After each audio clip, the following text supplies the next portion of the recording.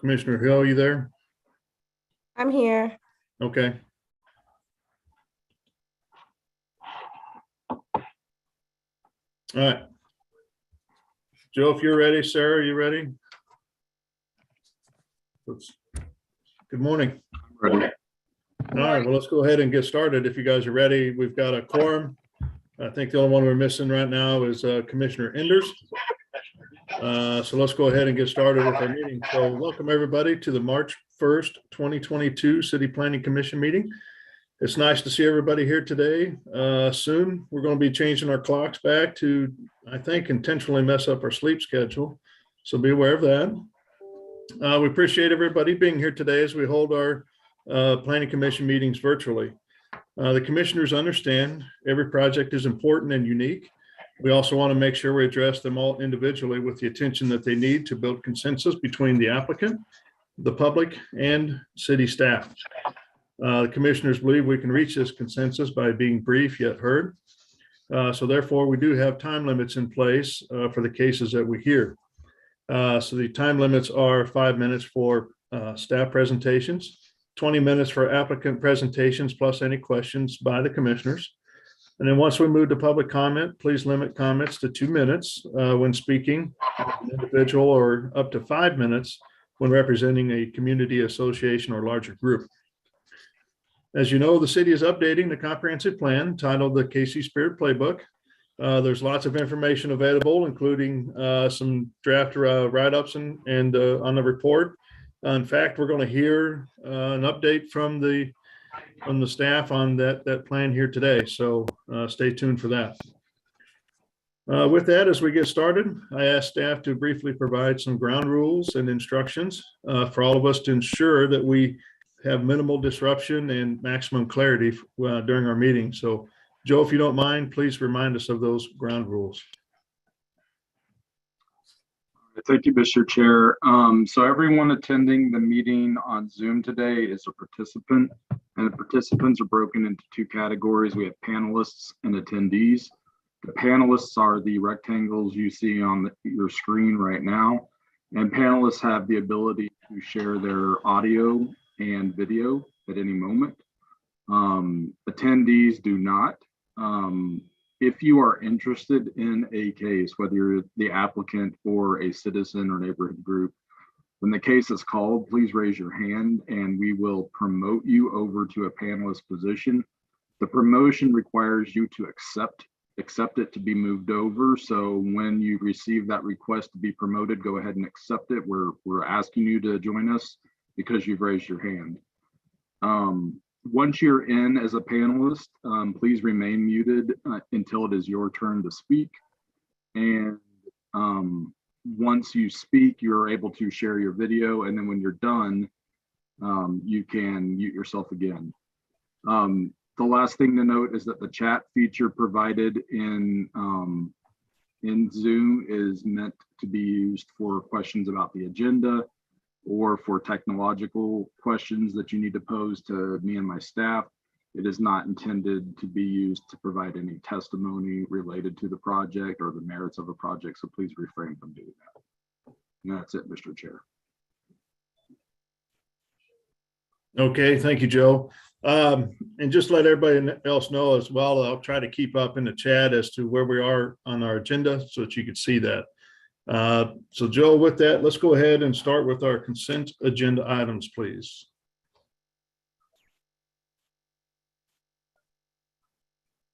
All right.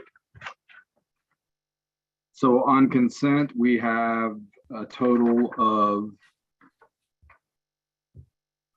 8 cases that we're planning to proceed with today. And I'll start with C1, case number CPC 2021-00206. The Pet Suites at Tremont Square East Square, which is located at 6301 North Chatham. Staff is recommending approval with conditions. Docket item C2, case number final plat 2022-00005 for Sarah's Meadow, which is located on the east side of North Ryan King Road between Shoal Creek Parkway and Northeast 108th Street. Staff is recommending approval with conditions.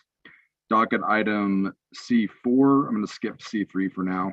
case number CPC 2022-00012, which is a project plan for the Cadence Detention Plat, which is located along North Platte Purchase Drive, about 2,000 feet north of Northwest Tiffany Springs Parkway.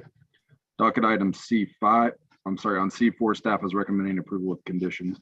Docket item C5, case number final plat 2021-00061. A request to approve a final plat for the levee at Martini Corner, which is located at the northeast corner of Gillum and 31st. Staff is recommending approval with conditions of that. Docket item C6.1, which is case number CPC 2021-00213. This is a request to approve a final plan and district MPD for the Twin Creeks Cottages, which is located at the northwest corner of Northwest Old Tiffany Springs Road and North Lion Creek Parkway. Staff is recommending approval with conditions. Docket item C6.2, which is case number final plat 2021-00059. This is a final plat for the same project, Twin Creeks Cottages, at the same location. Staff is recommending approval with conditions. Docket item C7 is, I'm going to skip that for now. That is to be continued. So that puts us at docket item C8, which is case number CPC 2021-00205. This is a request to approve a project plan on about 0.6 acres for the plaza at Shoal Creek, located at the southwest corner of Northeast 82nd Terrace and North Flintlock Road. Staff is recommending approval with conditions. And docket item C9, case number final plat 2021-00062. This is a request to approve a final plat for Crescendo, located at 24th and Highland Avenue. Staff is recommending approval of that one with conditions. So the only one I haven't read yet is docket item C3, and that one we have a condition we'd like to remove. Would you like me to read that, Mr. Chair, or do you want to pull that or call that separately from the rest of the cases? Let's go ahead and call that one separately. Same with C7. Okay. Okay. All right. Any questions from the commissioners regarding C1, C2, C4, C5, 6.1, C6.2, C8, or C9? Okay. With that, let's open it up for any public testimony. Is there anybody out there that would like to speak regarding the docket items that are open at this time? If so, please raise your hand and you will be called upon.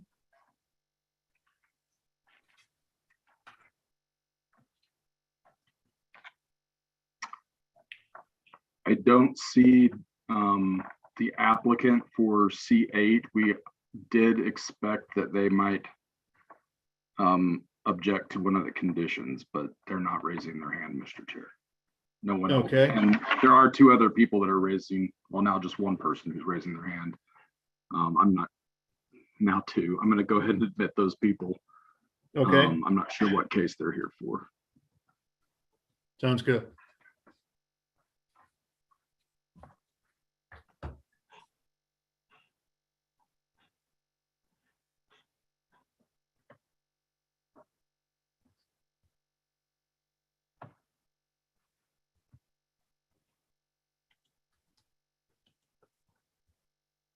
Oh, hi. Hi, good morning. Good morning. This is my first meeting, so I'm a little new to everything. Okay, if you don't mind stating your name and address for the record and Sure. maybe which case you're talking about? Terry Ramshoe, and I live at 7234 Jefferson Street.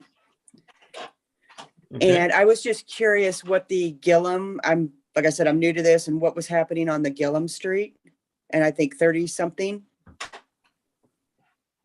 Okay, does that happen to be one of the docket items that's in our consent agenda? I think It there's is, some. Mr. Yeah, it is docket item C5, the levy at Martini Corner. Okay, got it. Is that the one you're concerned with? Well, I was wondering if I could get some more information about that, what that is about. When I see your docket, I don't understand what we're discussing.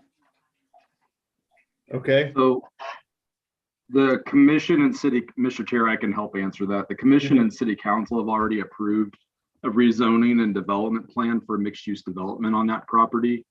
And this is a routine business matter that comes after that plan is approved typically, which is a final plat, to plat all the lots into one that are there today into one lot for the development. Okay, so it's, oh, sorry, my volume was down. So it's just, like you said, a final plan. And, okay, I'm just trying to learn here what's going on. I just didn't know what that meant and what the process is. So you said this is the final step in their approval? There's a couple things that they have to do as conditions of approval from the development plan that was already approved. And one Okay. of them is final plat the property. That's what this case is right here today. And then there's also an alley vacation that they'll need to obtain approval of in the future. Okay. All right, I think that will suffice today. Thank you. Thank you.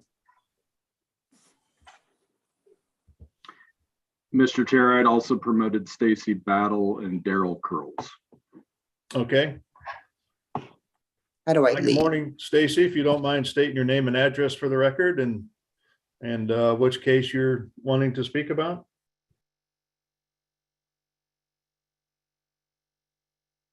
I believe you're on mute at this time.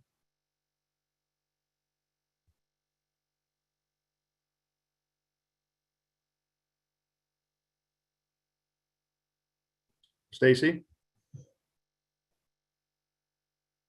Okay, can you hear me now? I can, yes, thank you. Okay, sorry about that. But anyway, I'm really concerned about this case, which is 00172. But I want you to know that when you all were going through things, I could barely hear you. I don't know whether anybody else is having that issue or not, or whether it's just an issue that I'm having. Okay, so it looks like you're talking about docket item number 10, the 2000 Vine Street, is that correct? Yes. Okay, so we haven't even opened that case, but frankly, it looks like that case is wanting to be continued to a future meeting. So we'll address that in a little bit. Okay, but for some reason, your volume, when you all are all together and I'm looking at you in the group and you're speaking, I can barely hear you. Okay, Now I can hear you very good right now. okay, We're all grouped together. For some reason, I cannot hear you. okay. I apologize about that. I haven't changed anything on my computer here, so trying to speak as loud and clear as I can. Okay, maybe it's me. Okay. Thank Okay, you. I'll thank just you. wait till you get to that issue. Mhm. Okay, yeah, again, we're looking to continue that case, so we'll talk about that here in a little bit. Thank you. But I can still make some comments on that case, correct? I prefer not to hear any comments regarding the merits of the project because we're not hearing the case at all. We don't have the information available. So it would only be about continuing the case to a different day. So that I make wouldn't be sense? able to, so in other words, I wouldn't be able to speak about the case. I would prefer that you'd come back to the date to which we continue it to, which looks like to be March 15th, maybe. Okay, because I feel that this is going to impact this neighborhood if he's able to do a major code change. Sure. You know, so I just want that, on the record. Yep. Like it's a 10,000 square foot building that's capable of holding 6,500 people. Where are they going to park? Yeah. So let's wait until we open that case up. We're not on that one yet. Okay, well, if you don't mind. I'll Okay. sit here and wait. Thank you. Thank Mhm. you. So Daryl Curls, are you available? Yes, can you hear me? Yes, we can. If you don't mind stating your name and address for the record, please, and which case you're concerned about. Yes, my name is Daryl Curls, president of Kirkside Homes Association. My address is 8006 East 117th Terrace. Okay. And I was interested in, I guess, docket number 9 case, and I'm not for sure, CDCP 2021 00224 8001 Longview Road. Okay, yeah, that's very similar to what we were just talking about with the Miss Battle, and we haven't even looked at that case yet, so it's going to be a little bit before we get to that one. Okay, then I'll try to hang tight. I don't know if I'll be able to stay on, but Sure. I sent an email in regards to this case and my position. So hopefully if I'm not on, that email will serve as part of the record in in regards to my position. Okay, Mr. Curl, I have received your email and I will make sure the commissioners see that if you cannot stay. I appreciate that. Thank you. okay, thank you. Anybody else, Joe, that would like to speak regarding the consent agenda items that we have open? Two more people had raised their hand, Anita Dixon and Beth Borger. And then there's a third person who just raised their hand. So I just want to be clear, we're only talking everyone about consent docket items now. So these are any docket item that starts with a C. If you're here for anything that doesn't start with a C, we're not discussing those at this time. Okay. Good morning, Ms. Dixon. Please state your name and address for the record, please. My name is Anita Dixon Brown. My address is 38901 East Colburn Road, Oak Grove, Missouri. And I am on in support of Stacy Battle and the 20th of Vine. So I've heard everything that everyone's saying, and we'll wait for any questions I do have about the continuance. Okay, thank you.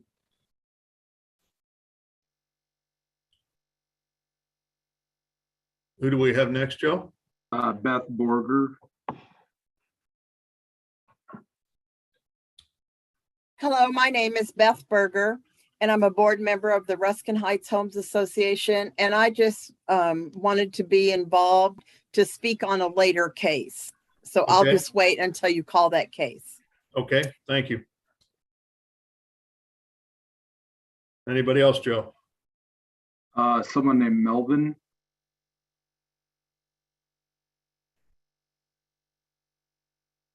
Hi, good morning, Melvin. As you take yourself off mute, please state your name and address for the record.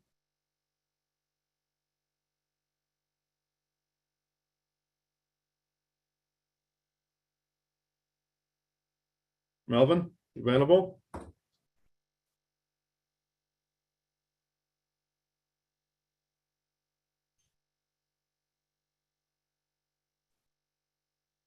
Okay. Anybody else, Joe, that would like to speak regarding the open consent agenda items? No, sir. Okay. All right, well, let's go ahead and close then public. Melvin, you there? You can take yourself off mute, please.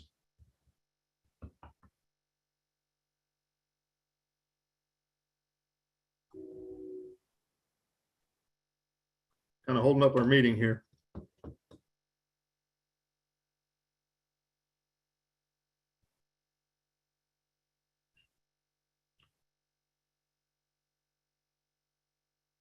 Okay, at this time, we're going to go ahead and close our public testimony for consent agenda items. If there's nothing else from the commission regarding the continuance of these cases, I'll take a motion, please. Chair Crow, I'll move for docket items C1, C2, C4, C5, C6.1, C6.2, 8, and 9. Approval with conditions as stated on the docket. Second. Okay, so I've got a motion and a second from Commissioner Baker. Lisa, can you take roll call on that motion, please? Yes. Commissioner Baker? Aye. Beasley? Aye. Crowell? Aye. Enders? Oh, Lord. Hill? Aye. Rojas? Aye. And Sadowski? Aye. Gotcha. Okay, looks like the motion passes 6-0 for approval of docket items C1, C2, C4, C5, C6.1, C6.2, C8, and C9. All right, so let's go ahead and open up docket item C3. All right, docket item C3 is case number final plat 2022-00003. This is a request to approve a final plat in District MPD for the Golden Plains Technology Park, which is located at the northwest corner of I-435 and US 169 highway. Staff is recommending approval with conditions. There's one condition in particular related to the subordination of right-of-way for a new street in this development. That is a typical or standard condition, but in this case, staff is supportive of removing it at the request of Evergy. Okay. And then, the next case is a continuance, so you want me to wait on that one as well, or call it now? Yeah, go ahead and call it now if you don't mind. Okay, C7 is case number CPC 2022-00008. Request to approve a final plan in District MPD to allow for the construction of a restaurant on about an acre located at the northeast corner of North Ambassador and Northwest 88th Street. The applicant is requesting continuance to March 15th and staff recommends no fee. Okay. Any questions about the removal of, I believe it's condition 13 on C3 and continuance of C7 to March 15th? All right, seeing none, we'll go ahead and open it up for public testimony. If there's anybody out there that would like to speak regarding docket items C3 or C7, please raise your hand and you'll be called upon. Mr. Chair, no one's raising. Okay, I'll go ahead and take a motion then from the commission. I move to recommend C3 with conditions, removing condition number 13 and recommending to continue docket item C3 or C7 to March 15. Second. Okay, I've got a motion and a second for approval of C3 with the removal of condition 13 and to continue docket item C7 until March 15th without fee. Lisa, can you take roll call, please? Yes. Commissioner Baker, Aye. Beasley, Aye. Crowell, Aye. Enders,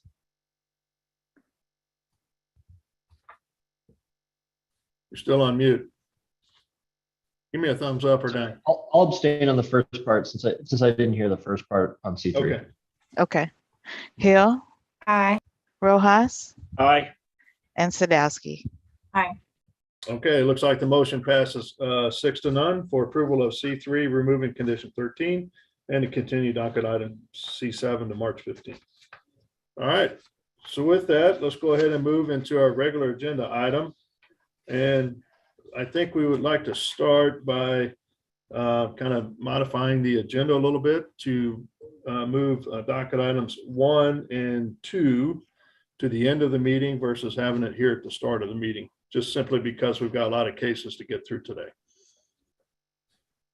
All right, and so with that, let's go ahead and start with the continuance of any docket items that we have. Sure. Okay, so the continuances we have start with docket item 7, case number CPC 2021-00186, Chapter 88 Amendment Periodic Review. This is a request to amend Chapter 88, also known as the Zoning and Development Code, through revisions, clarifications, and other administrative changes throughout the chapter in accordance with the periodic review.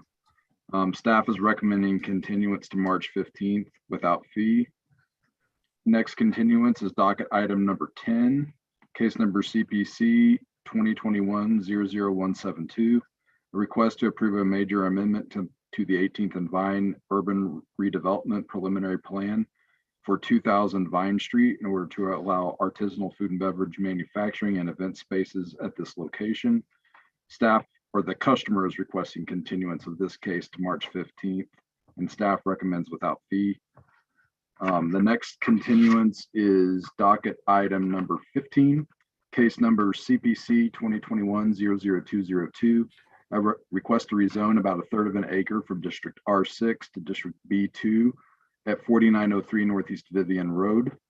The applicant is requesting continuance of this case to April 5th and staff recommends no fee.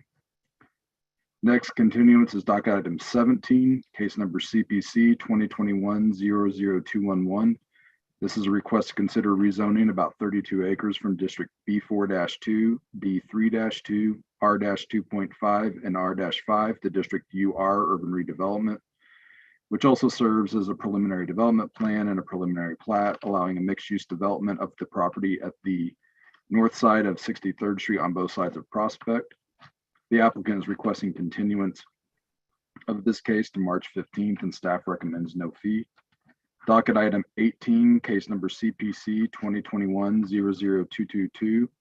This is a request to consider an amendment to a previously approved preliminary development plan in District UR for Midtown Plaza, which is the name of the development, located on 15 acres bordered by 34th Street on the north, 34th Terrace on the south, and Broadway on the east, and Pennsylvania on the west.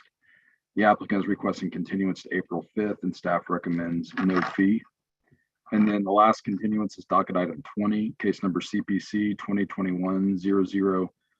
2021-00214, Chapter 88 amendments. This is amending Chapter 88, which is also known as Zoning and Development Code, as it pertains to the minor subdivision provisions and residential lot and building standards. Staff is recommending continuance of this to April 5th. That is a typo in the docket. It says 15th. We don't have a meeting on the 15th. The continuance is to April 5th, and of course, without fee. And those are all the continuances. Okay, thank you, Joe. Any questions from the commission regarding continuance of docket items 7, 10, 15, 17, 18, and 20? All right, seeing none. I just had, what's the reason for the continuance on docket item 10? What, or the stated reason? Shu, can you update the commission on why this needs to be continued, please? So docket number 10, we have not get the updated revised plan from the applicant as we requested. And the applicant has not submitted the required public engagement documents neither.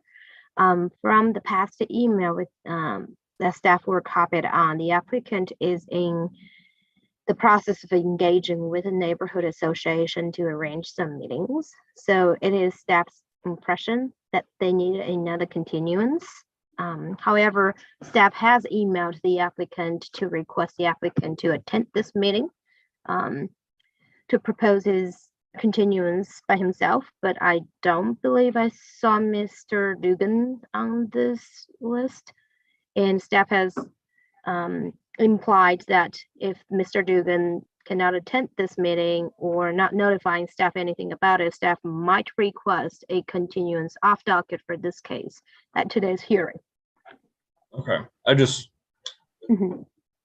anticipating what we're going to probably hear. I don't know if 2 weeks is enough time for them to do the community engagement and come back. So that's just thoughts, but we'll hear from people They here. would have, Commissioner Baker, he would have had to mail his invitation to the meeting a few days ago. And we asked them to provide that invitation to us when they mail it so that we know whether they've done that. And I don't think she has received it yet. And again, as she mentioned, we asked him, because of the testimony we heard the last time this was continued, we asked him to be present today and suggested that if he wasn't, we may recommend continuance off docket. The advantage off docket is that we send new notice out. So Ms. Dixon and Ms. Battle would at least be made aware when it appears before a docket again and not have to look at every single planning commission agenda to see schedule. All right, thank you. Okay. Any other questions from the commission regarding continuance of these docket items? Is Mr. Dugan available? I don't see him on the line. Miss Battle and Miss Dixon did raise their hand, and I promoted Miss Battle. Okay, yeah, not ready for public testimony yet. Okay, sorry. That's okay. So if Mr. Dugan's not available for the meeting and we asked him to be here, kind of what's the commission thought if we continue it to the next meeting or hold it off docket? I'm just kind of curious. I would recommend us to continue this off docket, just giving the number of times staff tried to communicate with the applicant and there was no response from the applicant and the number of public interest. Staff would recommend a continue off docket at this point. So Okay. Joseph, can I get you to reconfirm? You said if we continue it off docket, when it is rescheduled, then everyone would receive a notice and they wouldn't have to try to follow it on the docket without that notice to find out when. Right, we would conduct another public hearing notice if it's continued off docket. So assuming that Ms. Dixon and Ms. Battle received notice the first time, which I'm assuming that's how they're aware of the project, then they would get another one. Okay, thank you. Joseph, is that continuance of docket with a fee or since Yes. it? Okay, Yeah, we do like to charge a fee or recommend one on off docket so that we can recoup some of the expense of doing the notice again.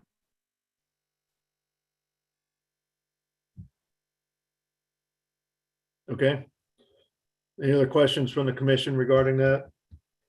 Okay, if none, then let's go ahead and open it up for public testimony. So welcome back, Ms. Battle. Yes, can you hear me? Yes, ma'am. Okay, I just think it's a shame that this developer is allowed to do this continuously, no public engagement or public engagements the day before the commissioner meeting. You know, he should be charged another fee. It should be taken off docket. When is enough enough? I'm sitting out here right now looking at my window, wondering whether there's code violations. They have 18-wheeler trucks parked all in the back. You know, wondering whether disturbance of dirt, is going against, the EPA stuff that's over there because of all the tanks and chemicals. Worried about my neighbors, that he probably wants to build a 10,000 square foot building with 6,700 people capability inside, and then wants the variances of 18th and Vine, where he doesn't have to provide any parking, anything, no regard to the historical value of this neighborhood. Okay. When is enough enough? Well, that's why we're looking at continuing it off docket so that he has time to actually talk to the neighborhoods and go through the project itself before coming through the commission. So, so we hear you. He doesn't even have enough respect for you, the commissioners, to even give a heads up as to what he plans to do or doesn't plan to do, even in attendance of meetings. What is my time value? Yeah, I understand. I'm wondering whether the next 2 weeks, if you put him on the docket, whether that's my friend's funeral day. I cannot make any plans. My 94-year-old mother, what am I supposed to do? Haul her upstairs so she can get on Zoom? Okay, thank you. It's just, and this has an emotional impact to me because my grandparents lived on 2400 West Paseo, which all those homes basically were destroyed up there and set vacant for years. Yeah. And I remember the hurt of seeing my grandparent, Reverend Siri S. Myers, that was a pastor at 2500 West Paseo Christian Church, literally cry that he had to move out of a home where his children were born and grandkids raised and things of that sort. Okay, now I Thank you. live down here on this historical area. Ms. Battle, And- Ms. Battle, and what is Mr. Dugan Battle. doing, trying to destroy everything? Ms. Battle, I understand you're upset and want to learn more about the project, and this is given that opportunity for you to do that. So we're looking to see if we can continue it off docket. The commission will take it up at a future date. And I make him appreciate pay you coming another in fee. and telling us about your concerns. Make him pay another fee. Okay, thank you. Thank you. Ms. Dixon, Yes. good morning. And new to this and in support of Ms. Battle. Yeah. You know, the whole historic opportunities and things that we continue to have really will be impacted by this project. But my question is virtually, how many times can a person be continued in a situation when they do not supply what they've been asked? I don't know if he's on the line now, but I'm understanding from your office that he is required to have been on this call in order for this continuance. Is that true? He was requested to be on the call with us so we can talk about, the continuance and the project itself. Since he's not here, it's not, Okay. Worth our time or your time to continue that. That's why we're going to have it off docket, and then they can get their stuff in order and to move ahead with the project. Okay, so his stuff in order means that eventually, Yeah. if he keeps going to continuance, to continuance, to continuance, and you guys keep letting him go from continuance to continuance, eventually he will get what he's trying to do. Well, I Ms. think. Dixon, oh, sorry, if I may, Chair Crowell, Yeah. when it's off docket, it doesn't automatically go to the next agenda. So if this commission was just to continue it, it would automatically pop up on the next docket, which is March 15th. What we're saying is, no, it's not going to continue to appear on the docket. He's got to go through the process again. And if he goes through the process, gets the community engagement, then he can submit for it to appear on the docket. But you guys won't have to come week after week after week because we're automatically moving it forward. We're not doing that anymore. And we are going to assess a fee because the staff put their time and effort in trying to get this on the docket. I just wanted to be clear so you guys know it's not automatically coming up again like it was previously. Okay, thank you. Thank you. It's good to see you, Kokiki. I haven't seen you in years. Yes. Okay, so Thank you. that has been my question continuously, because this is a project that we can rally the community. As a matter of fact, we did put up a Save 18th and Vine Facebook page behind all of this that got almost 3,000 hits 2 years ago when we were fighting against this. So we'll be here. But as she said, she has a 94-year-old grandmother, a 94-year-old mother. And my concerns are virtually there's projects going on 18th and Vine, and this would literally destroy all of our opportunities. So thank you. Yeah, it's going to be continued. Looking to be continued off docket, which means they'd have to re-advertise when it comes back to us. And so we don't know when that'll be. So one other question, in his advertising, it's just sufficient for him to just send out letters. He does not have to let the community know. Other than that, no newspaper, no nothing. Just send out a letter to those who might be concerned and say he's holding this meeting someplace. Shu, can you answer that question, please? You're on mute. Oh, sorry, that always happens. So there are two different layers of the public engagement that's required. What we typically refer to per the code is the requirement we have for the applicant. And so from the applicant side, because this property is located in two registered neighborhood associations, the Wendell Phillips and the Washington Whitley. So because of that, he could send out an mail for the property owners within 300 feet and for both of the registered neighborhood association to a public meeting that he can decide the date and time. He doesn't have to get the consent from the neighborhood because of that, because there are two different registered neighborhood association. However, the city does also do a public notification. We will publish on the newsletter. We will also mail our notice out to property owners within 300 feet and to the registered neighborhood association. And just like what you received before, you will get both from the city and if the applicant conduct the public engagement process, you will get a public meeting notice prior to hearing to go to his meeting as well, if he chose that route. And of course, he can communicate with the neighborhood association to determine a site and location and time for the public meeting. He just Okay, has so- the option to do so.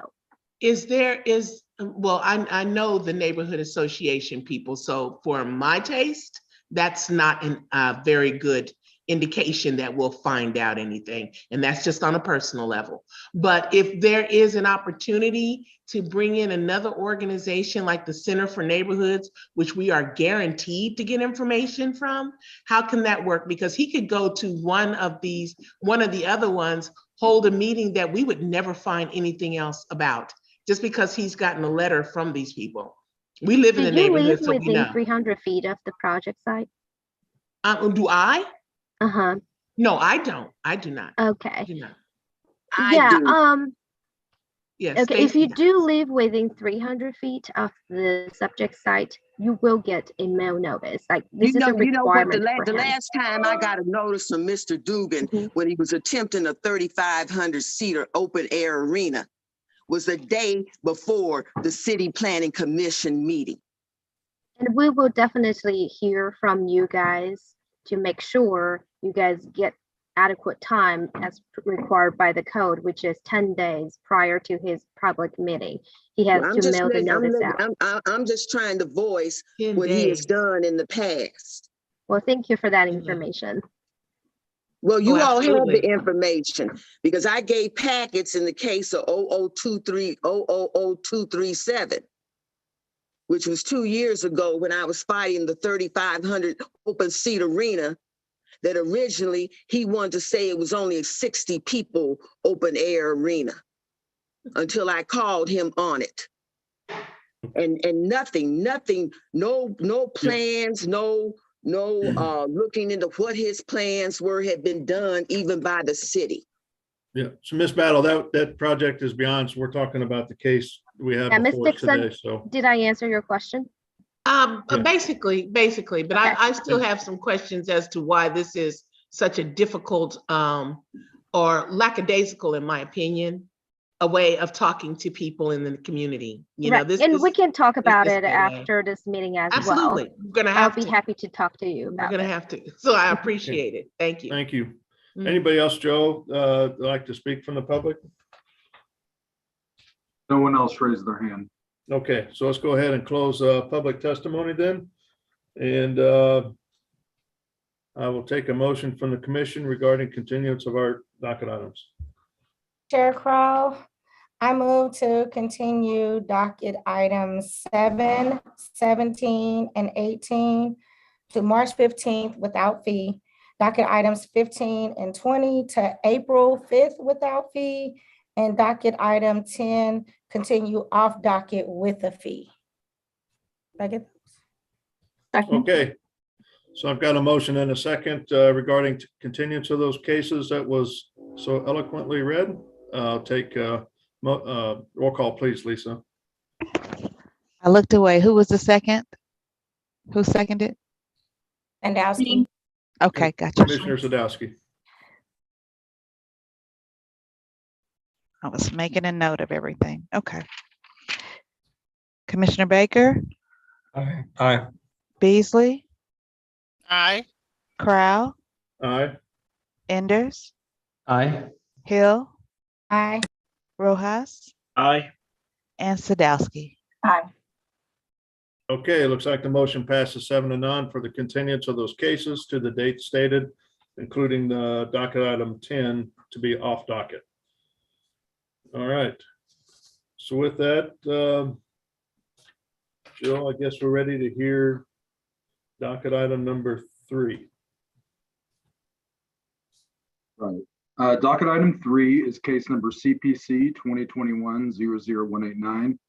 This is a request to amend the major street plan, which is a document that defines the arterial street network, preserves the right-of-way needed to support that network, and identifies routes connected to the Boulevard and Parkway standards of the city of Kansas City. Anna Naniski is our staff planner. Thank you.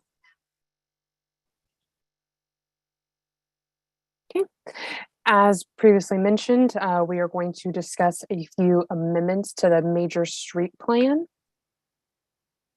There are three main components of this amendment. There are two name changes, street name changes, and then one realignment. So the first street name change is for Mill Creek Parkway. This change has already been done. It has already been approved. The street signs are already out. We are just purely updating the document for city staff and the public's benefit so that the major street plan is reflective of existing conditions. So Mill Creek Parkway was originally named Mill Creek Parkway and then renamed to J.C. Nichols Parkway and has now been renamed back again to Mill Creek Parkway. It is an established boulevard or parkway. So this designation is not changing the typology at all. It's just merely changing the name of the street in the major street plan. The second change is the realignment of Tiffany Springs Parkway. The gray line that runs east-west along my cursor is the originally proposed alignment of Tiffany Springs Parkway in the major street plans. And the red dashed line is the new alignment proposed. There are no new property owners affected by this realignment. This realignment was established back in early 2021 with some of the redevelopment projects in the area. And again, we are just updating this document so it is reflective for city staff and the public who use this tool. The third change is another street name change. Dr. Martin Luther King Jr. Boulevard has already been established and approved. Again, we are just changing the name in this document. So Dr. Martin Luther King Jr. Boulevard runs from Brookside Boulevard over to I-435. The segment that runs from Brookside Boulevard to Paseo is a boulevard, and it will remain in that designation. The section from Paseo Boulevard to Elmwood, which is right adjacent to that shopping center along MLK Boulevard, is a parkway, and it will remain that typology. And then everything to the east is just a thoroughfare. So it might be named a boulevard, but the typology of that section is not being proposed to change. Again, just the name change. So city staff recommends approval of these amendments, and that concludes my staff report. Okay, thank you. Any questions from the commission regarding this docket item number 3? So my only question is, so since these, so the approval of the name changes is simply just like a text amendment to the major street plan. And then the alignment is just kind of also an administrative kind of approval to the major street plan. Correct. Correct. Okay. Okay. Listen, I just was wondering. If approved, where will these actually be noted? Where will you see these changes, and where do the updates get stored? The major street plan, it lives as a document on the city's website, as well as there is a layer on Parcel Viewer that reflects these changes. Okay, so you'll be able to see them instead of it being like an amendment to the original report or anything like that. We got to search through a number of amendments. So correct. The document itself is going to be changed, and the layer in Parcel Viewer is going to be changed. Okay, and then for me, another question on the future of the major street plan. When's the next major update of that, or is there one? And just the question I'm trying to get to is any thought on road diet areas, complete streets, those kind of things to be noted in the major street plan. Kyle Elliott, the manager of the long range portion of our department is better fit to answer that question. He has just been promoted. Okay. Sorry, Kobe, as I was getting promoted, a portion of your question tailed off, but I heard the start of it. If there's a piece I missed, please let me know. Yeah, you Good bet. morning, So everybody. Go ahead, Kobe. if you just want me to re-ask again so that you understand. Okay. Sure, that's So great. the question is, I know we're going through the comp plan, and in some ways it'll refer back to the major street plan. And in some of those documents, there's going to be at some point like a recommendation of road diets, and maybe instead of a 4-lane roadway, a 3-lane roadway that becomes more efficient.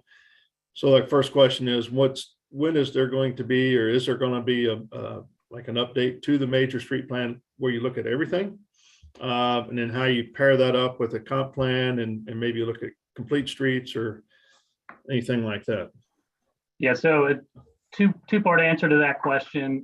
For one, the comprehensive plan that we're working on, which we'll talk to this group about later on this morning, it is looking at a multitude of items that will impact mobility. So anything related to the transportation network. It'll look at things like Vision Zero. It'll look at things like having streets that are more complete. And it will look at things like the arterial and collector level street. It won't necessarily require us to update the major street plan, but that probably is a statement or a step that we will take. So right now, the major street plan really is kind of a right-of-way document that tells us where the arterial streets are going to go. And as we update it, if we're asked to do so, it'll probably do a lot of additional things, like show what the right-of-ways should be, could be, and not just where they're out on paper, but also realignment. So Kobe, I don't know if I fully answered the question, but it's a more complex answer to it than what I could probably do real quickly. But updating the comp plan won't necessarily necessitate a update to the comp plan, or all the way around the major street plan. Okay, but in there somewhere, there is an opportunity that where the street plan is saying you got to have this, but comp plan is kind of suggesting something a little bit different. There's an opportunity to show the numbers or show the opportunity to reduce or increase, I guess if need be. Yeah, that's exactly what would happen. If out of all the recommendations that come through, the mobility portion of the comp plan suggest either a different type of plan that looks at arterial streets or modifications to the current major street plan, we would then do a formal update to the plan. Okay. All right, sounds good. Thank you. Any other questions from the commission to city staff? Yeah, I have a question, and I apologize if this is not clear because I'm not really versed on the standards, but I do know that when we hear cases and it's on a parkway, there are certain codes and standards. And so my concern about having part of this be like a boulevard and just a small subsection be a parkway, as I think about the development that Community Builders has along like that Blue Parkway, Truce Corridor going all the way over, I'm worried about, or I want to be proactive and not allowing spot zoning because there's these changes between Parkway and Boulevard. And maybe I'm way down in the weeds and that's not the case, but when you have just a section of that be like a boulevard and then the rest of the section of the street, those standards don't apply to. I'm just wondering, how do you maintain development standards along a continuous road? So I can start to answer that, Kokithia, and then the other part of it probably goes more to the development code piece that Anna would be able to address. But yeah, what you guys are considering today is a name change on the corridor, but not necessarily a change to the rights, property rights along the road. So the distinction there is you would have to update the major street plan typology and not just the name to do so. And if we were asked to change the typology of the street to an actual boulevard or a parkway, we would have to have a full conversation with those property owners along the corridor to make them aware of the rights change to their property. So it is something just like a zoning change that we would have that conversation with. And it's something each time we get an application, we verify, is it actually a typology that is under the Parks and Boulevards requirement, or is it just a name? Because we do have some like Belvedere Boulevard, Belvedere Parkway in the Northland has the name Boulevard Parkway, but it doesn't fit underneath those standards. 12th Street is another Parks road that isn't either, but it does at times run into those things. Yeah, I appreciate that. I just, when I look at the development, there are stark differences between on the far east side of like Trues, the MLK Park, what's happening. Then when you cross over Prospect or you get past Blue Parkway, right, you see a lot of like spotty development, car dealerships. And so for our city to be a city that doesn't have MLK parkways or they look disinvested, I just want to make sure just to elevate that as you guys are going through the playbook, like we need to be thinking about how do we maintain this continuity so it doesn't feel like you're crossing over in a few blocks into a disinvested part of the city. So that's all. Yeah, fully understand. And I think that goes well with Kobe's comments as well, that as we're looking for potential updates, that would be an area to consider. That's a great point. Thank you. Any other questions? Okay, with that, let's go I'm ahead. sorry, I'm a little bit slow on the draw. So do we know when that might take place, Kyle? When is it scheduled to do that type of updating? Currently, it's not on the schedule right now to look at. It would have to be a recommendation that came through the comprehensive plan or some other mechanism too. I mean, a simple request to do that through, actually, I'm not sure what that process would be, but there is no current schedule for it. But as we update the comprehensive plan, which should be done later this year, if that's a recommendation in it, it'll be an implementation phase of it, and we'll have to schedule all those things out. So as a follow-up, is that a planning department or a public works department that we would work through to get the plan updated? It's probably 3 different departments there. So it's city planning, parks and rec, and also public works. Okay, and it would be communicating with the council representatives in that area too, because it will impact the property rights of those people along the corridor. So we're talking about a citywide update to the street plan. Yeah, if that's the direction that's chosen, that's what it would do. Yep. Okay. Thank you. Yep. Anybody else? Okay, so with that, let's go ahead and open it up for public testimony. If there's anybody that'd like to speak regarding docket item number 3, please raise your hand and you'll be called upon. Mr. Chair, no one's raising their hand.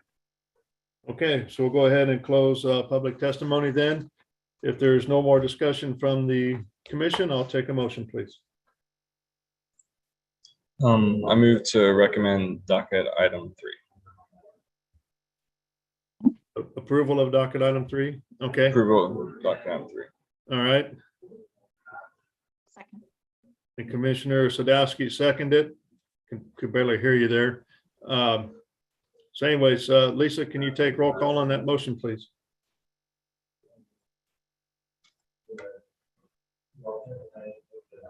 Commissioner Baker, Aye. Beasley, Aye. Crowell, Aye. Enders, Aye. Hill, Aye. Rojas, Aye. and Sadowski. Aye. Okay, it looks like the motion passes 7-0 for docket item number 3. We appreciate you bringing that in and making those changes. So let's move on then to docket item number 4.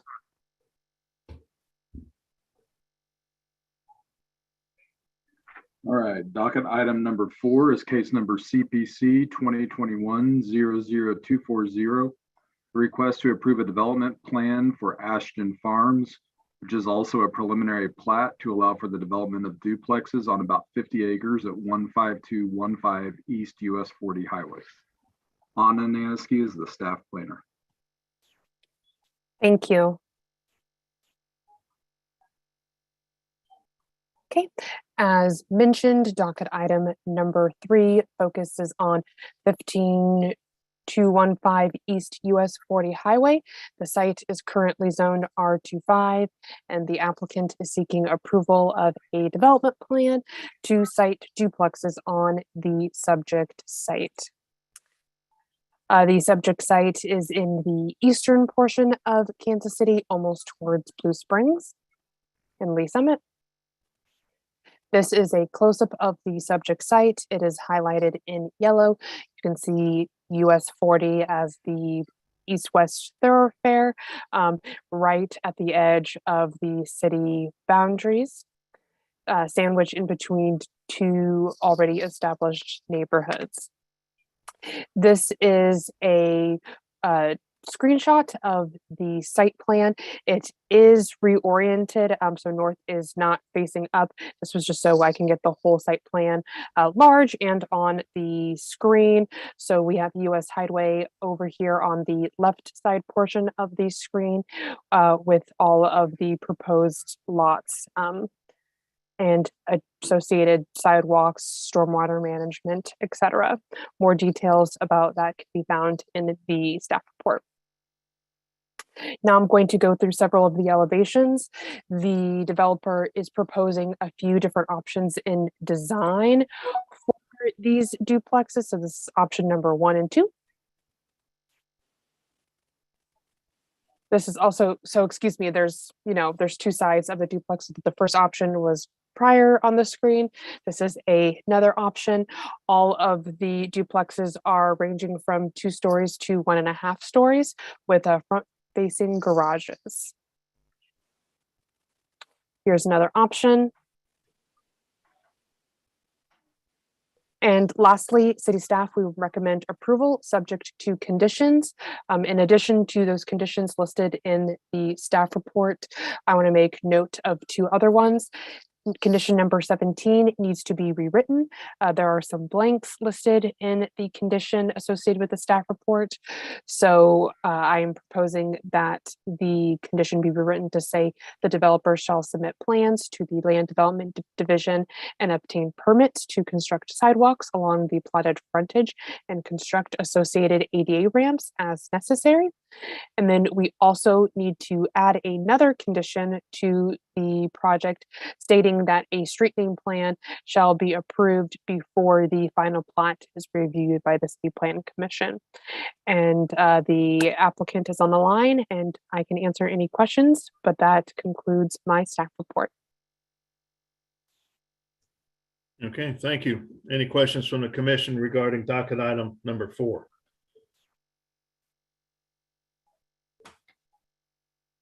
All right.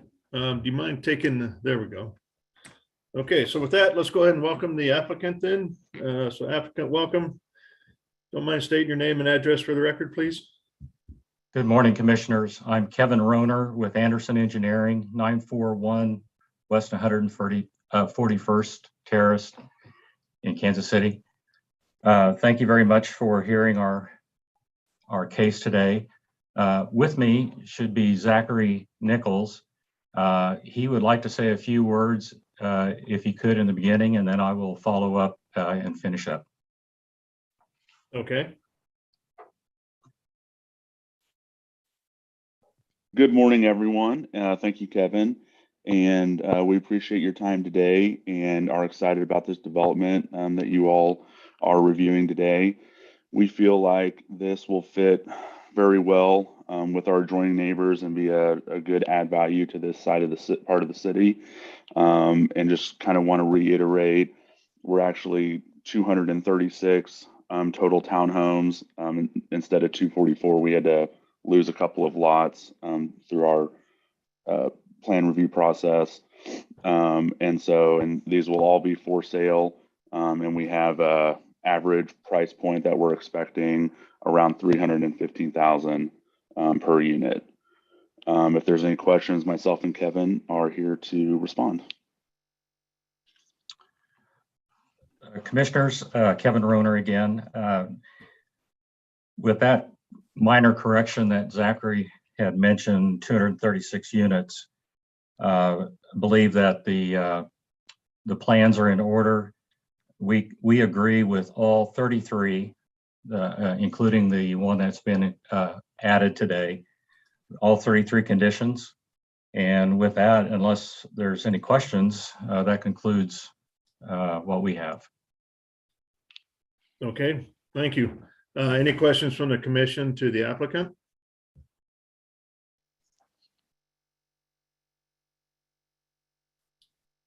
Okay, seeing none, let's go ahead and open it up for any public testimony.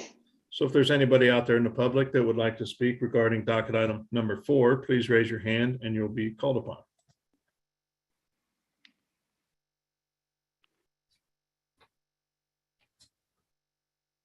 Mr. Chair, no one's raising their hand. Okay, so we'll go ahead and close public testimony then. Anything else you'd like to discuss, applicants, regarding this case?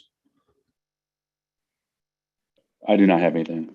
Okay. No, we're in agreement with all the conditions. We're good to go. Thank you. Okay, thank you. So with that, we'll go ahead and close public testimony, and if there's no discussion, I'll take a motion, please. I recommend docket item 4 with conditions, rewriting condition number 17 as stated by staff and adding condition number 33 as stated by staff. And this is to be approved? To be approved. Okay. Second. Okay, so I've got a motion and a second for approval of docket item number 4 with modifying condition 17 and adding condition 33. Lisa, can you take roll call, please, on that motion? Commissioner Baker, Aye. Beasley, Aye. Crowell, Aye.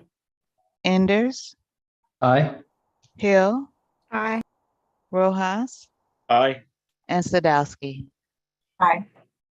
Okay, it looks like the motion passes 7-0 for approval of the project. So appreciate you bringing it in and good luck moving forward. Thank you, commissioners. Thank you. All right, moving right along, Joe, let's go to docket item number 5, please. Okay, number 5 is case number ROW 2021-00008. This is a request to vacate streets and alleys located south of 22nd Street between Olive Street on the west and Prospect Avenue on the east to allow for a future residential development. Najma Muhammad is our staff planner.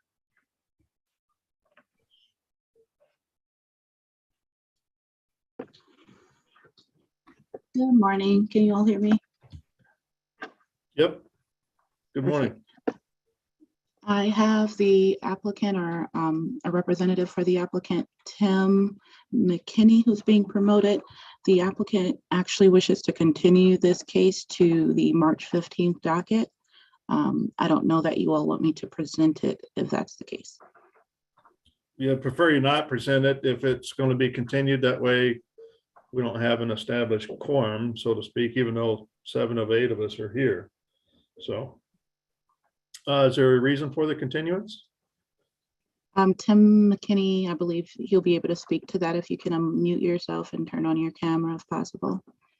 How you doing? This is Tim McKinney with Talafair and Brown.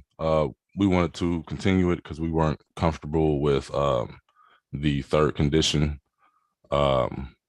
with what did it state? The developer shall reimburse Charter for the relocation of the mainline plant. We wanted more clarity from Charter on what that meant. So Okay. we reached out to them and we think we should get that resolved by the next continuous date. Okay, so looking to continue to the next meeting, March 15th? Yes. All right. Any questions from the commission on that? Okay, so with that, let me open it up for any public testimony. So it looks like docket item number 5, we're not going to hear today. We're looking for continuance of it. So if there's anybody from the public that would like to speak regarding continuance of docket item 5, please raise your hand. Mr. Chair, no one's raising their hand. Okay, so go ahead and close public testimony then, and I'll take a motion from the commission on continuance of this docket item. Motion to continue docket item number 5 to March 15th. Okay, so I've got a motion and a second for continuance of docket item 5 to March 15th without a fee, I assume. Okay. Lisa, can you take roll call on that motion, please? Commissioner Baker, Aye. Beasley, Aye. Crow, Aye. Enders, Aye. Hill, Aye. Rojas, Aye. and Sadowski. Okay, looks like a motion passes to continue to March 15th. We appreciate you bringing that in, and we'll see you next meeting. Thank you. All right. With that, Joel, let's keep moving ahead. We're on docket item number 6. Docket item 6 is case number SUP 2021-00072. Request to approve a special use permit to allow for the expansion of an existing gas station in District B1-1 on about 1 acre located at the southeast corner of East Bannister Road and Raytown Road. Genevieve Kahn is our staff planner. Good morning, everyone. One moment while I pull up my screen. Okay. Like Joe said, this is a special use permit to allow for a gas station at East Bannister Road and Raytown Road. Site is generally located in the southern portion of the city near 470 and with Raytown up to the north there. Here's an aerial of the site. It is 2 separate parcels that will be combined. On the north parcel, there is an existing convenience store, which will remain. And then the 6 gas pumps, there'll be 3 stations are proposed to be added, as you'll see later on the site plan. I'd also like to point out that the southern currently vacant parcel is split zoned. The north portion is zoned B1-1 and the southern portion is zoned R-80. There is no proposed development that will be in the R80 zoned area. Here's the site plan. As described, the gas pumps will be added to the front of the building near Bannister Road, and parking will be located in the rear of the building. Sidewalks and improved curb cuts are proposed on both Raytown Road and Bannister Road. Additionally, internal sidewalks are proposed to provide safe pedestrian circulation from the rear parking area to the front entrance of the building. Here's an overview of the landscape plan for proposed street trees and vehicular area screening. These are the elevations of the existing building that the applicant provided. There are no proposed changes to the building. And then here's just a street view from the middle of the intersection, looking at the existing building. And as you saw in the site plan, the gas pumps will be located in the front here. Here's the view from Raytown Road, where the southern entrance will be and the proposed parking lot to the rear of the building. And then just another visual of the building. And the plans show 1 curb cut right here. So this will not be all open anymore. And then just the approval criteria for a special use permit, which we believe this project meets. So staff recommends approval with conditions for this special use permit. And that concludes my presentation. Okay, thank you. Any questions from the commission regarding docket item number 6? So just to be clear, they're essentially adding 3 pumps in front of the convenience store, and they're not doing anything additional to that back property. Yes, on the gas pumps, they're adding the gas pumps, and then they're not adding any buildings. They're only adding parking to the rear, which will go into that southern parcel, but above where the zoning splits. And then they're adding, so looking at the image of the store, they're actually adding curbs and sidewalks, because right now it looks like you can just kind of drive into that parking lot. Yes, the site plans do show just 1 curb cut as opposed to that long open curb cut. Okay, yeah. A big curb cut, right? Let's just say improvements to both the street curb and sidewalks. Sounds good, thanks. Any other questions?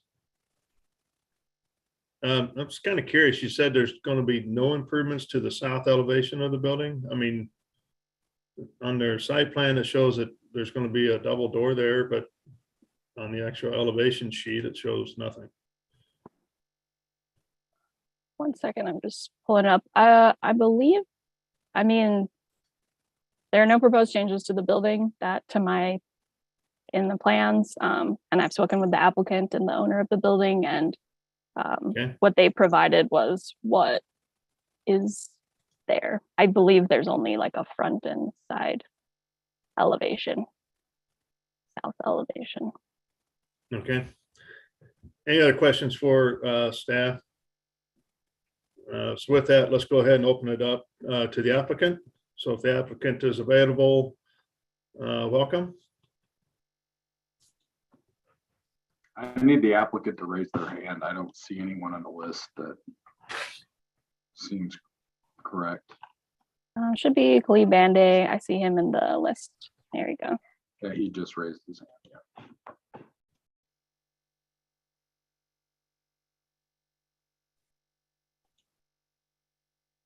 Yeah. Yeah, he should be joining momentarily.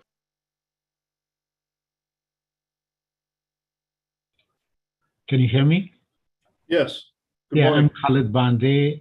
Jerry Menifee is also trying to get online. I think he's online too. He's the project manager.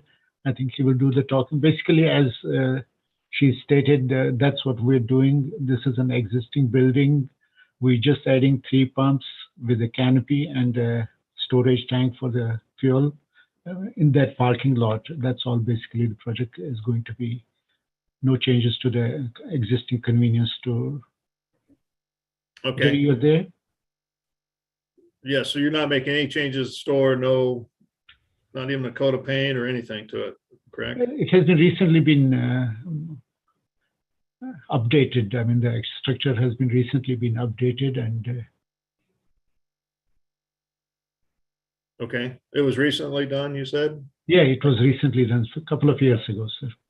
But when the new owner purchased it, he just did the renovations and exterior renovations, and he has started. Jerry is also online now. Jerry, you want to add something?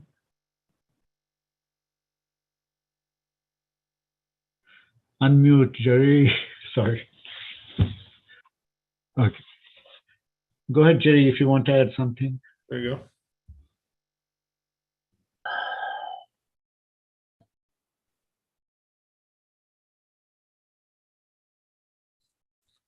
Jerry, can you speak? Yeah, we can hear you. Jerry?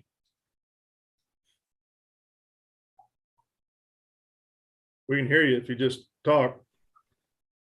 I don't think he can hear us. It's okay, sir. I mean, we are okay with the conditions of approval, and that's it basically from us. Okay. Any questions from the commission to the applicant on this? I just was wondering what the decision was to add the pumps, given that there's a gas station across the street. The owner has invested a lot of money in this property, and he feels that that convenience store is not supporting him enough.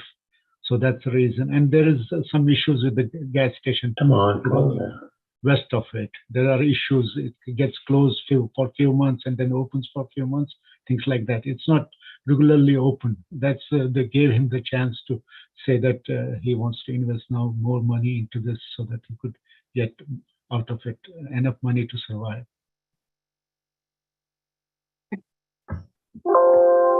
He previously had a trucker's business which is not doing well. I mean, he just retired from there, let's say that way, and invested all his money in this project. But the convenience store itself is not supporting him.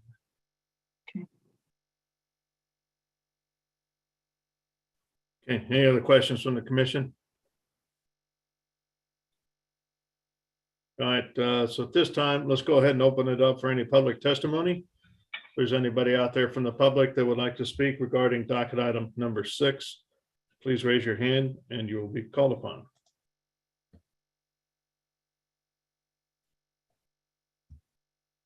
Mr. Chair, no one's raising their hand. Okay, so we'll go ahead and close public testimony then. Anything else you'd like to add regarding this project, Mr. Bande? No, sir, as I said, we're okay with the conditions of approval. Okay, all right, thank you. So at this time, we'll go ahead and close all testimony then, and there's nothing to discuss from the commission. I'll take a motion, please. I just wanted to make a comment because I feel like we see this a lot with gas stations in particular, where it seems like it's fitting because of the criteria that there's another gas station nearby. But to me, that just concentrates hazardous sites. And then you could go to another nicer neighborhood and say, well, there's not that in the neighborhood, so therefore there shouldn't be any more in the neighborhood. So it just ends up segregating these uses into certain areas of town. I don't necessarily see a need of having a second gas station at that location. It's not a highly trafficked area. So to me, it's a no. I take this really seriously because a gas station is something that's sort of a finite use that hopefully in the next decade is not needed. So every time we put tanks in, it's something that we have to be concerned about in the next 10 years as we start to change our mode of how we operate vehicles. So I don't believe this is a good use for the neighborhood. I just want to double down on Commissioner Sandowski's comments. It's going to be a no for me. One, just the lack of improvement to the building itself.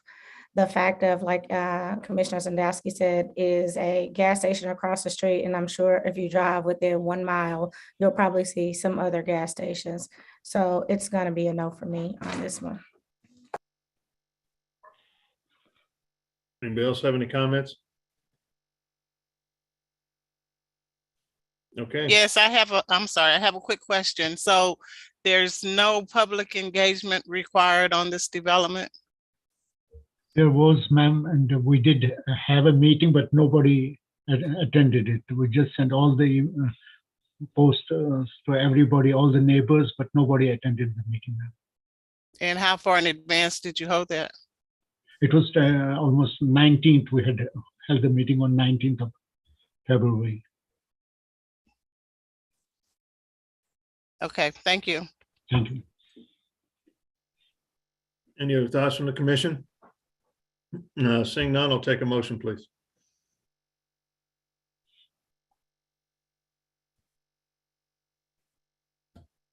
Move to approve docket item number 6 with conditions.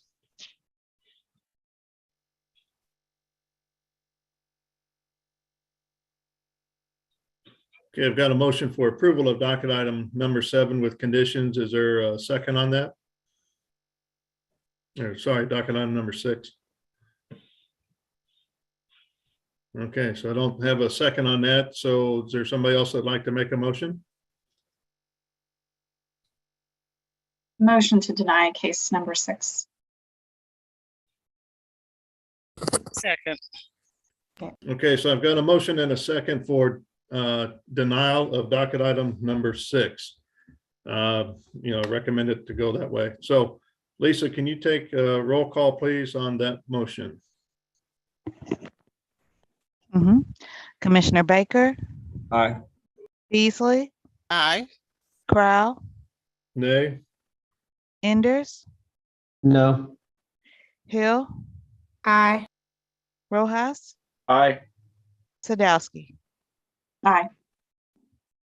Okay, so the motion was for denial, to recommend denial of docket item number 6, and that was passed 5-2. So I think the next step is still to take it through the BZA.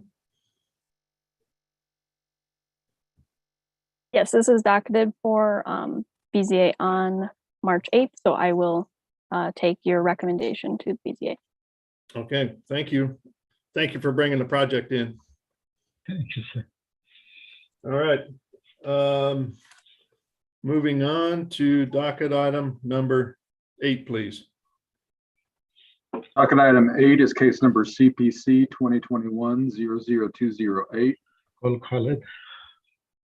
Request to amend a previously approved preliminary development plan in District MPD, which also serves as a preliminary plat to create 5 lots for 5 new commercial sites on about 7 acres located along the west side of North Oak Traffic Way north of 97th Street. Our staff planner on this one is Shu Wood. Good morning, everyone. Bear with me for a moment.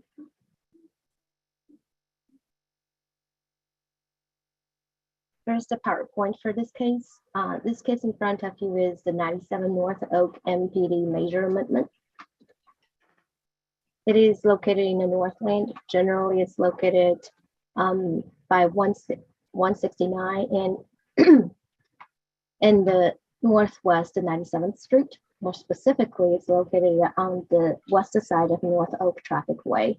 It is currently zoned MPD, and the surrounding land use is also zoned MPD. As you might recall, the adjacent property next to this property to the west is the Cottage of North Oak.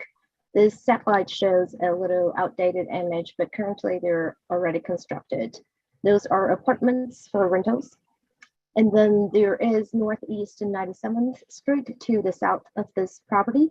And currently there is a Mazuma Bank under construction. And there is a Quick Trip south of the Mazuma Bank, if that recalls the memory.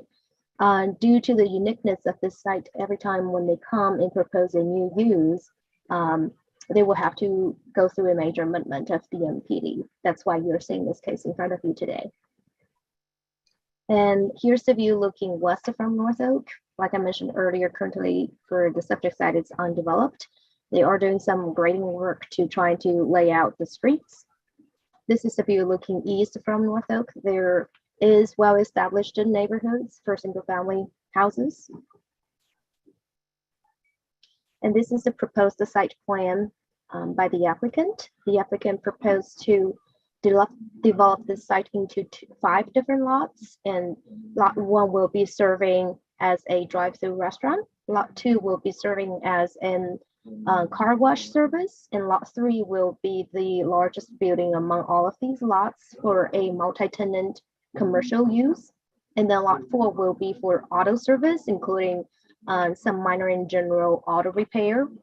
And lot 5 will be served as another drive-through restaurant.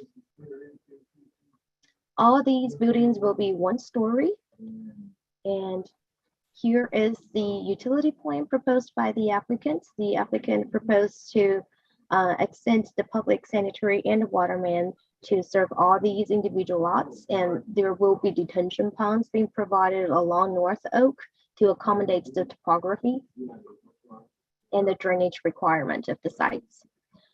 And this is the landscape plan provided by the applicant. The applicant has provided adequate street trees and parameter landscaping, as well as interior landscape. Staff has recommended to maximize and increase the amount of landscape, particularly for lot 3 here, in regarding to the detention pond and bringing the building of lot 3 closer to the North Oak Traffic Way in order to create a continuous street frontage. So these are some building elevations provided by the applicant. They're, at this point, they're conceptual, and staff has proposed a condition that a future MPD final plan will be required for each phase and for each lot at this point. Staff recommends approval subject to conditions listed in the staff report attachment. I'm open to questions. Could you comment on the relation, since this is an NPD that's moving to an update to an NPD, can you reference us back to the area plan? It says that it is in compliance with the area plan for this area. I'm forgetting the name. Right, I believe the area plan at this location. Go ahead. I had a hard time to hear you, Commissioner Sadowski. Sorry, I was trying to figure out what the area plan recommendations were for this site previously. Oh, okay. To an MPD. Okay, I gotcha. So the area plan, I believe that this site is the the Gasha. I believe that's, I apologize, it's not listed on the staff report, but I believe it's the natural gushland area plan over here, and it is probably, to my understanding, it is recommended for a mixed use community at this point. And it has been reviewed initially during the first MPD rezoning.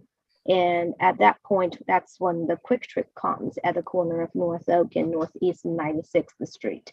So they did put a placeholder for the rest of the site at that moment because they don't know what they're proposing at that time, but they did give staff the impression that there will be a mixture of residential and commercial use. And I believe that portion has been reviewed already. And since they're proposing not really industrial uses, they're within that commercial category. I believe that's why we believe area plan amendment is not required. And that is a coordination and a result as working with the long range planners for this site. Did I answer your question? Yeah, I think so. I might just in the chat put the area plan just so that everyone can reference what that mixed use community is. I got it. Okay. Yeah. Sherry. So on behalf of Commissioner Allender that's not here, I believe one of his standard questions refers back to the detention ponds. Have we had any discussion with the applicant for the, I think he always says green type situations to that? Yes, staff has recommended, that's one of the reasons I mentioned earlier that staff recommended the applicant should increase the amount of landscape and exploring the opportunity of using local vegetations regarding to the detention pond and the water quality control over there. And I believe those details would be worked out in the final MPD plans. But that's the reason we encourage them to explore the vegetations and increasing the amount of them, not just for an aesthetic purpose, but also for giving the environment concerns over here. And I can refer this question to Mr. Holmquist, who is also online, if he has more information about those. Okay, thank you. Okay. Shu, are we going to update condition 14 to fill in the blanks that are left open?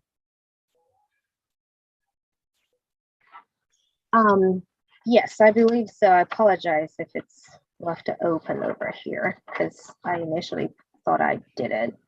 So the sidewalks, I believe the applicant is in agreement of, because they did show it on the site plan. I believe they're in agreement of tying them into the northeast and 97th Street and to the North Oak. So the blanks will be northeast and 96th Street and along North Oak Traffic Way. Okay, thank you. Any other questions from the commission to city staff?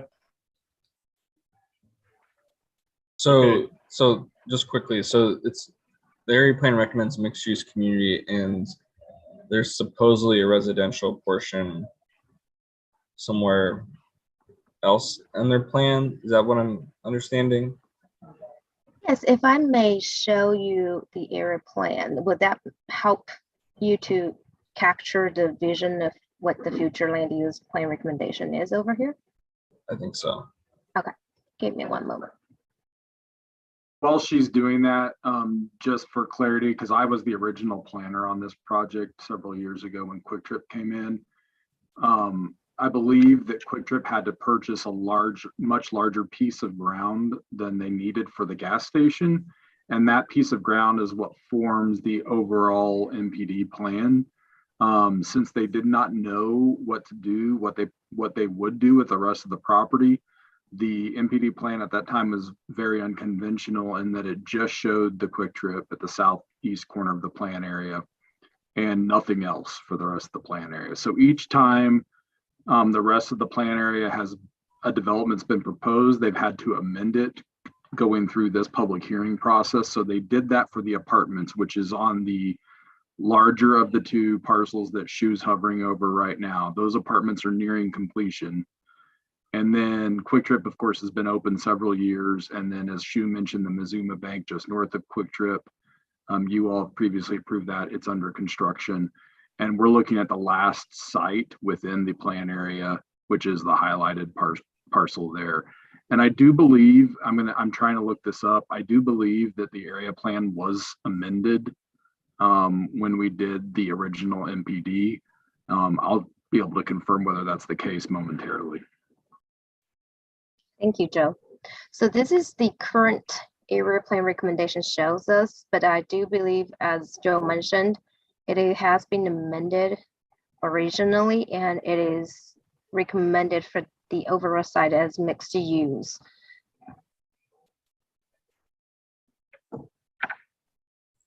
Thank you. Mm-hmm. Is that mixed use neighborhood or mixed use community? I think it's a mixed use neighborhood. I apologize for giving the wrong category earlier. It should be mixed use neighborhood.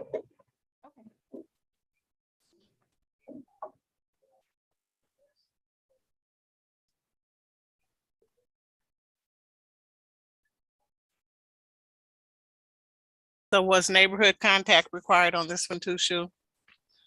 Yes, the applicant has conducted a public engagement process, and I believe they had a very active neighborhood across the North Oak Traffic Way, and this is actually a revised results from their original proposal after the conversation they had with the neighborhood. And I believe Mr. Holmquist has more details to release regarding to their public engagement. Okay, let's go ahead and welcome the applicant to this case. So Mr. Holmquist, welcome. You can state your name and address for the record, please. Thanks.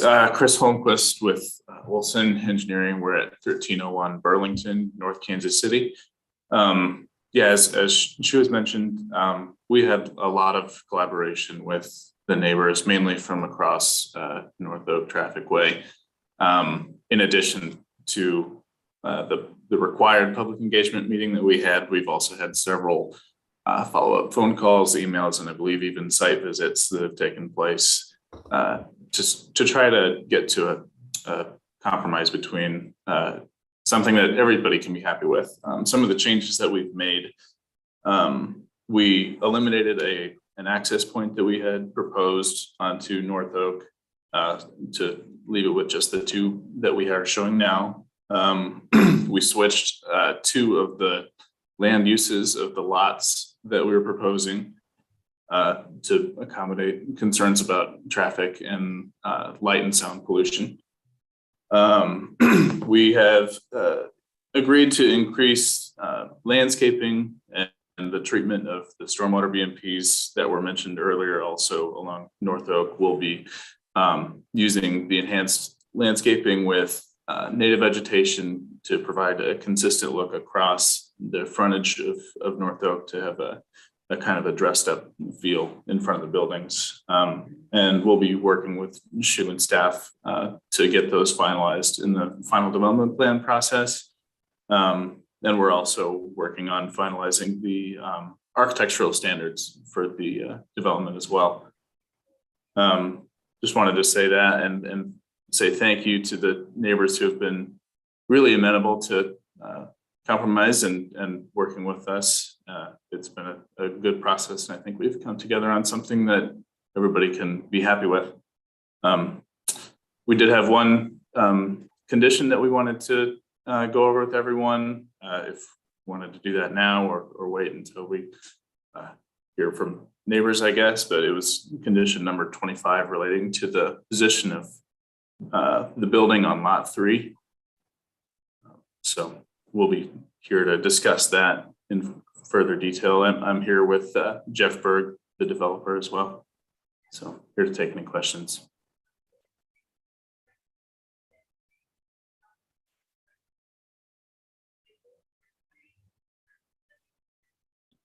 Yeah, I think Shu, you mentioned 25 wanting that building closer to the right of way.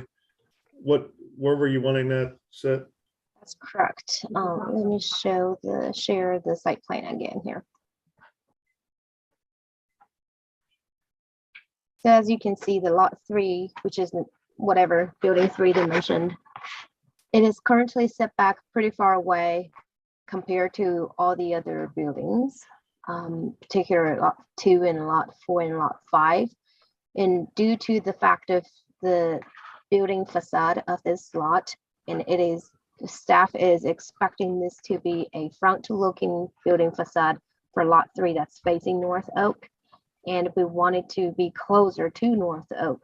So I believe our recommendation is to flip the building and to propose the parking in front of the building. So move these parkings to the west of the building and bring the building closer to North Oak. This way we can create a continuous building looking along this North Oak when you drive down North Oak Traffic Way. And we also believe this building will be somewhat the most attractive building among all of these lots. So we wanted to have a good exposure to the public views instead of hiding behind parking and cars. That's just a best practice for planning's perspective, if that answers your question. Okay, yeah, thank you.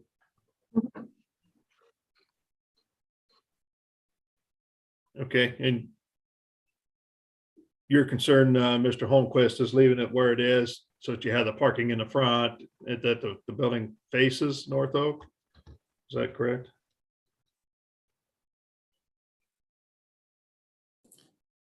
Yeah, our concern with the comment really is a couple of different things. We want the storefronts to be facing onto North Oak. So as Shu mentioned, everything is oriented onto the main street of North Oak. Moving the building closer to the street would require us to either remove some parking from that store frontage or reduce or eliminate our stormwater BMP area that we have planned along the frontage that we had discussed earlier. And so, or both. And so moving the building closer would require everything that would have been on the backside away from North Oak to be back onto the public street. And that includes reorienting the building because of the drive-through that we have proposed would have to either stack or outlet adjacent to the public street. Right now, the drive-through wraps around the west side and the south side of the building, and the stacking of cars would be out of public view. And if we included that drive-through on our new orientation, that would be right along North Oak. And I think that's something that would be worse off from our perspective, but also the neighbors and the public as well.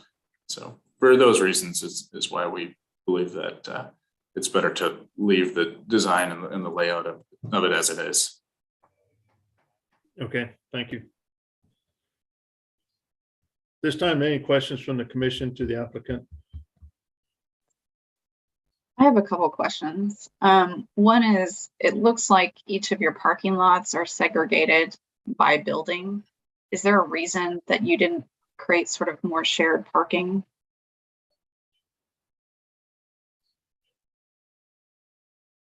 Yeah, there will be a cross-access agreement available, and they will be able to share parking. But in the purposes of developing them all, they may not be developing at the same time, and we don't know the sequence of everything. So for the purposes of practicality and getting everything segmented as best as we can to be able to sell these lots, we need to be able to have those parking areas delineated for each use.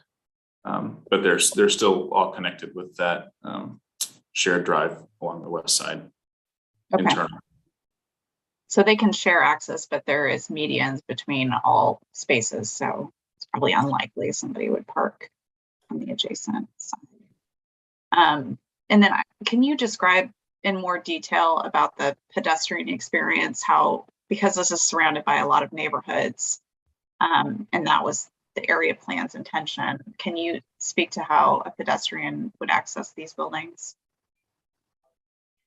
Sure. Well, there is already a sidewalk along the public street of North Oak and also the public street on the south side. So we would be connecting our internal pedestrian connections to those existing sidewalks.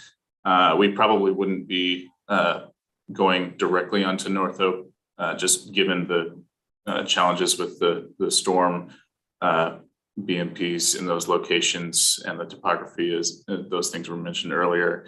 We'd probably have the main pedestrian access come from the south and north ends, working through those ways. And then on the north side would be channeled onto North Oak from Tract A, where we have the access tract that provides the cross access to the apartments that are existing to the west.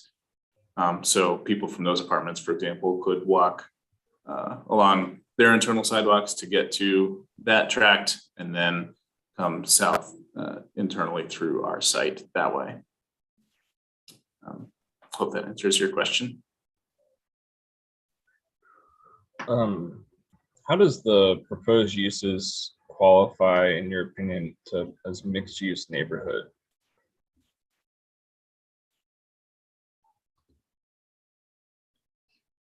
I guess I may not be as qualified to answer that as Shu is. I am certainly not as qualified to answer that as Shu is, but I guess in my estimation, it would be, these would all be services that would directly serve the neighbors that are immediately surrounding the property, including those apartments that are directly adjacent, with services that can either provide access for food or service to their vehicles or other retail that hasn't been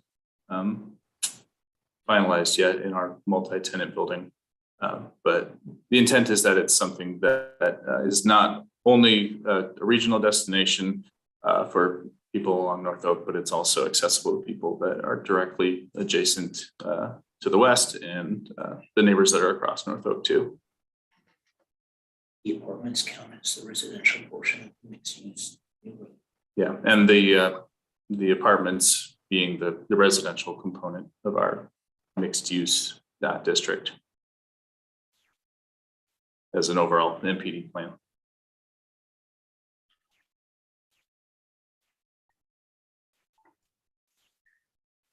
Any other questions from the commission to the applicant?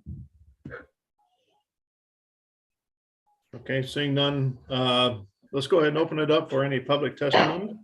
So if there's anybody out there from the public that would like to speak regarding docket item number 8, please raise your hand and you'll be called upon. Mr. Chair, we've promoted Janice and Pam. Okay. Pam, please accept the promotion. All right, so Janice, as you take yourself off of mute, please state your name and address for the record. Janice Praswarek. I live across the street at 9803 North Oak Traffic Way. Yes, and so just go ahead and state your concerns or. Okay, I have a few things that I'd like to say. Initially, when this project was being publicized and letters were mailed out,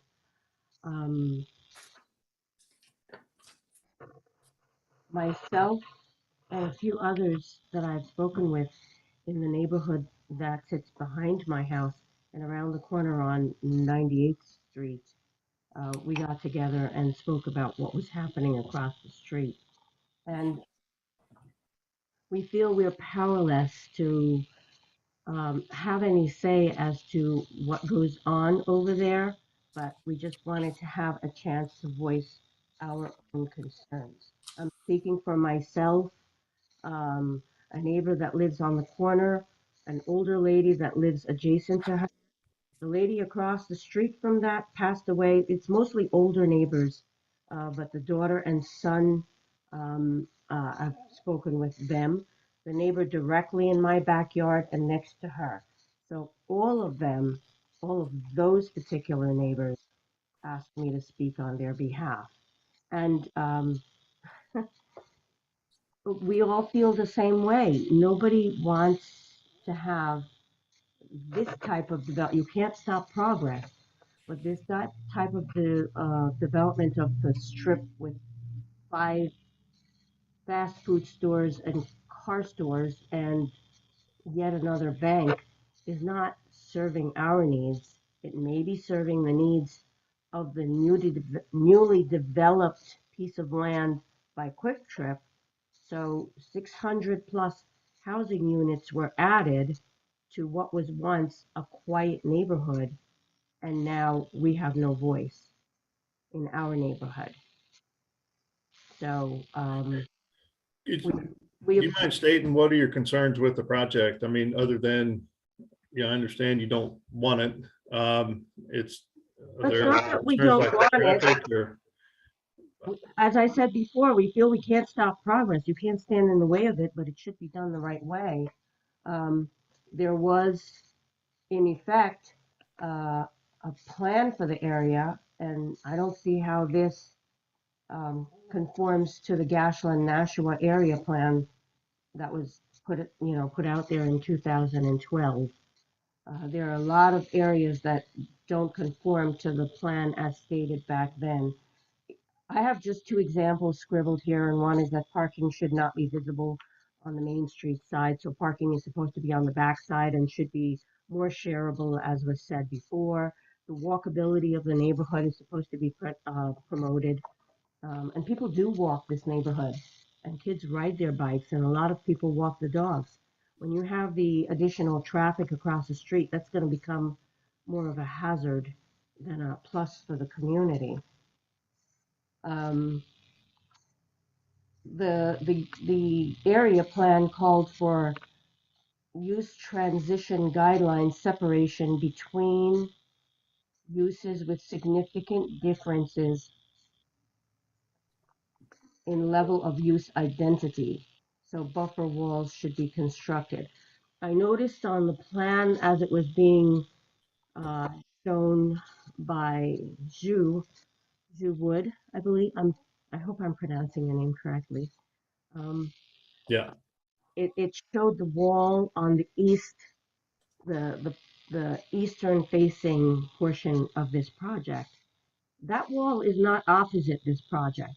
That wall is on the very northern end of this project and continues southward of that. I am directly in front of this project.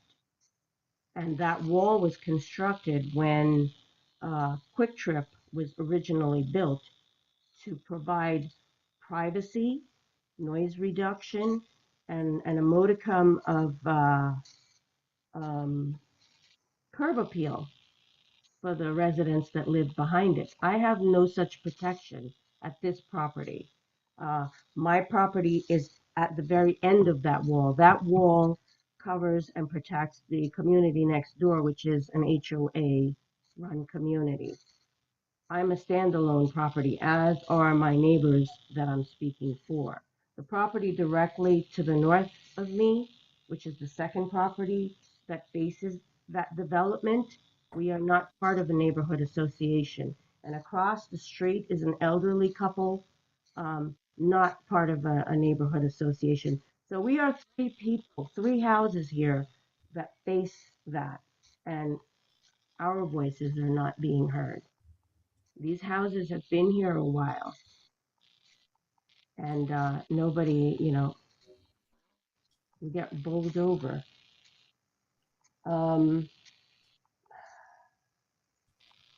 I had asked that some kind of screen be placed between our property and what's going on across the street to reduce the inevitable noise and light and traffic.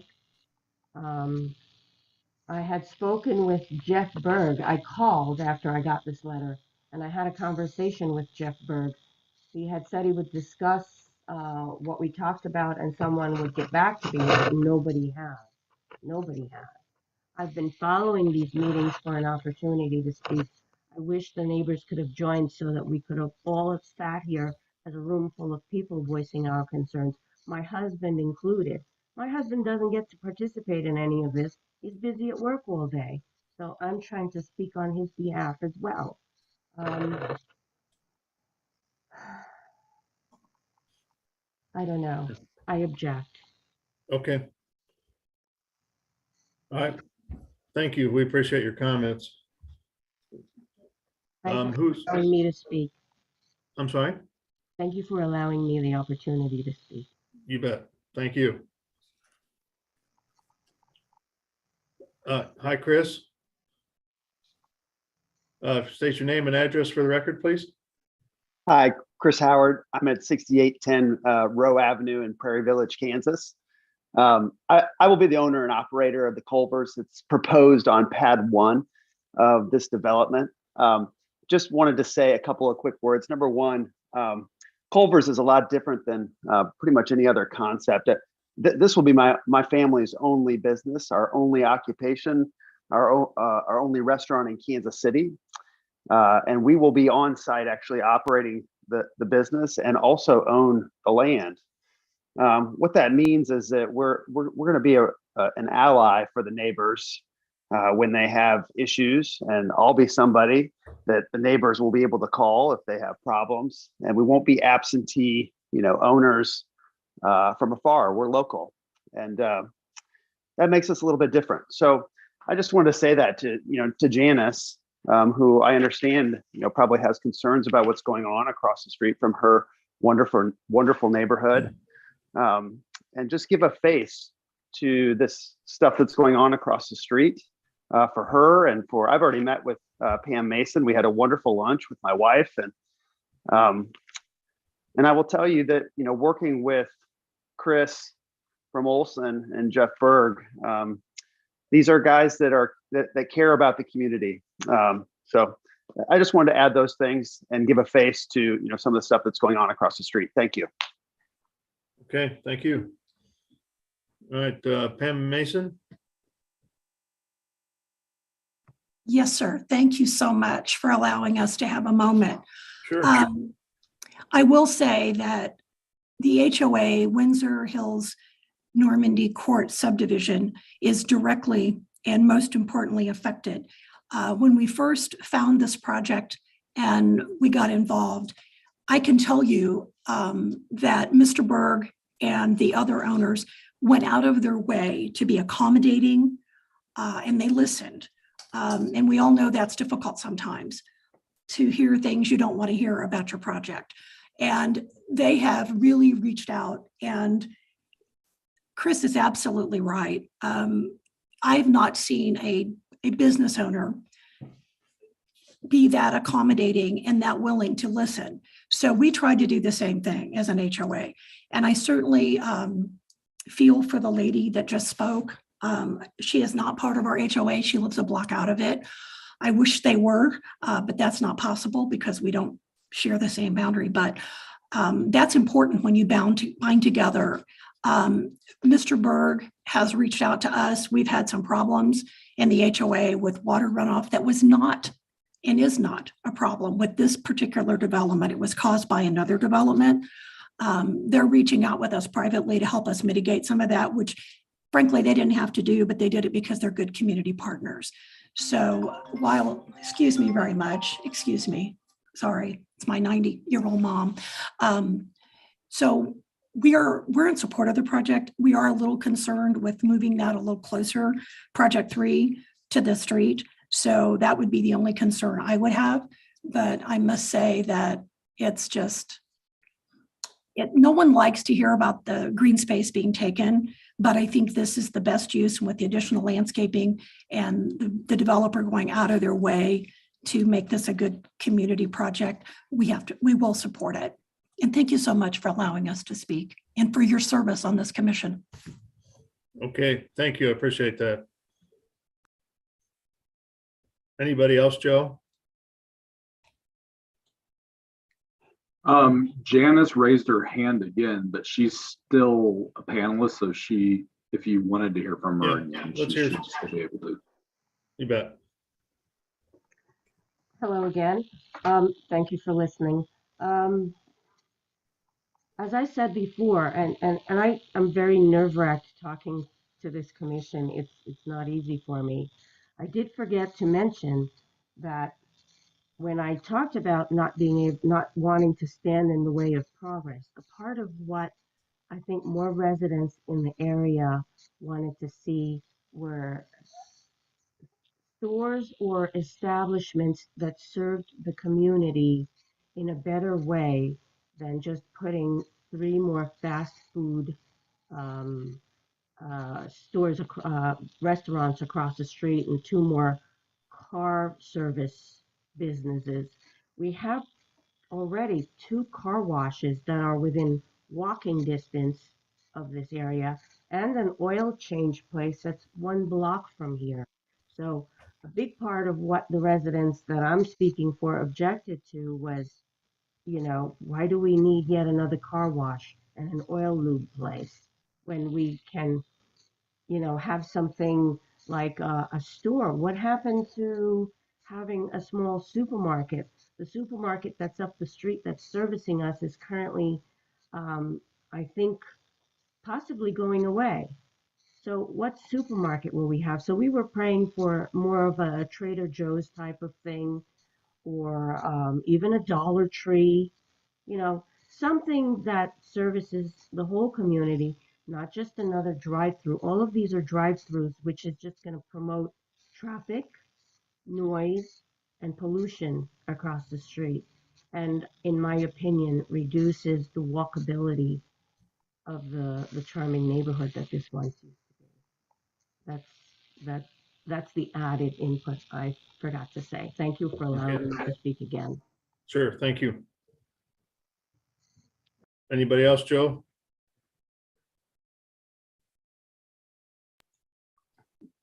That's it. Okay. So at this time, we'll go ahead and close all the public testimony piece. And looks like there's a few things that maybe talk through.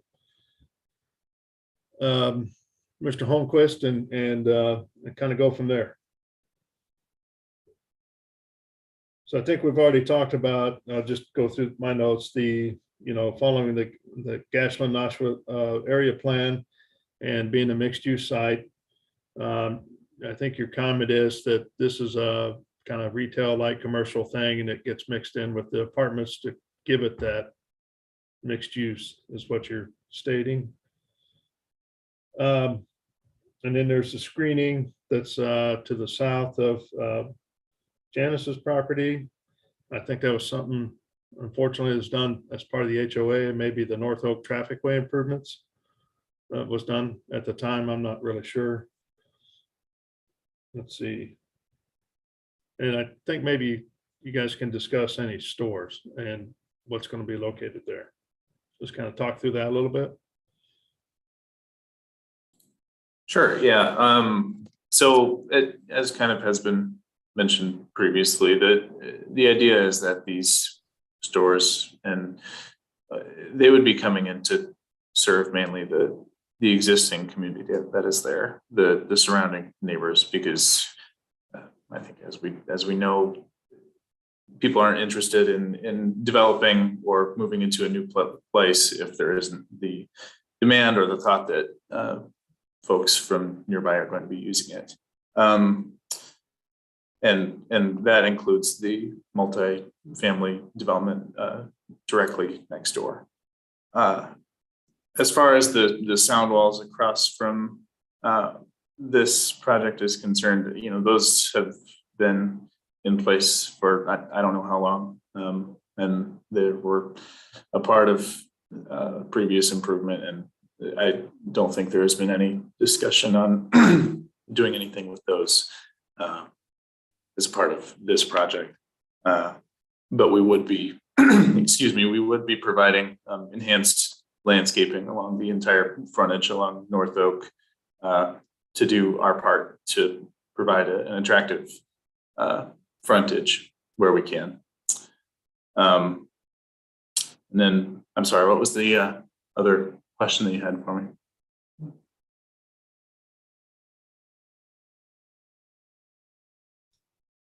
I think you hit them all, but I think it was just the selection of stores more or less. that's going in this particular development. Jeff, did you want to add anything? Yeah, we have the Culvers, as has been mentioned, a car wash, club car wash, a lube and oil change, no car service at that. Another quick service restaurant that we can't say the name of, but primarily focused on chicken. And then the multi-tenant building that is just proposed without tenants at this point. Okay. Any other thoughts here before we move into just a discussion amongst the commissioners? Again, just wanted to especially thank you to Pam and all the other neighbors for being so understanding and reasonable with the requests. And I think we've come a long way from where we first submitted the project. And I think we've got a product that people can really get excited about. So that's about it. Thank you. Okay. Mr. Chair, can I ask one clarifying question for myself? You bet. It is tied back to the engagement piece. So I did hear that you've talked with the HOA area. Have you actually spoken to the neighbors that are a block outside of the HOA development? Have they been included in your conversations? They would have been notified as a part of the required public engagement notification for properties within 300 feet of our subject parcel. So they would have been invited to our original public meeting. I can't recall, I don't believe that they were in attendance, placed mainly with our HOA representatives in that area.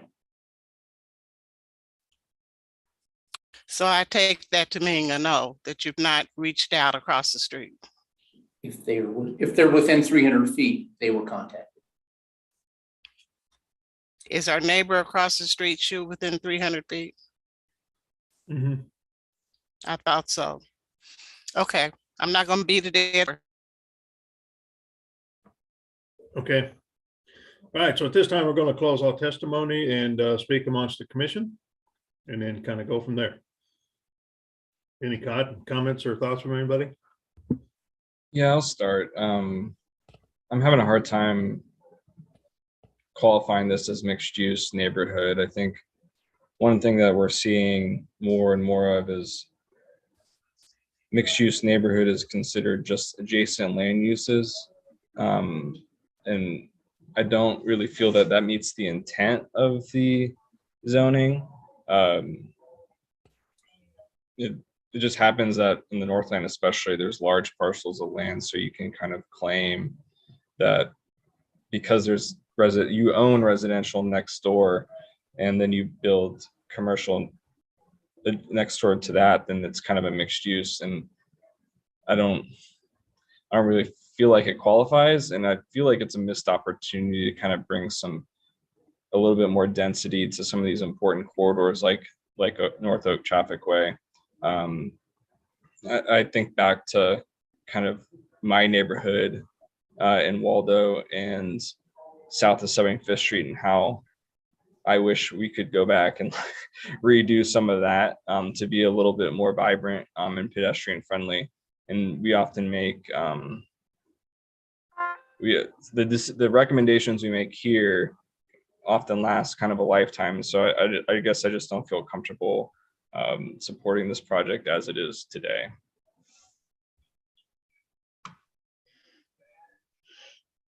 So I think I'm on the same page. I copied and pasted the definition verbatim from the area plan, and it reads very differently than what's been described today. Mixed use, it's talking about it in terms of vertical, lower floors being commercial, upper floors being residential, accommodating the pedestrian experience, all of those things. This couldn't be further from that description. So I think the question becomes, if this development is not going to align with the area plan whatsoever, why? And I think the neighborhood hasn't really spoken highly of deterring from what this area plan recommendation is. So it really comes down to the developer and their particular interests in the site. This area plan has been in place since 2012. So whatever kind of repercussions that has had on the price of that land has existed for over about a decade. So, you know, for them to kind of change course, I'm sure is, you know, a great way to make the site more financially viable, but it really is not in line with what the site was intended to be. And it is so close to residential uses. And even if it didn't comply with this use, there's some very simple strategies that could have made it incredibly more pedestrian oriented, just by consolidating the buildings a bit, consolidating the parking, getting that to having a clear pedestrian pathway to all of those buildings. None of those things were incorporated. So I don't feel like there was a good faith effort on behalf of the developer to even compromise to meet some of the expectations of that area plan and of the neighbors that have spoken today. In my heart, I totally agree with both of you. When I looked at the staff report, and I think that this thing had come up, you know, and been continued a couple of times, and you know, part of me dies on the inside seeing 5 drive-throughs next to each other, but I also understand the intent and the use. And part of the staff report says that this largely complies. So based upon Shu's reading of it, you know, it largely complied. And what I'm trying to think about is, like, Ashley, what you were just posted, you know, makes it super clear, like this is not what was described. And so I do wonder about the intent of when the area plan was made and what the long range planners were thinking, because I can't think of a good example of what this describes and what you're talking about in this area or in similar types of areas with similar types of neighborhoods and density, et cetera. And so I think what's clear is that, you know, this is a thoroughfare. It's a commercial district to some respect, and that it's going to make sense to have commercial activity in this area. And I have a hard time being as imaginative and figuring out what would potentially work. And I think about different retail concepts that I think would make sense here. And it's really tough for me to come up with what that looks like if it's a small neighborhood strip center that has, you know, a residential component on top of it, and that you can actually create a vibrant area that people want to come to as a destination and walk around, or if that's just something that no one's willing to take that risk. And that's why we've never seen it before, because it is too risky. So it's tough in the sense that because I haven't seen a lot of other good examples before, it's hard to imagine something other than this. But I agree with both of what you are saying, in that, you know, a decade from now, 2 decades from now, would this have been the right decision for a lack of imagination?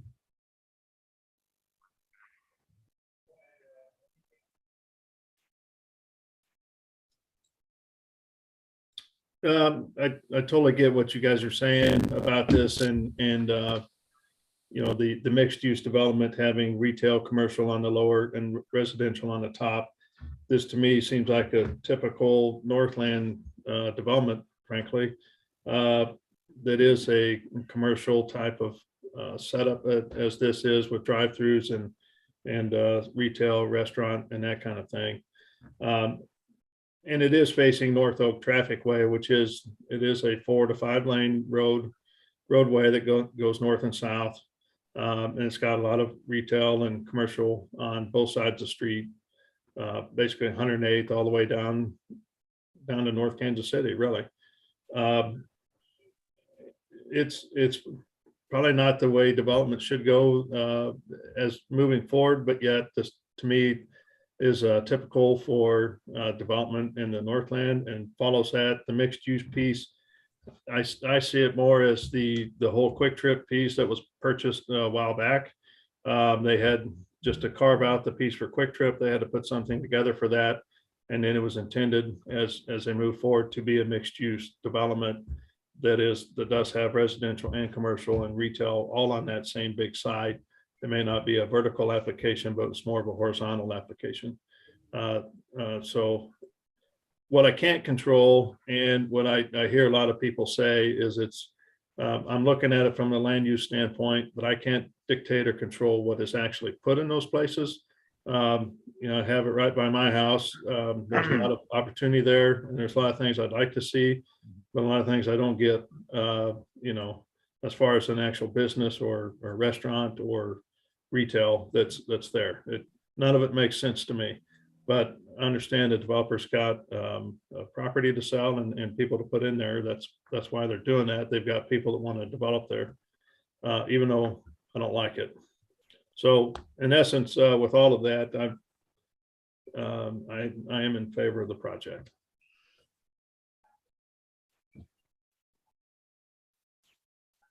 Anybody else?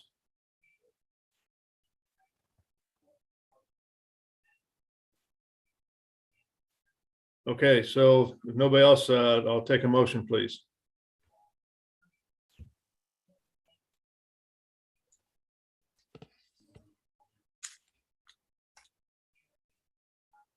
I move the approval of the project.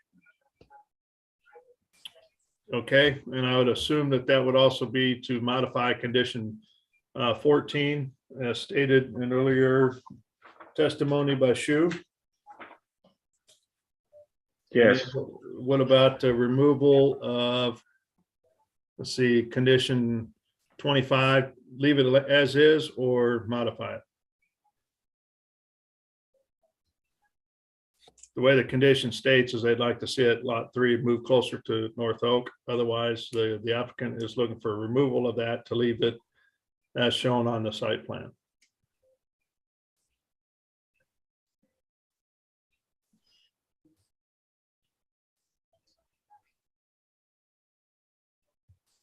Move it closer to the street. You want to move it close? Okay, so the motion is to for approval of the docket item. What number is it? 8 with modification to condition number 14. Is that correct? That's Okay. correct. There's a second. I'm sorry, I didn't hear that.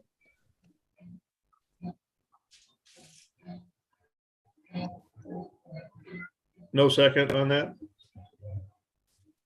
I think I've come to my personal conclusion on it. It took me a minute, but I think that for me, so no, I'm not seconding. Because I hate to punish, you know, one developer when it doesn't necessarily make sense. But I think that in this circumstance, what would make the most sense is that for me to feel comfortable, the area plan would have to be revised because based upon what it's describing, this doesn't conform. And I do think that there's potentially the right intent of the area plan was to allow for something like this, but I'd kind of like to see that process happen first and that discussion to happen first. So that way I feel more confident making a decision of something that isn't not only what I don't personally like, but also it flying in the face of what the area plan states. So that's why I've decided not to support this. Okay, shoot, was the area plan modified, but was it modified too? And that's when the quick trip piece was done? Right, that's when the quick trip first came for the general MPD. Then that's the most recent area plan amendment was done. So is all of this now rezoned to planned development, or is it still mixed use? According to my understanding from the staff report that I looked at, they recommended the area plan to be changed to mixed-use neighborhood, residential high density. But area plan typically, and this is not the intention of an area plan to draw a fine line showing this is the area on the north side of this line, you're doing neighborhood mixed. And then south of this line, this is a commercial or this is residential. Typically, area plan recommendation regarding to future land use is a general and a vague and gives somewhat flexibility for the market needs in the future. And to my interpretation, I think it might help you understand why I made this recommendation is because the area plan did recommend residential high and mixed use neighborhood. And I personally do agree that with Mr. Chair and Mr. Holmquist that at this particular site and in this surrounding, we're looking more at a horizontal mix instead of a vertical mix that we typically do encourage a lot. And don't get me wrong, I totally agree with Commissioner Sadowski and Baker and everybody else that we would like to see a higher density and more of a mix in every single dimension. But at this particular location, given the facts of the auto service already being exists to, the quick trip to the south and the Mazuma Bank, which is also another drive-through, and considering this North Oak traffic way as a thoroughfare, and with somewhat high residential high density to the west, I think this is probably not the best we can dream of, but it generally does comply with the intention of it. So that's why I did not interpret the area plan with a fine line that this is where the recommendation of mixed use neighborhood stops. This is where they have to be residential, because to me, this is an overall site. It was already amended to an MPD, being rezoned to an MPD before. So somewhat these components are allowed in this MPD, if that makes sense to you. And so in theory, the time to have that type of conversation perhaps would have been in 2015 when council passed the ordinance for the rezoning of the 33 acres. I would have believed so. And like Joe mentioned earlier, at that moment, this is a very unique MPD that when first it was passed as MPD for the overall site, the majority of the site was uncertain. The use of it was uncertain. The layout was uncertain. So because you open the door for an MPD and allow these uses, and you already amended the area plan. So we're looking not really based off what the Nasha Gashland really talks now for a single site. We're looking at what was the result as a consequence from passing the ordinance back in 2015. Well, with the hope that I'm reading the other commissioners correctly and that it's still gonna end up being 3-3, I'll second. Okay, so I've got a motion and a second for the approval of the development with modification to condition number 14. So Lisa, can you take a roll call, please, on that motion? Commissioner Baker? No. Beasley? No. Corral? Aye. Rojas? Oh, Aye. I'm sorry. Enders? Aye. Rojas? Aye. And Sadowski? No. Okay, so the motion is voted as a 3-3. So Sarah, does that mean we need to just make the motion that we recommend? We don't have a recommendation for this one, is that right? I think that would be best. I mean, if tie vote means the motion fails, so. So, okay, so we're just moving it forward with no recommendation is what you're saying? Right, yeah. Okay, so with that. We would keep the condition, we would change the condition. Correct. Okay. Sure. Yeah. Does somebody want to make that motion, please? What was the condition again? Or you go ahead. Tyler. Number 14. Yep. Okay, so move to send along docket item number 8 without a recommendation and with adding to condition number 8 the streets northeast, I think it was 96th Street and North Oak Traffic Way. Yeah, it's condition 14. Yeah. Yeah, 14. Okay. Second. Okay, so I've got a motion and a second to move the project forward with no recommendation and yet modify condition number 14 with language as stated earlier in testimony. So Lisa, can you take roll call on that motion, please? Commissioner Baker? Aye. Beasley? Aye. Crowell? Aye. Enders? Aye. Rojas? Aye. And Sadowski? Aye. Okay, so the motion passes to move the project forward with no recommendation to the council. and with modification of condition 14. Thanks for bringing it in and good luck moving forward. Thank you very much. Appreciate your time. Yeah, thank you. Can I ask Okay. a question? Because I think this might come up and has come up before, is this concept of mixed use and the definition being described as something that's occurring horizontally versus vertically, which I think is valid, but I think what I don't understand is how far that definition stretches. So for example, if you have 100 acres and that includes 2 uses, I don't think any urban planner would tell you that that's mixed use. And so I just wondered, Shu, if you could speak to like, what is the radius for mixed use? Absolutely.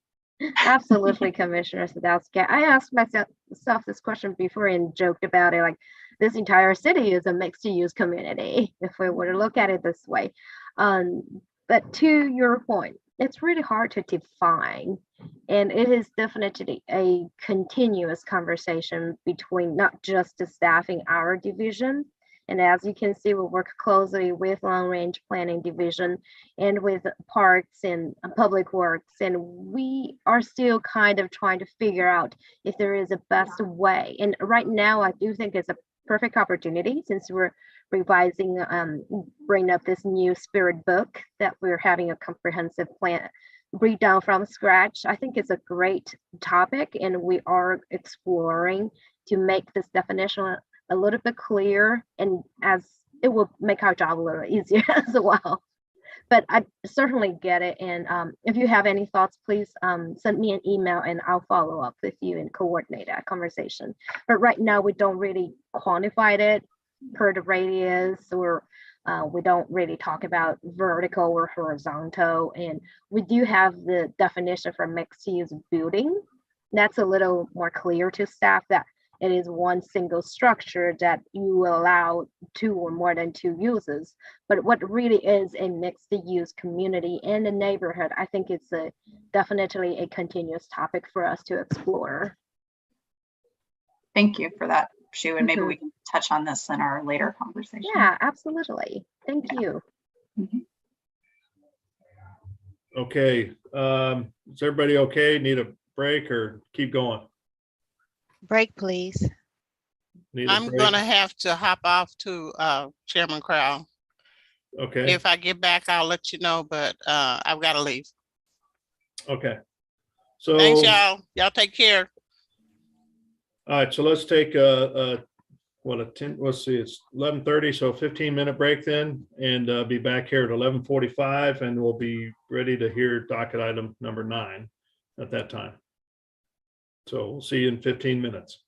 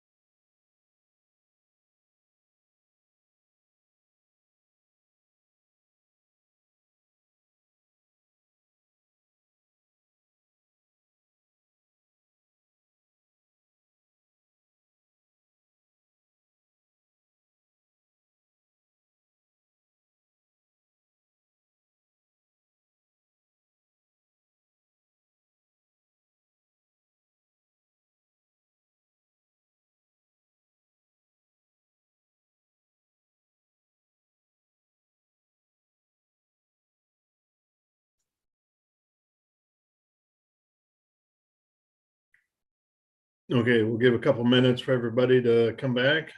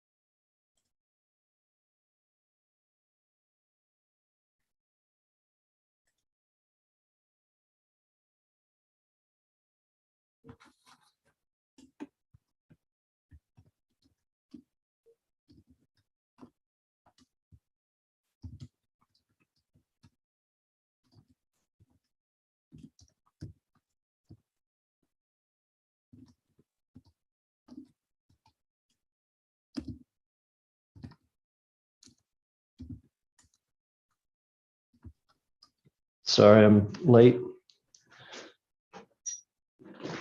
I think we're still waiting on a few of the commissioners to come back, and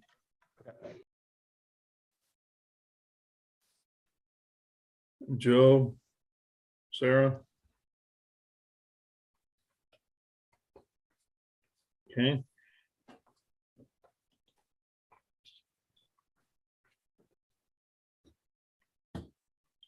All right, Ashley, you back? I'm here. Okay. Let's go ahead and get started again. Welcome back to the City Planning Commission meeting. And so we're going to start now with docket item number 9. Docket item 9 is case number CPC 2021-00224. This is a request to approve a rezoning from District R 7.5 to MPD and a preliminary development plan, which allows for the reuse of a religious assembly facility for community services, offices, and a food pantry on about 9 acres at 8001 Longview Road. Shu, what is the staff planner? All right. Good morning, everyone. It's still morning time. I'm going to share my screen with you in a second, and you'll see this docket number 9. It is for the property located at 8001 Longview Road. It is a request to rezone it to MPD, which stands for Master Plan Development District. The property is located in South Kansas City. More specifically, it's located on the southwest corner of Longview Road and Greenwood Road. Currently, the property is zoned R7.5, and the surrounding land use are all zoned R7.5 for mostly single-family uses. The current use on the site is it's currently vacant and with a religious assembly structure on site and an accessory residential property located on the west. The site is generally flat and have an area of about 9.5 acres. It has 2 access ways, one from Longview Road and 2 from Greenwood Road. Here's the view looking east from Longview Road. And here's the view looking north from Greenwood Road. As you can see, the church is on your left hand. The church has been closed for a while. Staff doesn't have the specific information of how long it has been closed, but the applicant can provide that information if you wish. And today in front of you, the request is to reuse the existing structures on the site for a mix of community services, including temporary shelters, food pantry, training rooms, adult training opportunities, as well as other needs identified by the community. And the residential house over here will be also used as an accessory structure to accommodate these needs. The applicant proposes no construction or extension or any other work on the site other than simply reuse this existing structure. And of course, the applicant has to bring the existing structure to today's building code per staff's requirement. I do want to point out a couple of things while I was reviewing this request. The Currently, there is no sidewalk along Greenwood Road. So staff has requested the applicant to install sidewalk along Greenwood Road to connect to Longview Road. And this is to provide a pedestrian safety environment and a circulation from the nearby properties to the site as well. And just so you keep in mind, there's no sidewalk on the other side of Greenwood neither. So either side, there is no sidewalk. And along the sidewalk, staff requested the applicant to consider planting street trees to provide some shades and provide some environmental friendly materials at the site. And because the applicant is not proposing a replating or any purpose for replat this, or there's no purpose for replating this site, staff understands that these requirements are not code requirement, but this is for just the planning purposes. So we recommend you to consider keep these conditions as we review the report. And the applicant has communicated this message back to staff that they have no wish to build any sidewalk or planting any extra trees, giving their financial burden and giving the merits of what they're doing here. So I kind of want to bring it up at front so you understand what the applicant will bring and what the view we have when we look at this property. Staff generally recommend approval with conditions for this site. This site did provide a unique mixture of the uses that they're proposing, and we do believe this is an accommodation to the residential properties nearby and to this community as a mixture of the community services that they proposed over here. And because there's no construction work being proposed, the existing parking spaces of 184 will stay the same, will be maintained by the applicant. I did receive a few public input in the past day or two, and I believe Mr. Curls earlier stated that he wanted to testify in support of this project. I'm not sure if Mr. Curl is still online.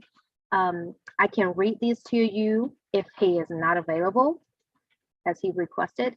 And staff also received some oppositions from the neighborhood as well. I believe the community has expressed that they will be online to testify. So I will stop right here. If the community, for some reason, are not online, I can read those opposition letters and as well as the support letters to you.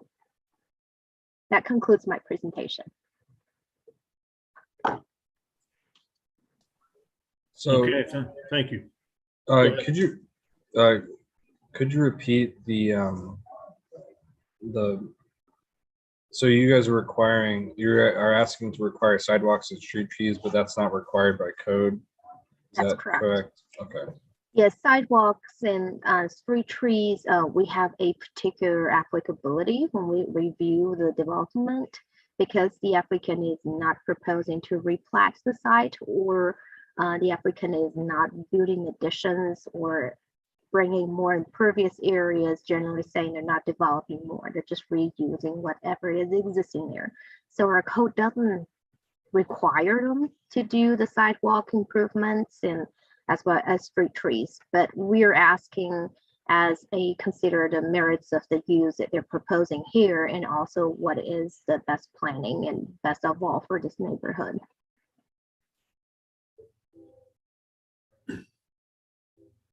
Any other questions from the commission to city staff? Okay, seeing none, let's go ahead and welcome the applicants to this case.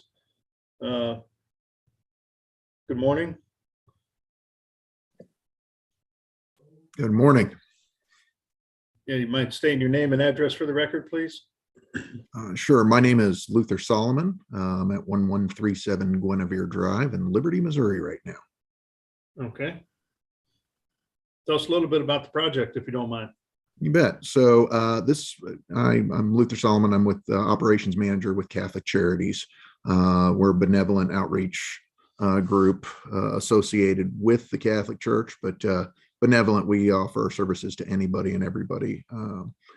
The perk of this property is the St. Matthew's Parish combined their church with Coronation, which is about 2 miles away, and they closed operations in, I believe it was October or November of 2020, where this church has been sitting vacant during that time. The house on property up until about December, the priest over at Coronation was staying in the house, but he has since moved over to Coronation. So now that property is sitting vacant, but it's just a house over there.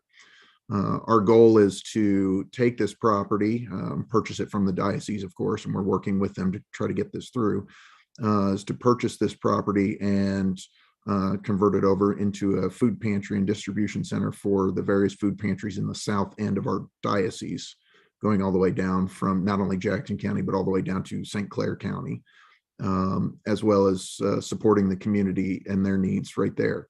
With the classrooms that are attached to this church, it's a perfect place for office settings for our community outreach, our job assistance, rental assistance, meeting with social services, such as adoption, anything we can do to help the community in that aspect. And so we're trying to just repurpose this facility so it doesn't sit vacant and use it for community support there. Okay. Did I hear you might use it as a shelter? That is long-term. We are not talking about any sort of shelter at this point. If there was a community need, for example, say South Patrol or the community determined that there needed to be a homeless shelter set up, then we would work with not only the community, but also city leaders to find out what would be needed at that point in time. Our long-term goal, sure. I mean, we're looking at being on this property upwards of 30, 40, 50 years at a minimum. And there is speculation that, 10 years, 20 years down the road, we might look at something like senior housing. The community, the Kirkside homeowners over there had suggested that senior housing was an issue. And so perhaps we could look at building some senior housing facilities on property, but that again would be something that would be well down the road. Okay. So you won't have any overnight stays from folks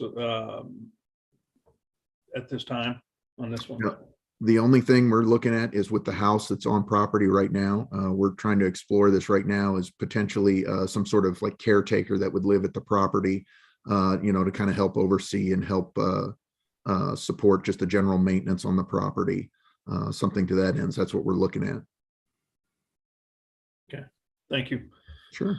Any of the other commissioners have questions? Mr. Cross.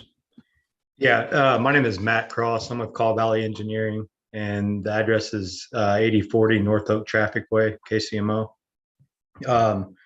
Thank you, Commission, for hearing us today. We do ask that you approve this without conditions. As Shu mentioned, these conditions that have been placed on this project are not required by code. Does not meet the applicability of 88-425-03A for street trees. There is no construction of a principal building or addition or enlargement of existing principal building. Also, the implied cost of adding a sidewalk along Greenwood, it is my understanding that that is cost prohibitive and would ultimately kill this project. And so these while they may be great additions from a planning perspective, are not great additions from the intent here and from a project perspective. Otherwise, they had their community meeting. They have a lot of support from the neighborhood association and communities surrounding the property. And so once again, I just ask that it is approved without the conditions. Thank you. Yes, that'd be removal of all 15 conditions. That's what you're saying. Yeah, if you read through the conditions, most of them do not apply anyway. They're for, let's say, adding impervious, they're for platting a property. I don't believe they should have been included in the first place, to be honest. But the two that were, yeah, let's just say yes, removal of all conditions. Okay. And I can address the conditions in a more specific matter if you would want, Mr. Chair. Okay. I just want to see if the commission has any questions for the applicant at this time. I just wanted to clarify the folks that are visiting your site, how they get there, if you foresee a need for people coming, walking there versus driving versus, just wanted to get a sense of how people circulate the site. I think you're going to see a mix of everything. There are sidewalks along Longview Road, which is kind of the major filler for that area. We do get visitors, and one thing we do work with, and we will be working with the city, is public transportation, bus stops. And I know a lot of our folks do use that, and a lot of our folks just drive themselves as well. It's a huge parking lot. I mean, we're not expecting to have 180 people there at one time, like a Sunday service would be, but there's plenty of parking for them to get in there. And looking through the neighborhood, and none of the side streets off of Longview in that area have sidewalks associated with them. I mean, it's all residential primarily through there. There's not to say that in the future, when we go to modify the structure or whatever, that we can't explore the opportunity with that. It's a matter of funding at this point, because we are a nonprofit. I have to work off of donors and operations at that time, and putting sidewalks in or major enhancements to the property, I would have to go out and find donors and lock that in before we could even get to that level. We're just at the point where this is a property that was presented. It's a great opportunity for us to get in there and immediately fill the needs of our folks there. Thank you. Sure. Any other questions from the commission? Okay, so Shu, if you don't mind, let's talk about the conditions, please. All right, this is the fun part, isn't it? If you were to consider removing some of the conditions, I would point out the conditions I would highly recommend you to consider stay with this proposal, which is condition number 1. It addresses the building code requirement, which is that the existing buildings, they need to submit plans for the change in occupancy. This is just a permit process. It's a very standard process that we require you to, you guys all know, we require you to have a change in occupancy when you do from changing the use from one to the other. So I would recommend you to keep that one in there. And then condition number 9, which is the approval of a final development plan. In this case, it will be a final MPD plan. This is a procedural requirement. As you can see, for most of the MPD, maybe this one in the merits is a little different than the other MPD preliminary development plan you guys see. We do require an MPD final plan down the road. That is a code requirement. So if they do want to pursue with MPD district, which we believe best fits their interest, then they do need to submit an MPD final plan. And then the last condition is condition number 15, which I recommend you to consider keep it. That is for the water and fire service lines that they need to bring it up to code. So this is somewhat a safety requirement, and as well as an adequate water services for their whatever the use they will encounter in the future. So these are more technical requirement and procedural requirements than the rest of the purpose of those conditions. And I do agree that condition number 2 needs to be removed because that was a garage they initially proposed and they're no longer included in this plan anymore. So condition number 2 doesn't apply to this existing, this proposing right in front of you today. And then condition number 3, 4, 5, 6, 7, 8, 10, 11, 12, 13, 14. Those are all correlated conditions that addressing the staff's recommendation for the sidewalk and street trees. So if you do consider removing the our recommendation for the sidewalk and street trees, I would suggest that number 3, 4, 5, 6, 7, 8, 10, 11, 12, 13, 14 can be removed at this point. Is that somewhat clear to you all, or do you all want me to repeat it?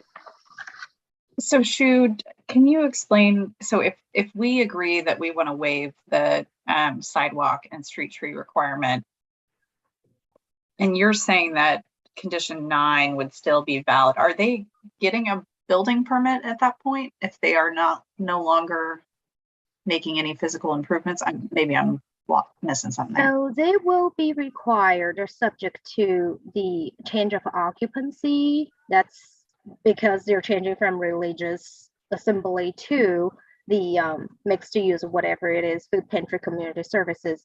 So they're required by permit division that they need to change the occupancy. So they'll have to pull that certificate of occupancy. And then condition number 9 is a final MPD plan. At this point, because they're not making any site improvements, I would say yes, it does not make much sense to provide an MPD final plan. It probably doesn't differentiate much from today what you are saying, but this is a procedural requirement for MPD preliminary plans. We always require an MPD final plan, and Joe can speak on that a little bit more later. And then number 15 is the water and the fire service lines. And these are just conditions. They're very standard conditions for any proposal in front of you that require water and fire services, that just make sure to have adequate water services and all the lines are up to date to today's building code and all that. Okay. We have confirmed regarding condition number 15, we have confirmed that the current water infrastructure is up to code. Why do you? I mean, we don't have any. We have no issues with keeping conditions 1, 9, and 15, and removing 2 through 8 and 10 through 14.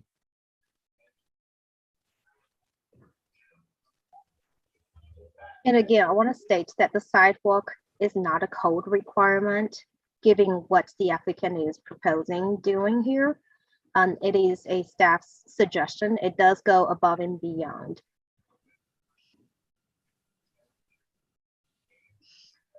Thank you, Shu. I think I got it. I don't know if others have questions. Anybody else with any questions? Okay, so at this time, let's go ahead and open it up for public testimony. If there's anybody out there that would like to speak regarding docket item number 9, please raise your hand and you'll be called upon.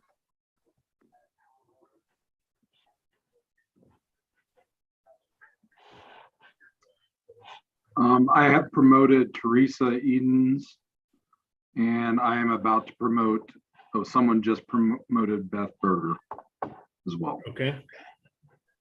Let's start with Beth, please.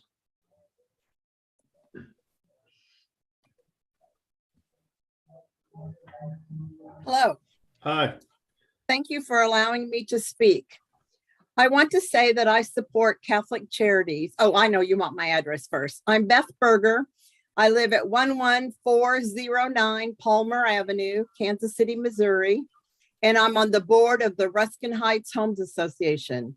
I am speaking as a board member and a longtime homeowner. I have lived in this area since 1973 and attended the church that Catholic Charities is now wanting to buy from the diocese. And I would like to say that I support Catholic Charities, but I do not support the city in requesting that they are made to put in sidewalks and plant trees. The city has allowed developers from out of the country and out of state to come in and ruin our neighborhood by buying all of our homes and turning them into rental property without mandating that they fix broken driveways, remove invasive species, fix unsafe porches and walks, and stairs leading up to the house. I don't understand why you would hold Catholic Charities to higher standards when they are wanting to do nothing but good for our neighborhood, when these other businesses are allowed to tear down our neighborhoods. They don't care about our neighborhoods. They have old trees that have not been trimmed. They're dead. Our electricity goes out all the time because they don't take care of them. They let the fence lines grow up. It's supposed to be single family dwelling, but they let multiple families live in the house. They have more cars than a single driveway can hold, so they can park in their yards. So my question to you is why would you hold Catholic Charities to higher standards and make them put in a sidewalk? And that is a hill. In the front of that property is a hill, and in the back of the property has a drainage ditch. Both of those things would make putting in a sidewalk very expensive, and it's possible that later on they could get volunteers to donate some trees and plant them on the property. But buying trees is very expensive, and they are wanting to come in our neighborhood and help the residents of our neighborhoods and many counties around. And I support them 100% in what they're doing. And I hope that you do not make them put in sidewalks and plant trees. Okay, thank you. Who's next, Joe? I believe we have, 1 second. Teresa? Karen, no? Yeah. Oh, go ahead. Hi, Teresa, as you take yourself off of mute, will you state your name and address for the record, please? Yes, I am Teresa Edens, and I live at 4425 East 107th Terrace, Kansas City, Missouri. All right. And I am speaking on behalf of the Southern Communities Coalition. I did send this as an email in case something happened with Zoom, which does happen sometimes. But I also want to add an amendment to it. I will read what I sent. On behalf of Southern Communities Coalition, an umbrella group of homes associations and neighborhood groups in the Hickman Mills community in South Kansas City, I would like to express our support for the proposal by Catholic Charities. We believe the programs they are proposing will be beneficial to our community by bringing needed resources to those who have found themselves in a distressful situation. Additionally, a zoning of master plan development will ensure that this residential area will remain a quiet residential area as described in the Hickman Mills area plan. And as to the amendment, however, we do not support the inclusion of the sidewalk requirement. This is an organization dependent on the benefit of others in order to help those in need. This requirement would place a high financial burden on an organization sorely needed in this community. And I am speaking on behalf of Carol McClure, who is the co-chair of Southern Communities Coalition. On a personal note, I would like to say that environmentally speaking, I would hope that somewhere down along the line, we could get some trees donated and get those planted. Thank you. Okay, thank you. Anybody else, Joe? I think there's a third person named Karen that I'm promoting.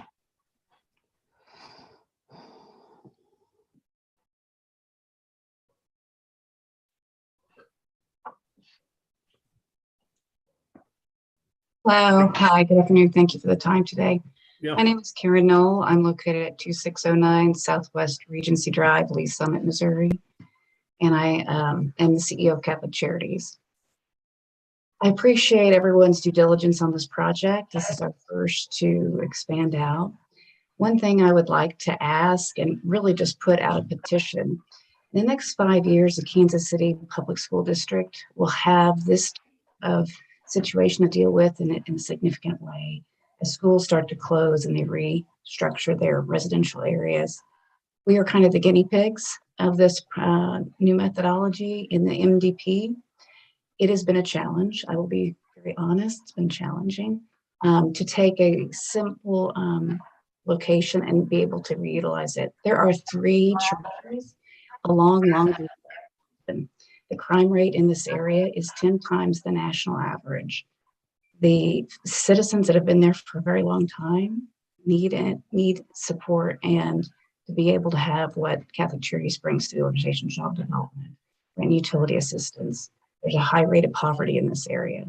So across our great area, our county of Jackson County, and Casey most specifically, in the future, as other benevolent organizations come forward to pick up the gauntlet and help their communities, we would petition that you make this a more expedited and more seamless process. I know we're the first to try this new methodology, but we're actually a more sophisticated organization than most of my brothers and sister charities out there who want to do good works. So I too, I don't have a vote in this, but I would petition that the sidewalk not be considered. It's several $100,000, which we do not have, which would mitigate the entire project. And with that, I appreciate the time today. Thank you. Okay, thank you. Anybody else? There are people chatting testimony. They need to raise their hand and speak, not chat. If you want to raise your hand, now's the time. Timothy's being promoted.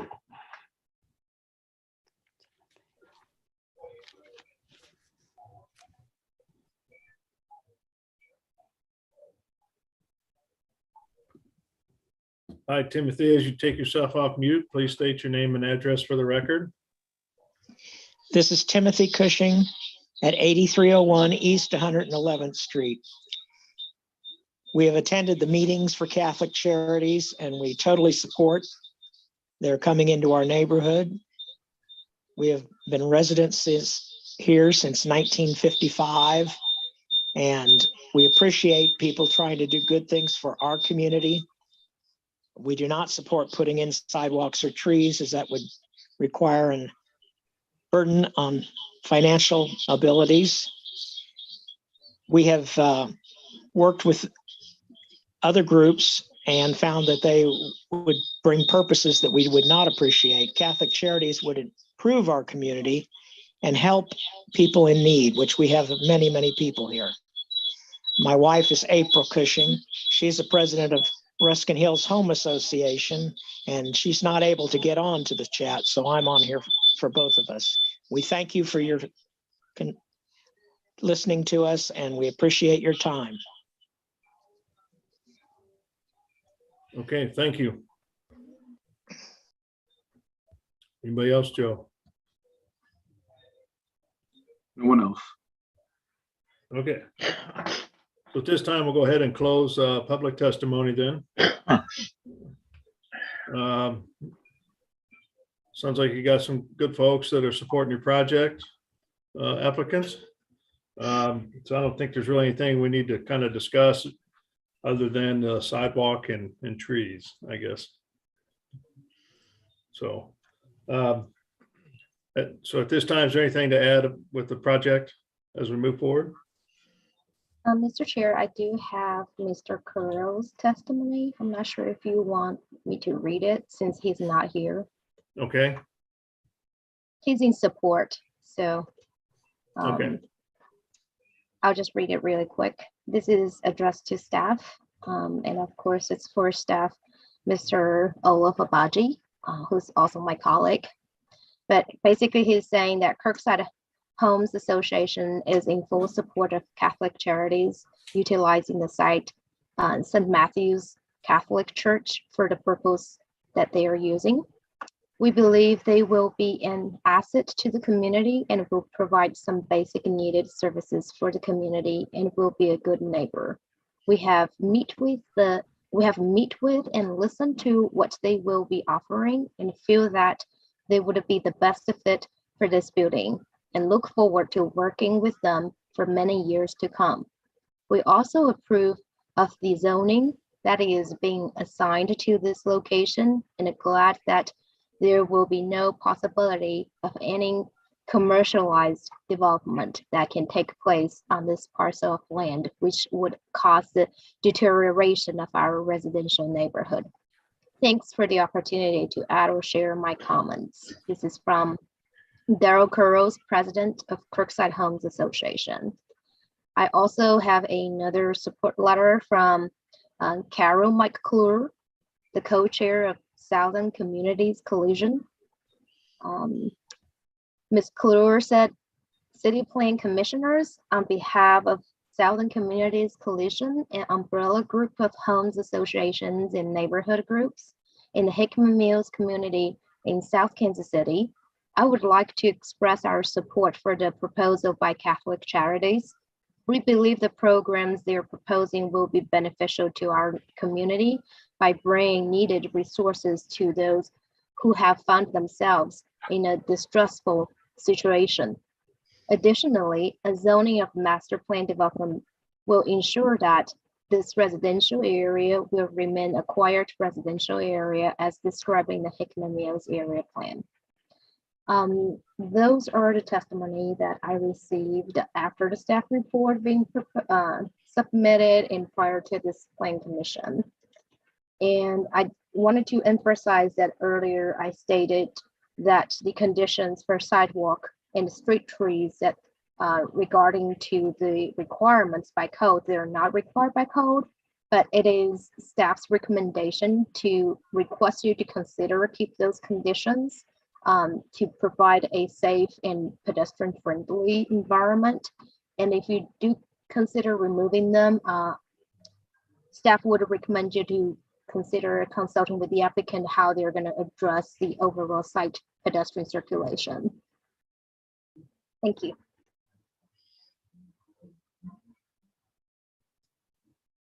Okay, thank you. Any other testimony from the applicant then? Okay, so at this time, we're going to go ahead and close all testimony and speak amongst the commission. Any thoughts here? I think the big issue is the conditions that are asking for the sidewalks and trees and whether they should remain or be removed as part of the conditions of the project.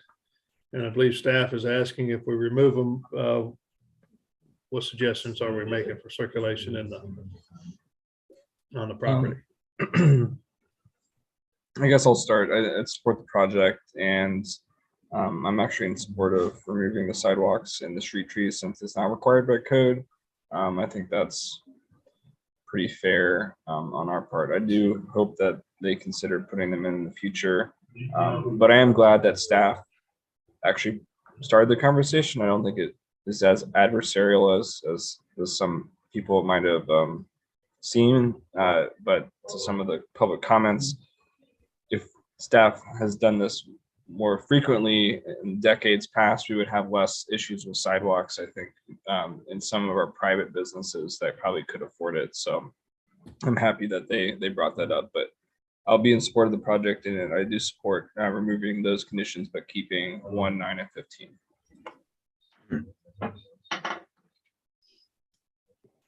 So I would just second what Commissioner Baker said, but I did just want to note that I appreciate the comments that were heard today. I feel like there's a couple things that I think translate to the comprehensive plan conversation around the bar that we put for nonprofits versus for-profit businesses versus residential. I feel like there's a discussion to be had there because we oftentimes vote based on those decisions, but they're not codified.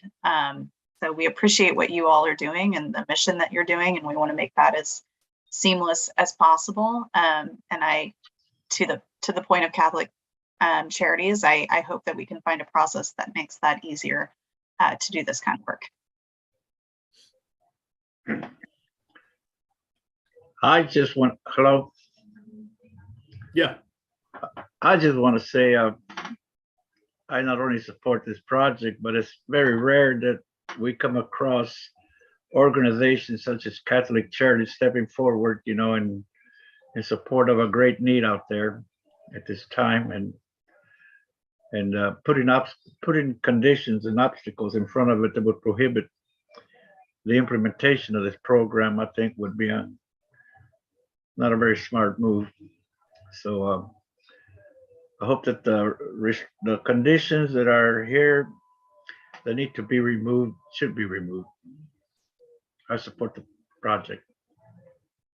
Thank you. Okay, anybody else? I think Tyler, you're the only one. If you got any comments? No, I can go ahead and make the motion though. Can I say something real quick? Sure. This is Matt Cross again with Caw Valley, and I just wanted to voice my appreciation for Shu's help throughout this. You know, I know it was mentioned that some of this seemed adversarial. It certainly is not. And Shu has been very helpful in navigating this process for us.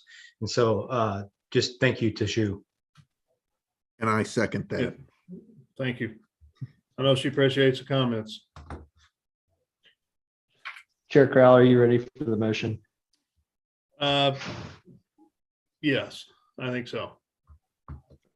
Okay. I move to approve docket item number 9, striking conditions 2 through 8 and 10 through 14. Second. Okay, so I've got a motion and a second for approval of the project and striking conditions as stated. Lisa, can you take roll call on the motion, please? Mm-hmm.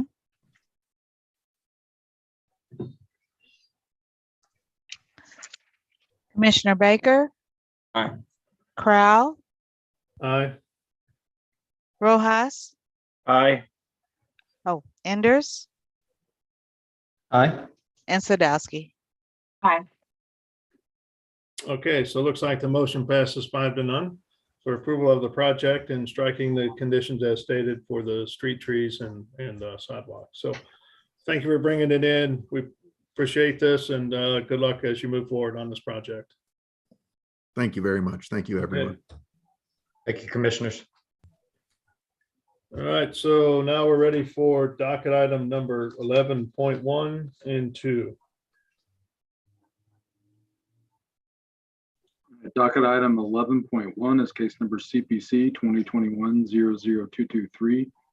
This is a request to rezone from District AGR to District M2-3 on about 61 acres located at the southwest corner of Interstate 435 and North Congress Avenue.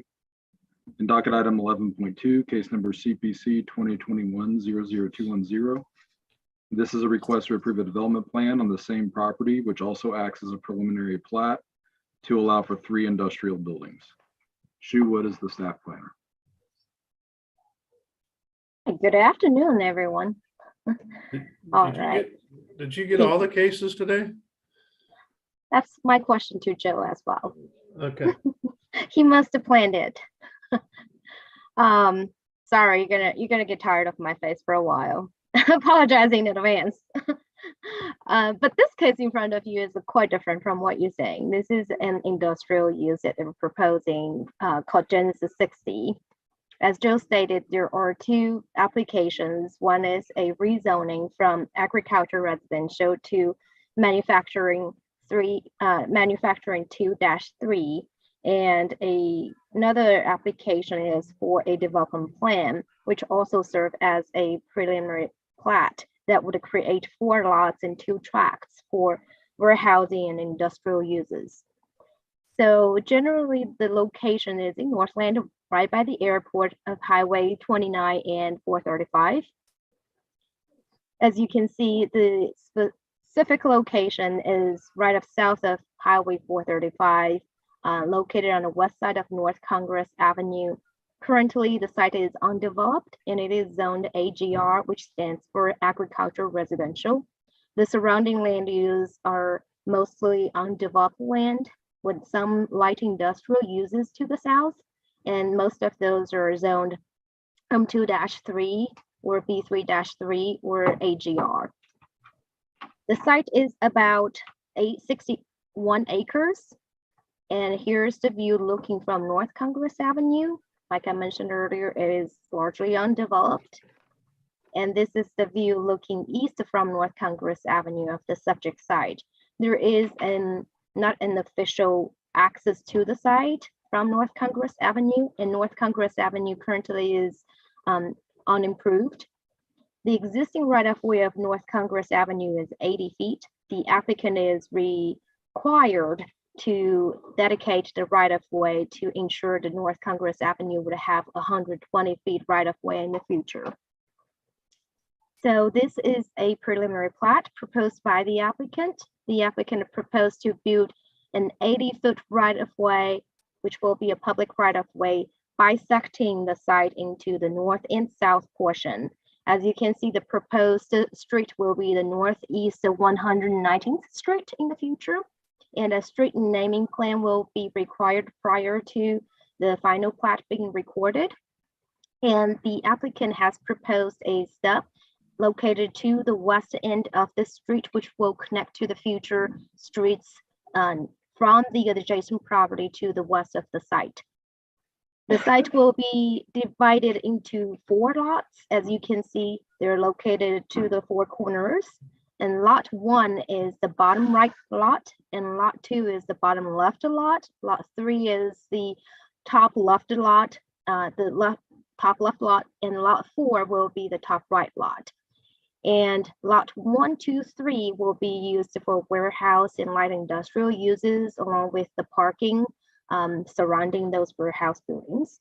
Lot 4 will be used for mechanical and auto repair, including auto storage services and tow services in the future. There is a smaller building being proposed on the site as an option for the future use. The tracts, as you can see, are located on both sides of the proposed northeast 119th Street. Tract A will be the northern tract. Tract B is the southern tract. These are the tracts being platted along the regulated streams. And of course, the stream buffer plan has been proposed regarding to the requirement by the city. This is a site plan being proposed by the applicant. I've already touched the merits of the use and the size regarding to each of these lots.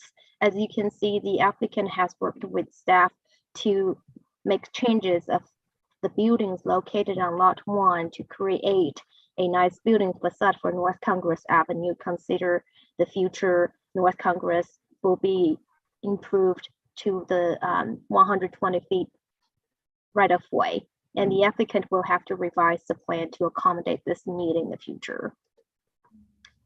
This is the utility plan has been provided by the applicant. The water main and sanitary main will run on the public street that's been proposed by the applicant, that's bisecting these lots, and services lines has been proposed by the applicant to each lot. This is the stream buffer plan proposed by the applicant. There is a certain amount of area for lot 4 and lot 1 that's touching the stream buffer area, which will be reviewed closely by staff in the future MPD final plan approval process, and make sure they comply with the code regarding to excavation and grading works that they propose. So this is a landscape plan being proposed by the applicant. The applicant did propose enough street trees and a parameter landscape and as required by the code. However, the interior landscape is not as ideal as staff would recommend, and staff have communicated this message to the applicant that the future MPD the future project plans will be focused on the interior landscape as well as other landscape requirements for each site for each phase. So in general, staff recommend approval with conditions, and the conditions can be found on the condition report attached to the staff report. I'm open to questions.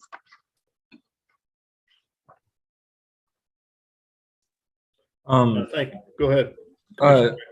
To be Commissioner Allender, while he's not here, was there any conversation about green infrastructure instead of the stormwater detention ponds?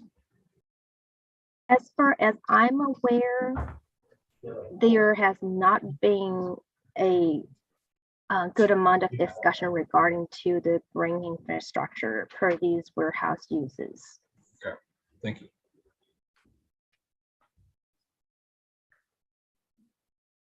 Any other questions from the commission? All right, let's go ahead and welcome the applicant. Is the applicant available? Yes, Joe, can you promote Dustin Burden? Yep.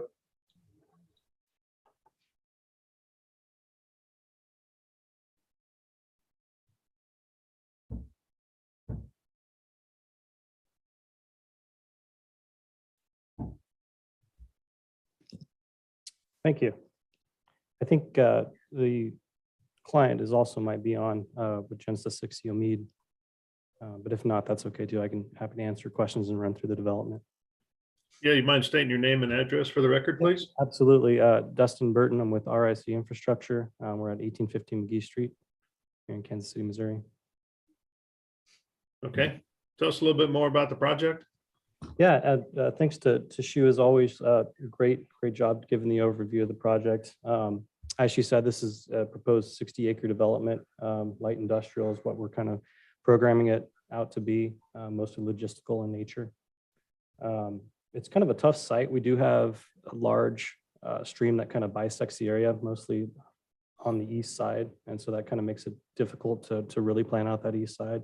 We've got kind of a smaller building right up against Congress. And then, as Shu mentioned, lot 4 is as potential parking or maintenance facility. That's, it's just a real small site once you have the stream buffer. And then there are a sewer main and water main that run along there as well. So that's pretty constricted on that side. The west side is much more open. So we're proposing about 550,000 square foot total buildings on that side. This configuration is what we think, but as development goes, a user might come in that might want a larger single building. So this could get changed in the future. But I mean, ultimately, I think the takeaway is about 550,000 square feet of industrial use is really what we're hoping for on that west side. As far as green infrastructure goes, I think it was Commissioner Baker that asked the question. We do have BMP water quality aspect to it, but beyond that, there's really hasn't been any further discussion of any green building or anything beyond just kind of the water quality aspect for stormwater management. Want to keep it brief, so I can end it there and happy to answer any questions that might come up.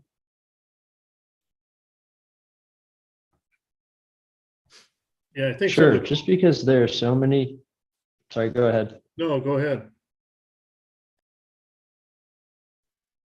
Okay, just because there's so much that can be done with, what was it, M2? And so this is a spec project. Is there, based upon the way it's being built, are there certain things that this is like absolutely targeted towards, or things that will not work well in this location? I think, and I'm not in the marketing side of things, but I think the proximity to the 435 as well as the airport, I think that probably lends it mostly to logistics and not really manufacturing side of things. So mostly warehousing and then to and from delivery. But as far as a specific entity or a specific use, no, that really hasn't been discussed at this time. And as Shu mentioned, I think, once things become harder, more real, we will be back in front of you with a project plan or amended development plan with better detail. Really what we're going for is the marketability is showing that the zoning is a use and is approved at the city level. Okay, thanks. I think the question around the green infrastructure is taking a look at something that's a little bit more, I guess, you don't have a big detention pond sitting out there. That's a big hole in the ground. And changing that over to something that's a little bit more green oriented, that's a little bit more pleasing, so to speak, and probably more favorable for the area than just a big detention pond. Yeah, that's fair. The water quality aspect of that, whether it's biocells that are involved with that detention aspect or if it's infiltration basin, I think there is opportunity there. We haven't quite put pen to paper as far as what that's going to look like, but we do know we have to meet city code for detention, which ultimately does end up as a rather large hole in the ground to support a big use like this. Would you guys be open to adding a condition that we've done this before, where the commission asks the applicant to explore green infrastructure solutions to meet the city code with the water, with which department you don't have to work with, but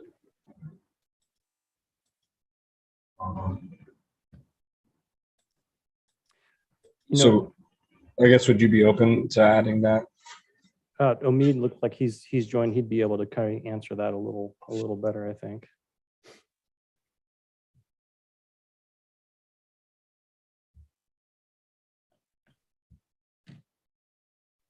Omid, are you there?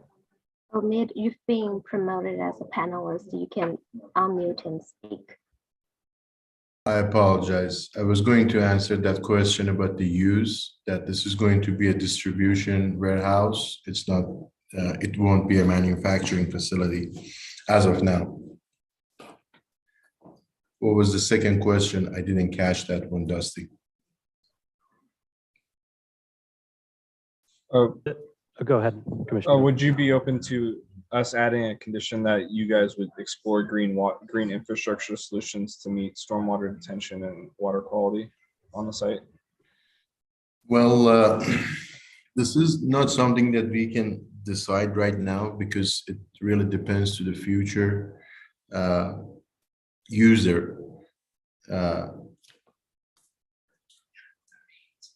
And I'm really not sure what does that mean. If Dusty can explain a little. Yeah, I think we could potentially, if we had some bumpers on it. I mean, obviously we want to hit the stormwater quality, and I think there are a number of green solutions to that. That's more than just a hole in the ground, as Chair Crowell, mentioned. So as far as green infrastructure to treat water quality, I think we could probably agree to that. And I think the city stormwater management code kind of enforces that as well. So I don't think that would be above and beyond what the city might require, unless I'm totally mistaken on kind of what you're asking.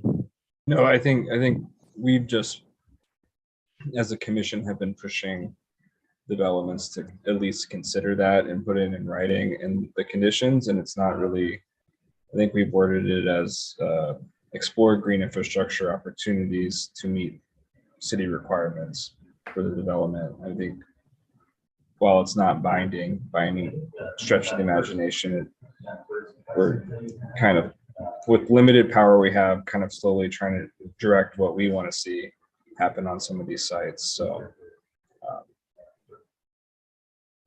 I would like to add it current. Okay. But otherwise, it looks like a great project. I'm excited that you guys put it where it's supposed to be, not next to homes. So thanks for that. Thank you. Any other questions from the commission to the applicant?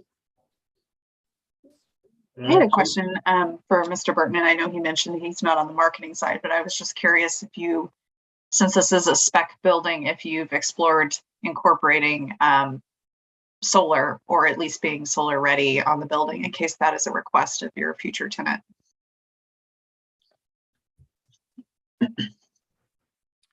I don't think really any discussions with tenants have occurred as of yet. We know that there's probably a need for roughly this square footage of building, but as far as individual use hasn't really been, that conversation hasn't happened. And that Omid can happily step in there, but I would say if a user showed up that would wanted solar, I think they would be happy to oblige. Yeah, we're looking into a couple solar options, but as Dustin mentioned, we haven't decided on our future tenant yet, but we're looking in some options to have on this project. Great. That was just more out of curiosity. I'm with Commissioner Baker. I think this is a great project. So curious to see if that becomes something that occurs down the road with your tenant requests.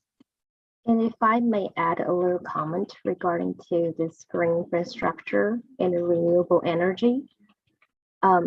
Hopefully I did not interrupt your conversation over here. Just keep in mind, this is a development plan and there is a condition, which is condition number 21 has been placed by staff that an approval of project plan for each phase and each lot will come back prior to the building permit. If you guys do want, commissioners, if you do want to add a condition regarding to requiring the applicant to engage and work with staff regarding to exploring options for green infrastructure, renewable energy, I would suggest you consider place that condition as a requirement during that project plan review process, since we will have more details in per tenant and per site at that time. So Go ahead. So you're saying to not do it now, but No, I said you should do it now. Just okay, to yeah. specify it out, because then if you don't specify the time when the applicant should do it, they get confused. Do they need to do it before they pull any permit and before they move on to the project plan? My suggestion is to add the condition and a condition for the project plan approval process. So Okay. I believe that best fits the market and the interest for everybody. Okay, Does that make sense? So we would say applicant would engage city staff to explore options for green infrastructure and renewable energy options at the project plan approval process. I think that would be very helpful for this process, and if the applicant agrees. Okay. And I think it's not binding or anything like that. So I think that's a reasonable request by the commission. And just to give some clarity on renewables, the incorporation of solar is sort of two parts. One is just making sure it's solar ready and that it meets the electrical capacity and structural capacity if they're on the roof. And that could come later. It doesn't necessarily mean that you're incorporating solar, but just so that those are sort of things that are top of mind when you're exploring project costs and feasibility.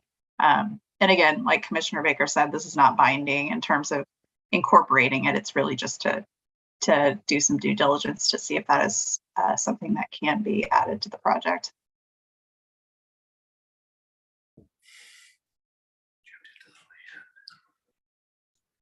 Okay, any other thoughts?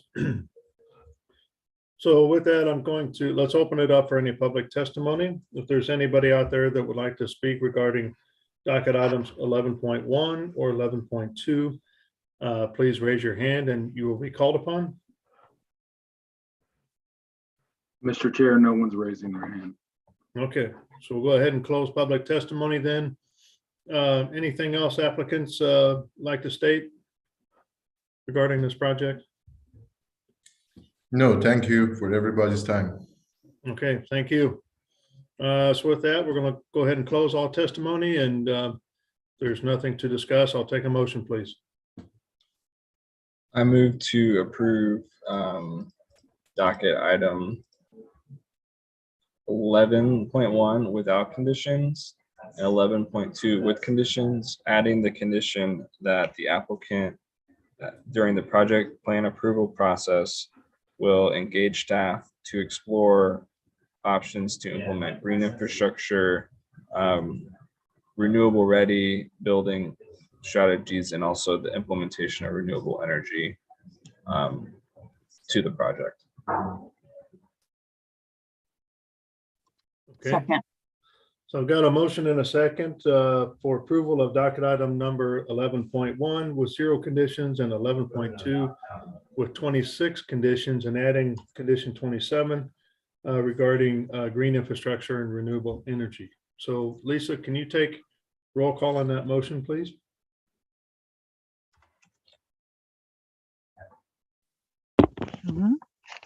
Commissioner Baker? Aye. Let's see.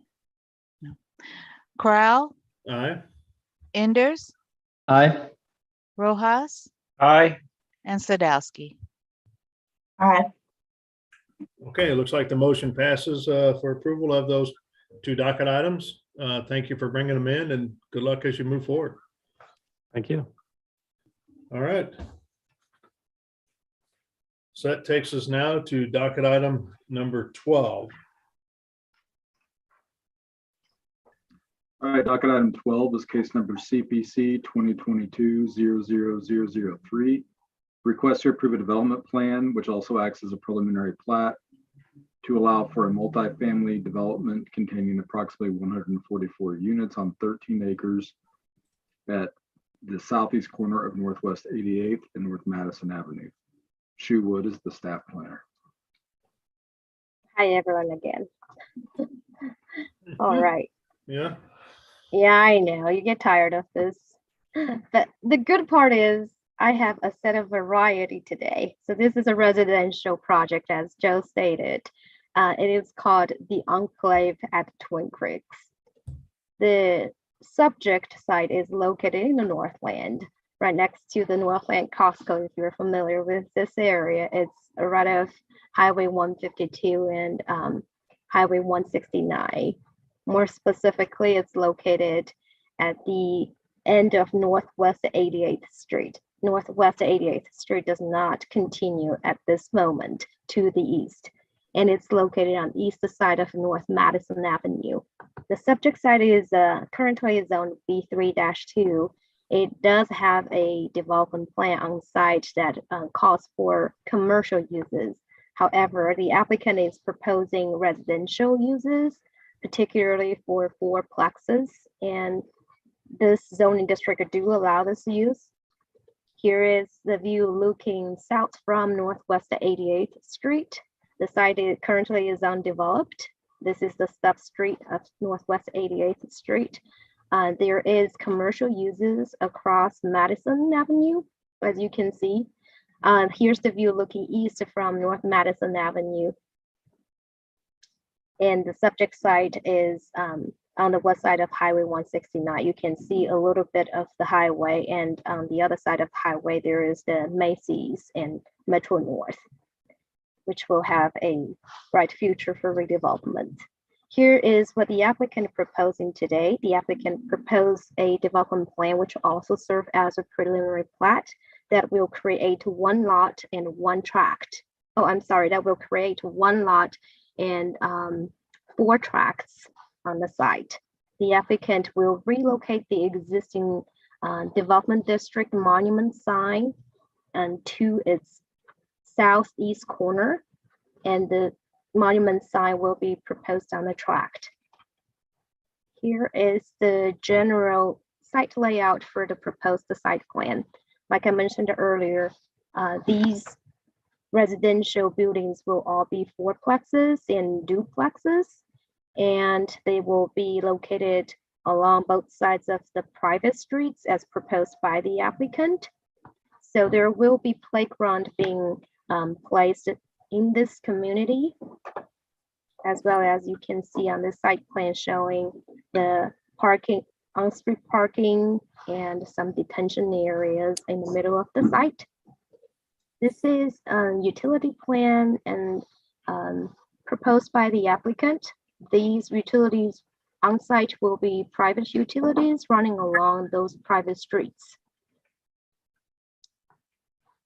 And here is a landscape plan provided by the applicant. The applicant has proposed enough screening and excessive amount of street trees along the east property line, which will provide buffer from noise and from the traffic on Highway 169. And the applicant also proposed some street trees along Madison Avenue, as well as along their private streets. Staff has reviewed the landscape plan and determined that they generally complies with the code requirement. The applicant did propose the sidewalk on one side of their private streets. Some of those are on the north side, some of those are on the south side. So staff did recommend them to provide pedestrian crossing from the sidewalk to the playground for the pedestrian safety and circulation in the future. And that is one of the conditions that's been placed in the staff report. Here is a lighting plan has been provided by the applicant. Staff has reviewed the outdoor lighting plan and determined it complies with the code requirement. These are some renderings regarding to the exterior materials and the style of these fourplexes and duplexes. As you can see, the top image shows you the front looking of these buildings with a front-loaded garage, as well as the bottom picture shows you those buildings abutting Highway 169 that they will have somewhat articulation and transparency for the view on highway by the public. Staff generally recommends approval with conditions for this project, and I'm open to questions.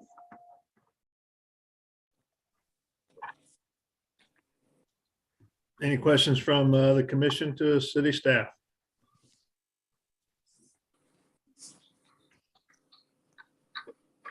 Okay. Sure, sorry. yeah. I was looking at something. Is the elevation of 169 roughly the same elevation as this development? I was trying to see how much of a berm there was because there's some trees already there. And then are some of the trees being left there? Or am I looking at the wrong spot? As far as staff has interpreted, here is the landscape plan that's showing by the applicant. And of course, there is a grading plan as well. Our understanding is the highway sits higher than the subject site. And so it slopes down from the highway to the subject site. So you will not see the entire elevation of those fourplexes abutting the highway. You might just see the second floor or somewhere above there, or mostly roof lines over there. So the applicant has not proposed berming over there, in which we understand because of the topography change over there.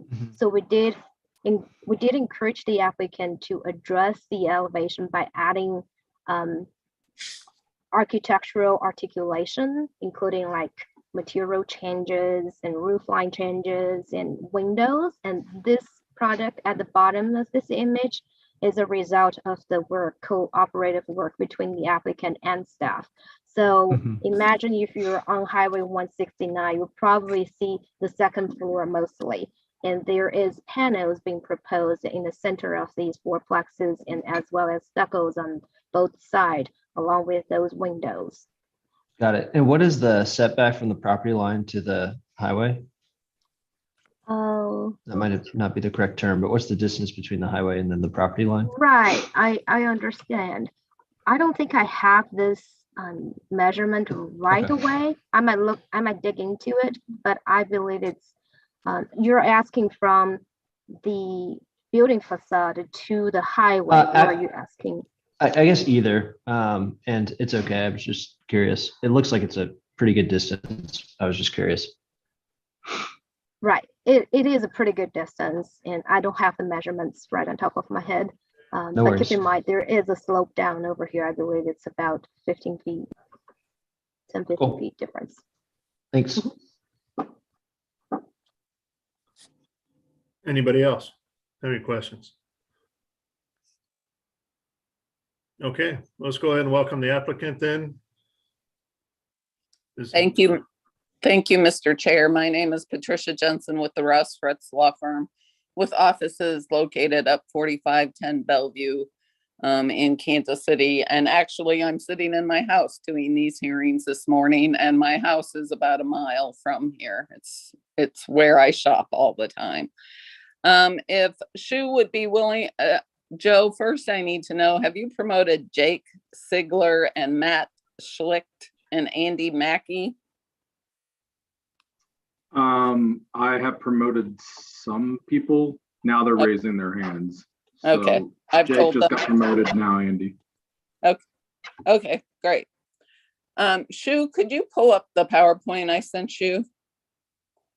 Thank you all. You're ready to go. Great, thank you. As Shu has described, this is a development plan for what we are calling the Enclave at 86th and Madison. As certainly Chairman Krell knows, this consists of this overall development includes a Target and a Kohl's and other shops located to the west of here. It also includes it also has an existing Starbucks, a Chipotle, and a number of other uses.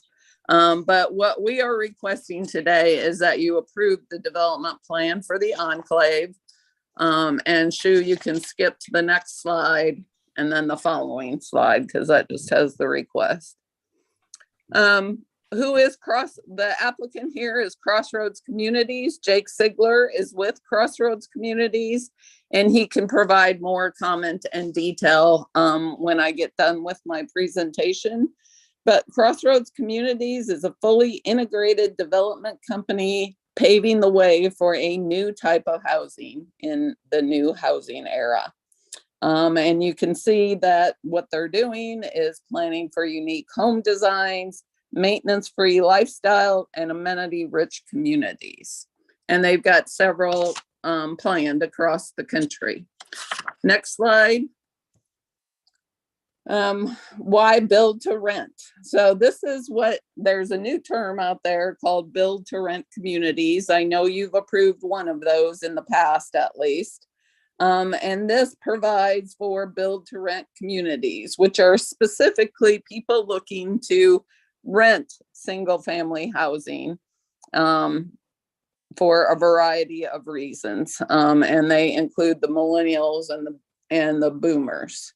And as you know, for sale housing, including the Kansas City market, has become increasingly unattainable due to limited supply. Next slide. As Shu has identified, the yellow outlines the boundaries of the site. One of the things Shu did not emphasize or mention is on the north side of our development, you can see a smaller pathway. That is the city's current trail system that exists along here. And the city has just received a grant or some funds to construct the pedestrian trail over 169 to connect it to Metro North Mall. So we are all excited about that. The trail sits up in terms of elevation. Next slide. This is just an aerial looking at our site, which is off to the right across from the existing shopping center in the green area. That is the existing Twin Creek Center shopping center, and it consists of a number of tenants. Next slide. These are just views of the property looking south, and this is looking south on North Madison Avenue. Next slide. This is just the proposed development area for the enclave development. And then the slide to your right shows the existing regional detention facility. And I got to correct myself. The picture on your left is the proposed Madison development, which is the next case on your docket. I just wanted to give you an idea of where all these are located together. But the existing regional detention facility was built with the Twin Creek Center at the time it was constructed. It is a regional detention facility, and it will serve both of these sites. The next slide is Twin Creek Center to the west, and then the existing pedestrian trail to the north is located at the end of this photo. And then finally, Commissioner Enders, you asked the question of the grade change. This is a photo showing the grade change. So you can see that the Highway 169 sits quite a ways up on the site compared to where we are constructing. The next slide, Shu has already shown you the site plan and then the landscape plan. And you can see we've added a lot of landscaping along 169. The next are our elevations for they're the fourplexes. They shouldn't be labeled apartments. They're fourplexes, single family homes. And the next slide is our elevations. It shouldn't be labeled a clubhouse. I don't know why we got that there, sorry. And finally, the elevation at the back, as Shu has highlighted, is we worked on some articulation with regards to the garages that are the back of the homes. So finally, our request is that you approve the enclave development plan.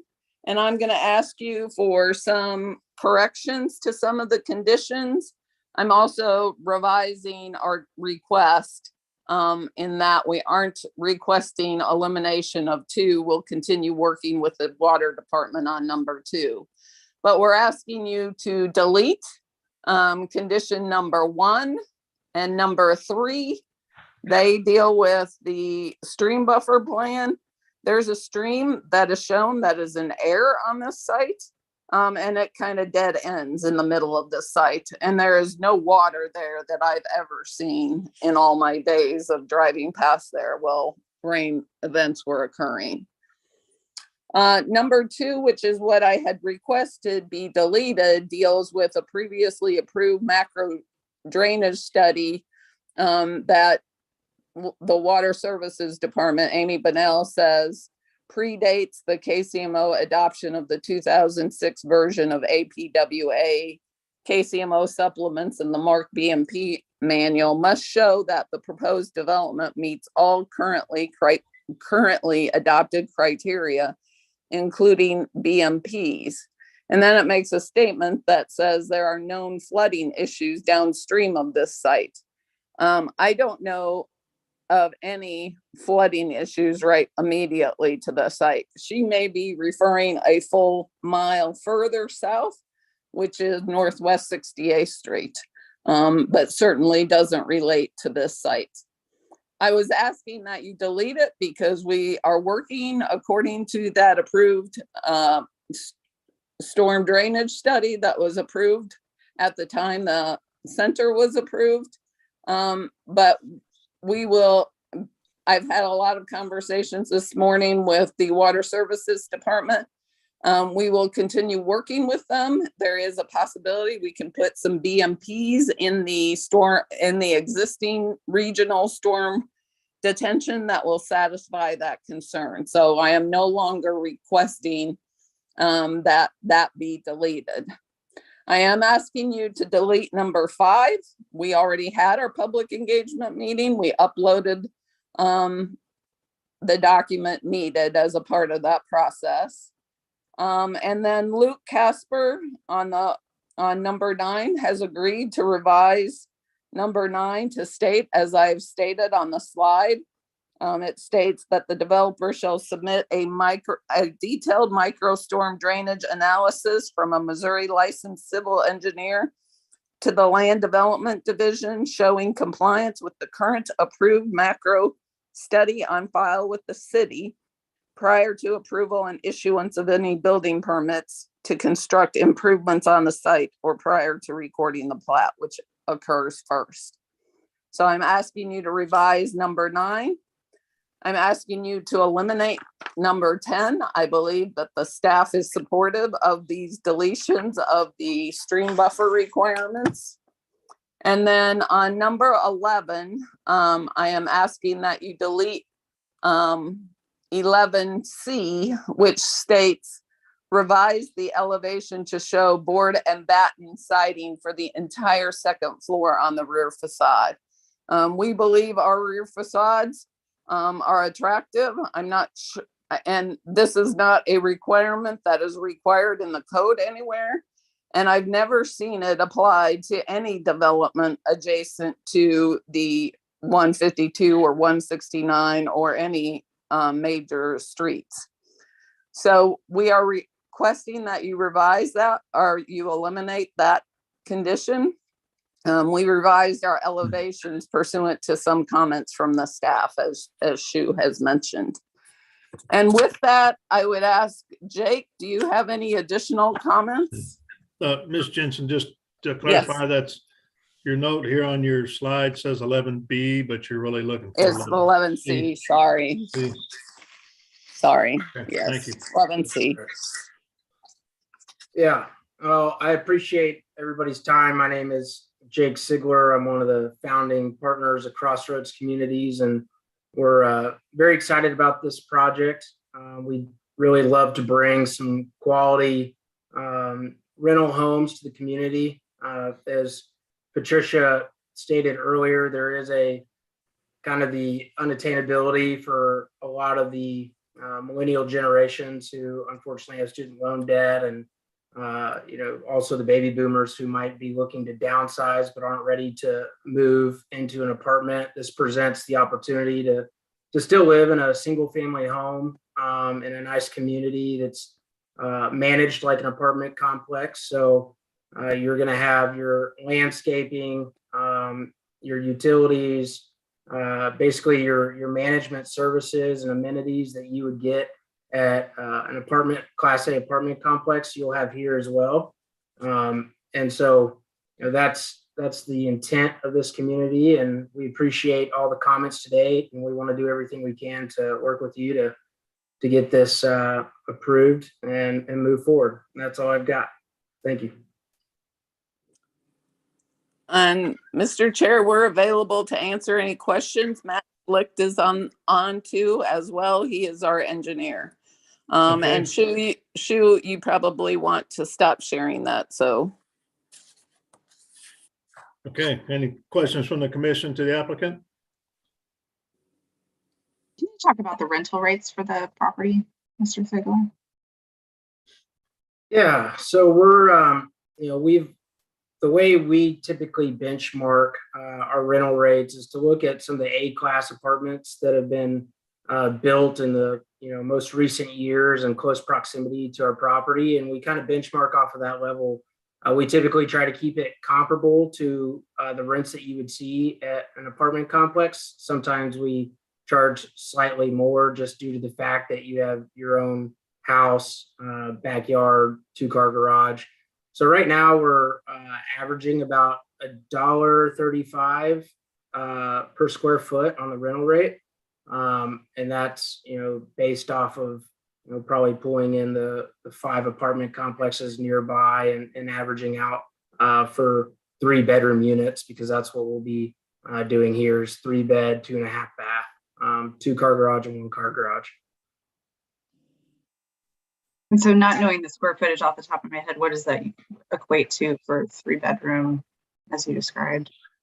So the average rent is just going to be about $2,000 and some change. And our average square footage is 1,427 on the net, and on the gross, it comes out to an average of about 1,555 for the 1-car garage 3-bedroom, and then about 1,900 for the 2-car garage 3-bedroom.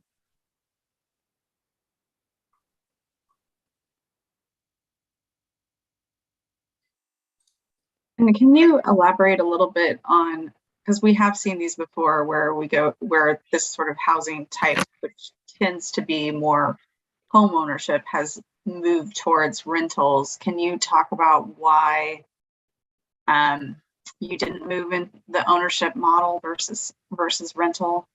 Because 2,000, I'm just thinking 2,000 is a pretty hefty number monthly, definitely more than a lot of people are looking to pay for a mortgage in an ownership situation. So I'm curious. Sure. And I will preface it with the fact that those rental rates are just based in a model that I have right now, because we are still so early on and making sure we understand what we can get on the property. Those oftentimes are toggled up or down. But yeah, the ownership model is a great model, but what's happening on a kind of a national scale is, it's largely driven by the millennial cohort, and now kind of the Gen Zers coming out of school. Is right now the statistic is 83% of your millennial cohort have less than $7,000 in savings. Right now, there's a pretty large shortage of new housing inventory because of 2008. And what happened in 2008 is there was just a complete stop to building. So the inventory that is on the market, the prices are getting driven up across the board by the competitive market that's out there. Everybody trying to move into those homes. So when you're trying to compete, you're needing a 20% down payment. Most people can't come close to making that. A lot of these people are aging into what you call the family lifestyle, or you're married, possibly 1 or 2 kids, a pet, you're ready to get outside of your urban living and kind of move to the suburbs where there's better school districts, there's better amenities that suit your lifestyle. So that's what's really driving this model. It has been incredibly successful. It's about 8 years into the making. A lot of people are starting to catch on to the advantages of it, and then also the fact that you don't have to mow your lawn. You don't have to fix a pipe when it freezes over and it bursts. You have amenities that your family can hang out at and kids can play at, which you just wouldn't have if you're living in a home for sale or a home that you purchase. So it's a new way of living, and also the baby boomers are one of the driving demographics as well. A lot of them live in large homes that are starting to deteriorate, and there's a lot of maintenance required, and they might not be looking to do that at this point in their life, but they also don't want to move to a 3-story apartment complex. So this gives them the ability to stay in a home, but live with the luxuries of apartment amenities and management. Hey, Ashley, Andy Mackey, how are you? Good. Can you hear me okay? Yes. Well, I want to chime in. I'm in Kansas City and I've built thousands of these townhomes. And you bring up some good points for sure. Jake's in Dallas, and Jake has a gross square footage number for the plan that we'll be building together. And again, I'm building 200 of these right now, some in Raymore and some in Riverside. And while they'll be $1.35 a foot at a pro forma rate, which we think is about where we're going to land, Jake included the garage square footage there and came up with 2,000. We're going to be on average, our rent's about $1,750, which is remarkably affordable when you think about it being shared between 3 bedrooms. So I wanted to clarify that because I think that is important in this market. You're completely right, Andy. I didn't have that pulled up in front of me, so I was doing the math on my computer calculator, and I thought that sounded high. We all reach for our phones at the same time. Now that I have it pulled up in front of me, you're right. I overstated our rent rate. So thank you for the correction there. Thanks for clarifying. Appreciate it.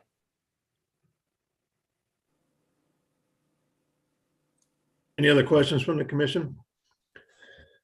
I've got a couple here. So the first one, you say they're going to be operated like an apartment complex. So is there going to be somebody on site that lives there that will maintain the units like immediately, or is that a third-party company that's going to operate and maintain the homes? Yeah, a little bit of both. There's going to be, in the past, we've had 2 different models. We've taken a unit and decorated it as a functioning model where it's got hours of operations, just like a normal apartment complex. And we found that to be very efficient. And we've also found live-in staff in the past at our various sites that do on-site property management. And we use that one unit as a storage facility for different product types, repairs and maintenance, et cetera. So kind of a mix of all of the above. Will it be third party? Yes, it will be a third party management company. Yep. But you will have somebody on site most of the time? Oh, yeah. 8 to 5, Monday through Saturday or something like that? Yeah, they'll be posted hours. Yeah, that's correct. The second question is, in a lot of these type of developments, parking becomes a concern. Yep. I know you've got a 2-car garage, but some people may have a party or friends over or something like that. The ability for spillover, but even in parking in the street, make sure there's plenty of access, for all the residents in and out of there. Just curious how we're going to maintain parking so it doesn't get on both sides and clog it up. And I know, Mr. Baker, this is probably something that you deal with every day, but we don't up here, in the Northland. So just something to ask. Parking can kill a townhome community. I've seen it done well, Yes. And I've seen it done incorrectly. If you look at a lot of the old Hunt Midwest communities where they did single car garages, they didn't quite have the setbacks far enough to allow the driveway to allow for 2 cars. They didn't allow extra parking like we've got in our site. And in almost all of the Hunt Midwest sites, they didn't have a 2-car garage as well, like we did. So we think we're in great shape. Additionally, you'll see from the overlay that Shu had that we have additional parking spaces scattered throughout the development.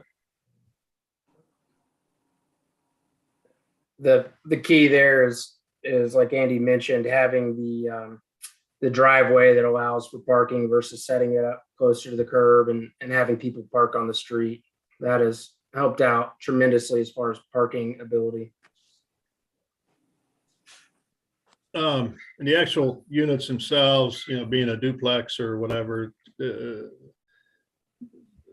soundboard between the two to minimize the noise between the units or not? Oh yeah. Yeah. So when we build these apartments, we don't have to use a soundboard because you've got a fire rated issue on those walls. Mhm. And I think it's a 2-hour fire limit, which is, essentially 3 strands of board between the walls. So the issue isn't between the units, it's the dogs barking out front or something like that. But we've never really had a complaint like maybe in an apartment complex. And you don't have to have the same fire rated wall in an apartment complex because they're sprinkled. So we do have to go above and beyond on the fire rated wall in between, and that really cuts down on the sound. Now from bedroom to bedroom in each townhome, you'll have kids screaming and stuff like that, but it's typically not an issue in townhomes from unit to unit. Okay. Sidewalks, you only have them on the exterior roadway, nothing on the interior? Is that intentional? We have them on the interior roads. I don't know if Matt is on, our civil engineer. Yes, he is. I'm filling in for Matt. This is Anthony Phillips with Engineering Solutions. Hey, Anthony. Matt, hello. Matt had another thing pop up, but you told me to come back here from lunch and fill in. So however I can try and help here. I have looked at this project as far as storm wise. Yeah. I think the intent is the walkability between the site right now is laid out pretty well. We're going to be creating the ability for our residents to be able to cross safely and make it to those trail systems that are just north of us. So yes, we would like to be able to provide just one sidewalk on the interior roads instead of doubling it up. Therefore creating more space for driving lanes and so on and so forth. Chairman Crowell, that was one of the staff's comments, and we worked with the staff to put in the sidewalks on the one side of the interior drives.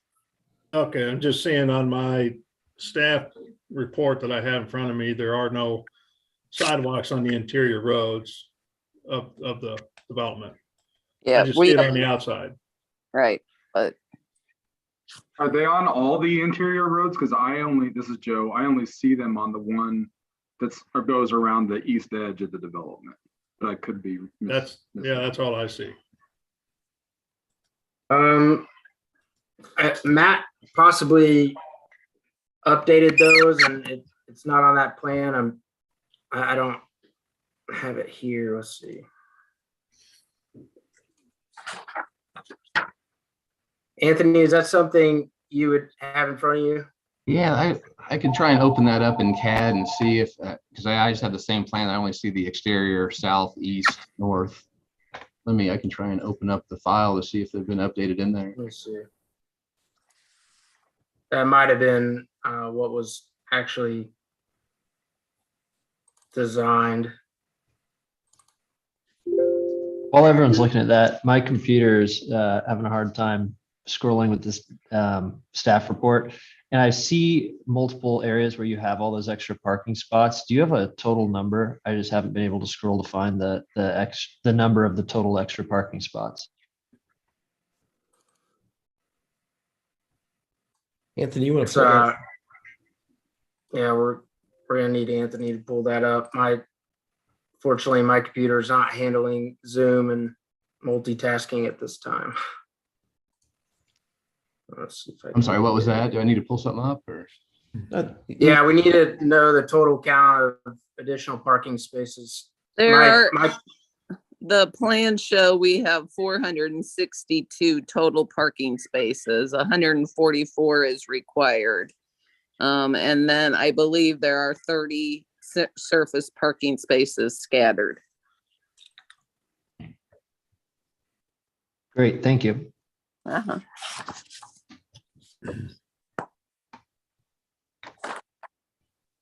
We can work with staff on the pedestrian sidewalks on the interior streets. Okay. I think that's all I have for now. Anybody else? Okay, so at this time, let's go ahead and open it up for any public comment out there. So if there's anybody from the public that would like to speak regarding docket item number 12, please raise your hand and they will be called upon. Mr. Chair, I have not seen anyone raise their, oh, we might have one. We have, oh, that's Jake. Okay. Jake Ziegler.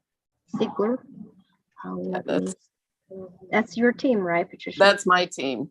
Yeah. So, Mr. Chairman and members of the commission, we did have our public engagement meeting where we notified all property owners within 300 feet of the site. There was no registered neighborhood or organization in this area, and no one attended our public engagement meeting. Mr. Chair, I have not seen anyone else raise their hand at this moment. Okay, so we'll go ahead and close all public testimony then. So anything else anybody like to add from the development team regarding this project? Again, we ask that you approve this. We believe it's an exciting new product that provides another housing option for KCMO residents and new residents as well. And we would ask that you delete condition numbers 1, 3, 5, 10, 11C, and then revise number 9 as stated on my PowerPoint. Okay. So I think we kind of forgot to go through that with Shu with the deletion of those conditions. I did not forget about those. I was just waiting for you to call me. Oh, okay. Gotcha. I guess this is a new pattern. We are okay with condition number 1, 3, 5, 10 to be deleted. Since number 5 is really has been met, that's the public engagement piece. And then number 1, 3, 5, number 1, 3, 10, they are related to the stream buffer plan. And we do believe there is a mapping error, and we did communicate internally with our directors and our land development division. So we do believe you can remove, we're in support of you remove these conditions regarding to the stream buffer. However, for number 9, which Ms. Jensen proposed to revise the language, we just want to make sure you see the difference between what Ms. Jensen proposed and what staff proposed here, that they are eliminating the language regarding to the water quality BMPs, which we believe that is a federal requirement. That's what staff was informed by Water Service Department. And I will refer this question to Sarah, maybe to speak on behalf of the legality part.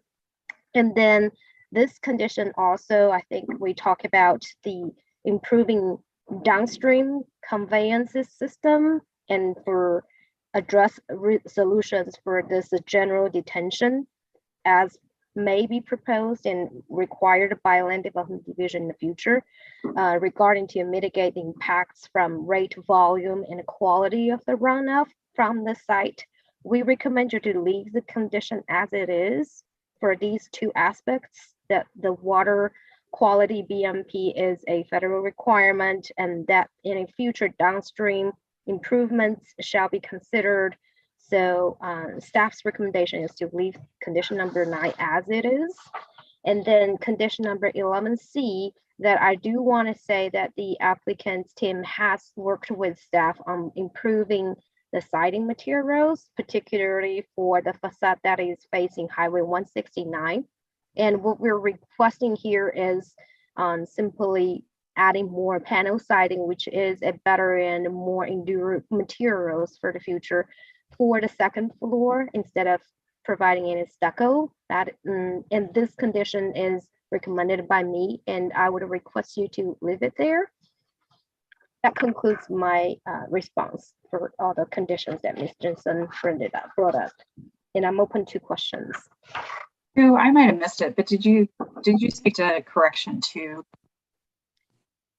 Correction 2, I believe Ms. Jensen decided that they will take it off of their request to remove it, so it will just stay on the report as it is. Yeah. Commissioner Sadowski, that is correct. We will continue working with water services. Correction 2 was water services. There's a mix of opinion over in the water services department as I have had these discussions. Number 2 was Stacy Lowe's condition shoe, not water services. And this was my agreement with Luke Casper on number 2. Luke was willing to revise that condition to deal with that. The correction number 2 still deals with showing some BMPs. And I just, this was not a condition required by any of the project plans on any of the recent construction we've done, including the Starbucks and the Chipotle. So it's all being handled by that regional stormwater detention facility. And then as to number 11C, that is requiring us to enhance certain materials on the rear facades, which I believe the rear facades are sitting down so much that people traveling 60 miles an hour along 169 going south are not going to see that. And all it does is increase the cost of this housing option. So Jake can add anything more about 11C if he would like. Yeah, I appreciate it. I mean, as Patricia stated, we feel like the back elevation is, consistent, if not a higher standard than what we've seen in the surrounding area. And, it's very highly unlikely that people will be able to see it as they drive past. That being said, we're willing to, do whatever we need to make this project, look the way that you all would like it to look. I need to speak with Andy, who's our builder, who can help us price these things to go from the stucco ethos material we have to a board and batten across that top view. But I think it's probably something that we could handle. Andy, do you have any thoughts on that? Yeah, I'll just speak generically. It's not even a cost issue. It's just market driven. Aesthetics are something that's driven by the market and typically not by staff. And I think that's where we're coming from. But in the end, it'll be, I mean, you guys saw the elevations. We hope you think it's the nicest looking product around. We certainly think it will be. And we think it warrants that location, being right off of 169. We want to make it the best product in the Northland. I'm not sure if this is in the staff report because I do have trouble getting it to scroll to the bottom, but are the elevations, do they vary between units, or are you seeing the same design repeated, particularly on that north side? So typically what we've done, like what we've done in Riverside right now, and what I'm doing in Sunset Plaza right next to City Hall and Raymore, is it is all the same, but we do change up our colors, both interior and exterior, meaning colors of our garages, colors of the units themselves. And the reason we do that is so it just doesn't look so homogeneous. And because when people pull into the neighborhood, they want to be able to say, hey, I'm 3 or 12 units down. I'm the first gray building on the left. And so we do provide different color options. Is that your question, Ashley? I think so. So you're saying that all material and massing stays the same throughout. It's the color that varies. Yeah. Okay. Yeah.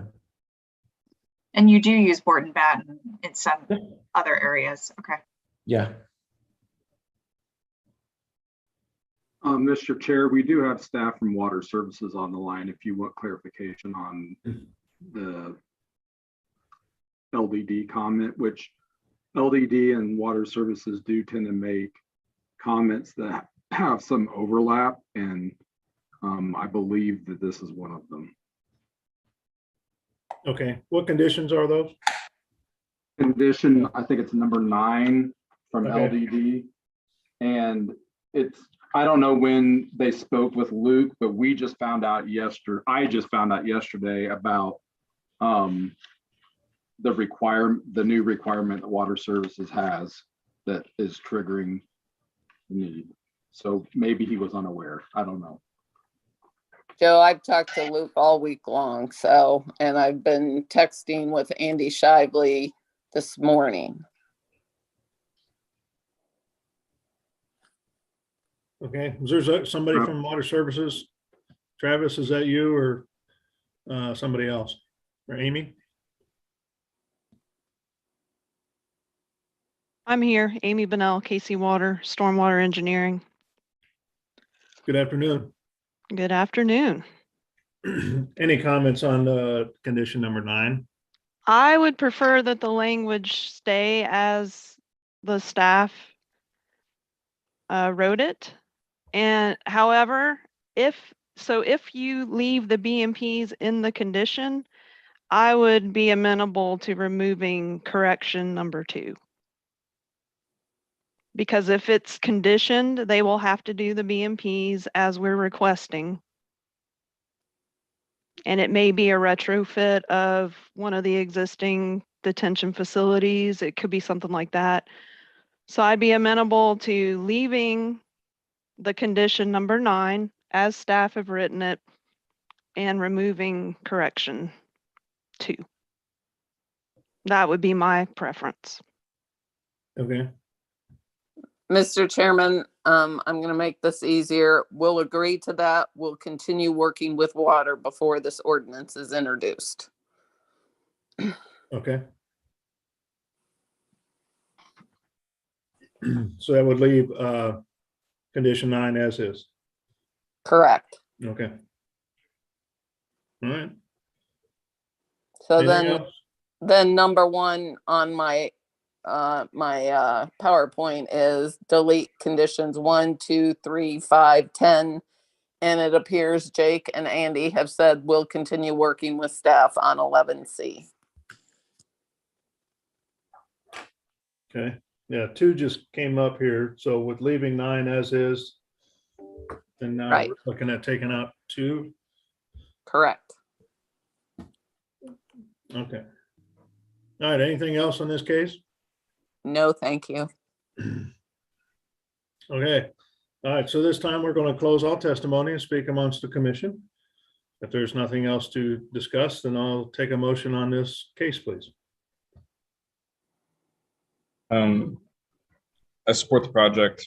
Other than being reminded I need to make more money to afford housing. But I'll make a motion if no one else has any comments. Okay.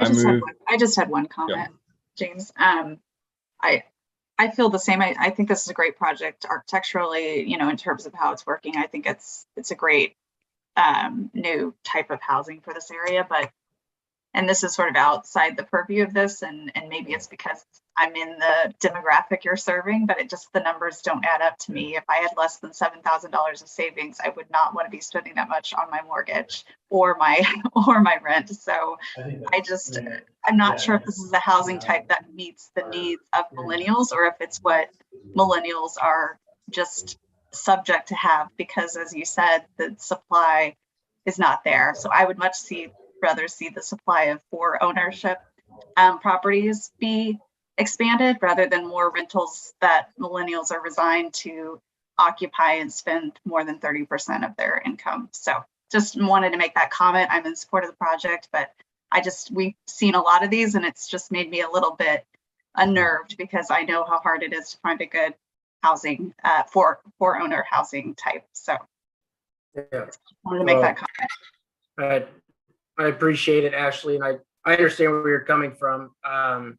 In retrospect, if you're creating homes for those that need to leave, and in theory, you're bringing down the buyer market pool so that it's not quite as competitive. So it's not pressing the housing prices up quite as much. And then you also have to, remember that when you buy a house, it's not just your mortgage payment, but it's the upkeep and the maintenance that really hits you hard. And I know that for the last 3 homes that I've been in. And so, with this, they say that the only thing you have to do is change your own light bulb. After that, it's hands-free. And that's part of the desires of living here, is you're not, having to oftentimes fix your home when things go down, a 10,000 HVAC replacement or anything like that. So that's part of it. And remember, I accidentally overstated the rental rates as well. So, but I appreciate what you're saying, and I get it. Thank you. I'll move to approve docket item 12, deleting 1, 2, 3, 5, and 10. Approve with conditions, deleting those conditions stated. Second. All right, so I've got a motion and a second for approval of docket item number 12, deleting conditions 1, 2, 3, 5, and 10. Lisa, can you take roll call on that motion, please? Commissioner Baker, Aye. Crowell, Aye. Enders, Aye. Rojas, Aye. and Sadowski. Aye. And Commissioner Hill, were you here through the whole thing? No. Okay. Okay, so it looks like the motion passes 5-0 for docket item number 12 as stated. So thank you for bringing that in. We look forward to seeing this come together and get going. Thank you. Thank you very much for all of your time. I appreciate it. Sure. Joe, I'm on the next case, and Andy Mackey and Brian Mertz and Matt Schlicht, or who his appointee, are on it. Okay, so we're ready for docket item number 13, please. All right, docket item 13 is case number CPC 2022-00004. This is a request to approve a development plan, which also acts as a preliminary plat for the Madison at Twin Creeks, which is a multifamily residential development on about 7 acres at the southwest corner of 88th and Madison Avenue. Shu Wood is the staff planner. Hi, everyone again. This is the case right across Madison from what you just heard earlier. And this case is called the Madison at Twin Creeks. I will skip the first few slides since you're already familiar with the site. However, this site is located directly north of the existing commercial malls, the strip malls. I have to bring it up that this property, the applicant proposes to do are apartments, and they provide a much higher density than the project you saw earlier. This is the view looking west from North Madison Avenue. The site is located on the right hand. Again, it's directly next to the shopping center. And this is the view looking west from Northwest 88th Street. There are apartments located to the west of the subject site already. So this is plat that has been proposed by the applicant. The applicant proposed to create 1 lot and 2 tracts on this 7-acre site to create 198 units. These residential units will be located in several buildings as shown on the site plan. There is building A directly located to the west along the west property line, and building E abutting the south commercial areas, as well as building C, building D, and building B located in the center of the site. The applicant did propose a clubhouse located in the center of the site from the entryway from Northwest 88th Street. And Northwest 88th Street will be the only access road to the property from the public right-of-way. All the proposed internal vehicular use areas are driveways, and they will remain private, similar to the case you heard earlier. And these properties will be for rental housing as well. The applicant has proposed a utility plan showing that all the utilities located on the site will be private, and they will provide adequate services to the proposed buildings. This is a landscape plan proposed by the applicant, including the street trees, bushes, interior landscape, and as well as the perimeter landscape. Staff has worked with the applicant to increase landscape screening along the public streets and around the trash enclosures and along the south boundary that's abutting the commercial uses. And it generally satisfies the code requirement. Staff has also worked with the applicant to provide pedestrian trails and circulation on site, particularly around this clubhouse and this pool that they have proposed. This is a lighting plan has been proposed by the applicant. It complies with the code requirement. These are renderings and elevations provided by the applicant. This is the design regarding to the clubhouse. It does have a modern farm style, and this is one of the buildings that they proposed as a model building for the subject site. These buildings generally have 3 stories, and they do provide stairways connecting between the buildings, as well as pedestrian connection on the ground. So staff believes this product fits the site surrounding, and we believe it complies with the policy requirement and the current development plan requirement. This is a permitted use, and we do recommend approval with conditions as stated in the staff report. I'm open to questions. Thank you. Any questions from the commission to staff regarding this project? I wondered too, if you could just go back to the elevations. I wasn't sure what the materials were. Yeah, do you want to see the clubhouse or you want to see the This is building? fine. I couldn't read it from here. If you wouldn't mind just like elaborating. Right, so the majority of the building materials, including the panel board siding and some stucco, they do have pitched roof with shingles and some stone veneer, focusing at the front and the ground floor. So you want me to zoom in a little bit? Yeah, that'd be great. Oh, perfect. Okay. Yep. So you can see there's some stone and brick veneer at front, and these white and beige looking with the vertical lines, I believe those are panel boards, and the roof are just a traditional farm style pitched roof with the shingles. And 3, is that wood or is that faux wood kind of material or something like that? Number 3, I believe it's the wood looking panel, okay. So it's not the real wood. Okay, great. Sounds good.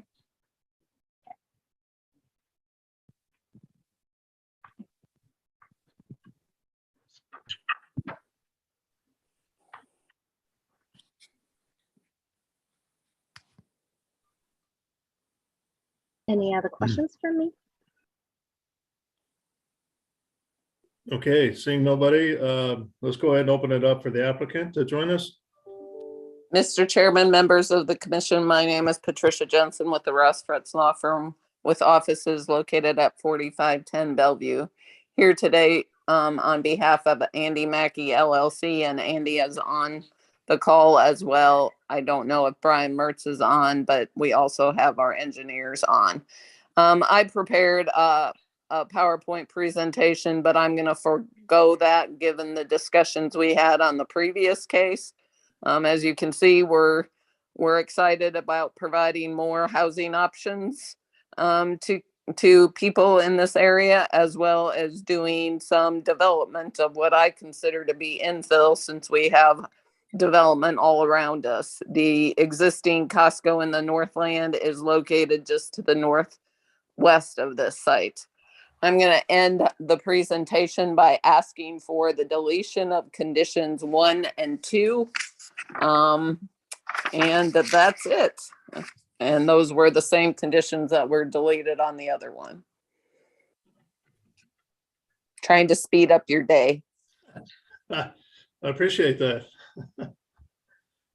So unless you've got questions of Andy or I, we would request that you approve it subject to the conditions with the deletion of numbers 1 and 2.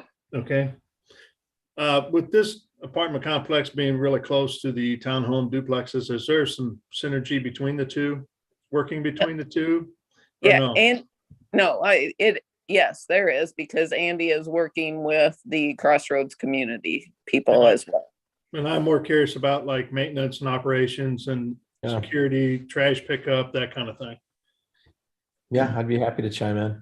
So a couple things. I think you guys should kind of have the landscape of this entire community broken down. What we didn't elaborate on our last call there was Jake is actually the principal for one of the principals at UDC. UDC owns the Target, and they own all of that space over there. So it's a very collaborative approach. We have contemplated and are actively working through, obviously it's pending planning commission and other regulatory approvals from the city, but how do we share some of the expenses of either A, management, and B, more specifically, the amenities to make sure the community as a whole wins. As an example, and this is probably too much information, we've toyed around with the idea. We've gone to Target and we've gone to Costco to have dedicated parking spots for electric vehicles, not Teslas, but people that want to hop in a golf cart and go to Costco. So there's a lot of ideas that are being floated around like that, but it's too early to finalize any of them just yet. But more specifically on the trash, there will be no synergies on the trash, but from the expense side of the ratios, we hope to bring those down by sharing in the pool and things like that. But mainly just the amenities. Okay. Yeah, but the maintenance or my guess is, I mean, on an apartment complex, we typically like to have our maintenance in-house, but on townhouses where there's your main expense other than taxes on the townhouses is lawn and landscape. And a lot of times if it's a big enough deal, we third party that out. But those are decisions that are just too early to be made right now. Okay. All right. Any questions from the commission? No, just if you got a fourplex, you get the trash paid for by the city. You got to pay for it at the apartment complex. So that's probably why. Yeah. The only problem is we're on a private road. So on the other side. So I think we're going to lose some of the trash options, which kind of stinks. But you're right. Yeah. Okay.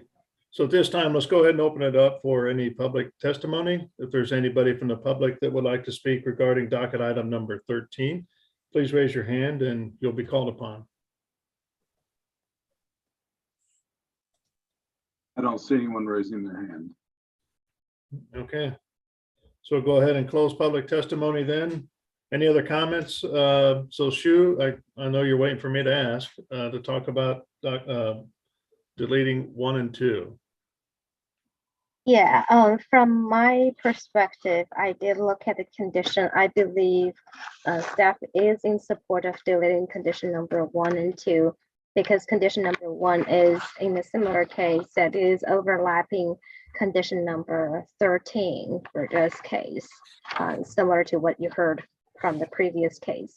And condition number 2 is just no longer applicable for this request. All right. So we're in support. Okay. So with anything else to add, Ms. Jensen? No. All right. So at this time, we'll go ahead and close testimony then, and I'll take a motion from the commission if there's nothing to discuss.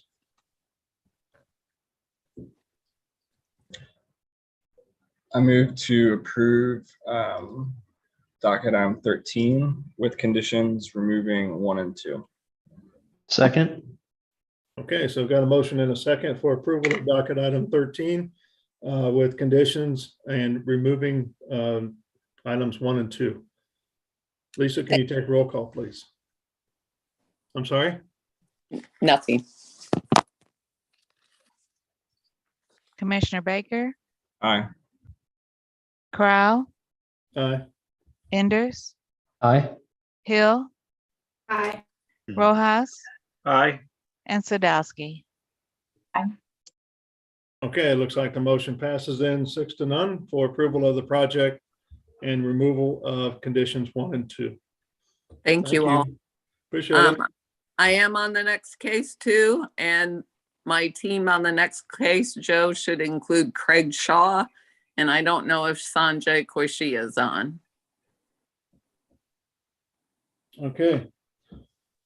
All right, Joe, can we go ahead and introduce docket item 14? Looks like we're down. Yeah, we to can. three. I don't see anyone by that name on there, by those names. I'll ask my staff to keep checking while I read this. Okay. All right, the next case is docket item 14, which is case number CPC 2022-00005. Request to approve an amendment to a previously approved development plan to allow for the construction of a hotel in District UR on about 1.9 acres on the west side of Ambassador Drive between Northwest 110th Street to the north and Northwest 107th Terrace to the south for True by Hilton. Shu Wood is the staff planner. Promise this is my last case today. All right, this project in front of you is a hotel that they're proposing nearby the airport. It is the product called True by Hilton. The general location is on Highway 29, and more specifically, it's located on the east side of Highway 29. You've seen recently a project that's the JSA building, which is the General Service Administration Office building located on the other side of Highway 29 by Vienna Road, which is just a little bit north over here. And currently this site is zoned UR, and the UR plan has been approved years ago with the Hilton Gardening, which is located directly north of the site. There are 2 parcels in this UR plan. What you're seeing today is the southern parcel that they're proposing another hotel. Here's the view looking east from Highway 29. As I mentioned earlier, this brown yellowish building is the Hilton Gardening that has been built years ago. And right now you see this parking pad with somewhat green spaces. This is where this project going into. Here's the view looking from North Ambassador Drive, which is the east boundary of the subject site. And as you can see, the surrounding land use, including commercial and light industrial, and as well as undeveloped areas. Here is the proposed plan that by the applicant regarding to the overall site of this UR plan. This is a major UR plan amendment required by the previously approved UR plan for this particular use in this site. The previous plan did demonstrate that a future hotel will be proposed and will go through the UR major amendment process. This is why you're seeing this proposal today. The applicant has proposed a True by Hilton hotel product with the access from Ambassador Drive and with internal connection to the North Hilton Gardening. The building has about 78 parking spaces. And here's a landscape plan being proposed by the applicant that there will be surface parking around the building. And there will be street trees being planted along Ambassador Road, as well as interior landscape abutting the north property line of the site that shows as the parking area and island for landscape area that's shared by Hilton Gardening and True by Hilton. And there will also be a trailhead connection to the existing trailhead that has been reserved by Hilton Gardening to the west of the property for the future Northland Trail plan to connect for the entire trail plan in the Northland area. There will be a monument sign located on the east side of the building that from the entryway off of North Ambassador Drive. And here is the proposed monument sign location and details, as I mentioned earlier, and staff has recommended a revision of the height of this monument site regarding to the code requirement. And the applicant did provide pedestrian access from North Ambassador sidewalk to the front of the building. As you can see, there is a pedestrian crossing. Here is a lighting plan has been proposed by the applicant. It does comply with the outdoor lighting requirement per code. These are the building elevations regarding to the renderings and facade that provided by the applicant. They generally are constructed with stuccos and a stone and brick veneer that address throughout the building, mostly focusing on the True by Hilton blade, as you can see with this triangle, and focusing on the first and second floor. The accent materials will include some metal panels and will be in a very vivid color, including blue, yellow, and some black and white as well. So staff has worked with applicant regarding to the rendering of this building. We believe it generally complies with the area plan recommendation regarding to building materials. Here is the perspective that's been provided by the applicant per staff request to give you an idea about what this product look like from Ambassador Road and from Highway I-29 in regarding to corresponding to the existing hotel. That concludes my presentation and I am open to questions. Okay, thank you, Shu. Any questions from the commission regarding docket item number 14? All right. Shu, can you stop sharing, please? Thank you. All right, with that, let's go ahead and welcome the applicant to this case. Mr. Chairman, members of the commission, my name is Patricia Jensen with the Ross Stretz Law Firm with offices located at 4510 Bellevue. Here on behalf of KMG Hotels, who is the hotel owner for the current Hilton Garden Inn, as well as will be constructing the second hotel adjacent to the Hilton Garden Inn. It should be good news for all of you that there is a market for additional hotel space coming out of the pandemic. I will note that the Hilton Garden Inn did fairly well during the whole pandemic, serving its customers. I have a PowerPoint presentation prepared. I'm not going to share that with you. I'm trying to hurry along your docket. And I think you need to note this for the record. We are in agreement with all of the staff recommended conditions contained in the staff report. We're really excited about being able to build and construct the second hotel, which, as Shu noted, was contemplated when we redeveloped the existing office building into the Hilton Garden Inn building. And with that, we're available for any questions should you have them. I'm still in shock. I'm sorry. Thank you. Any questions from the commission to the applicant?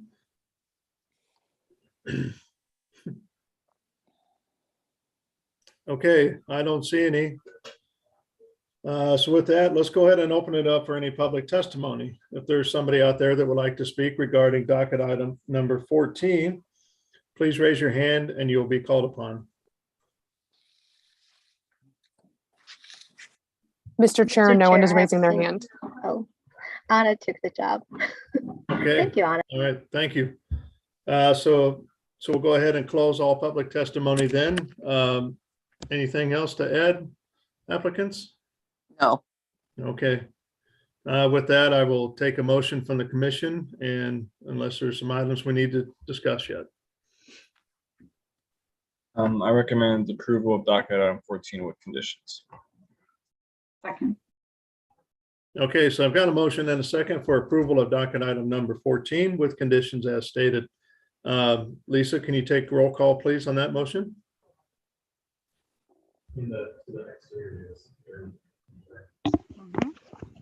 Commissioner Baker, Aye. Crowell, Aye.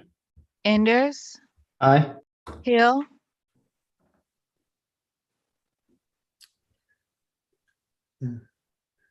I think she gave a thumbs up. Did you get thumbs up? Okay, Yeah. gotcha.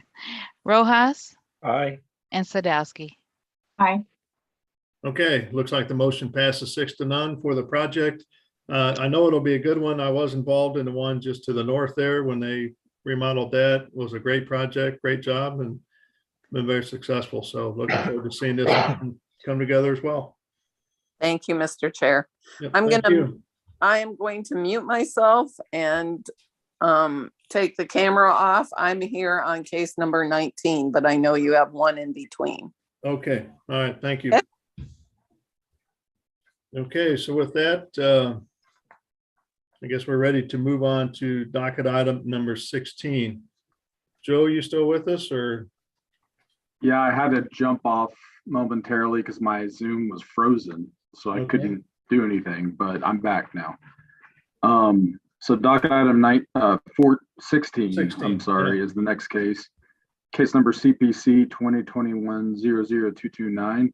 This is a request to approve a development plan on about 4 acres in District B4-1 at 6301 James A. Reed Road to allow for a self-storage facility. Olufeg Baji is the staff planner.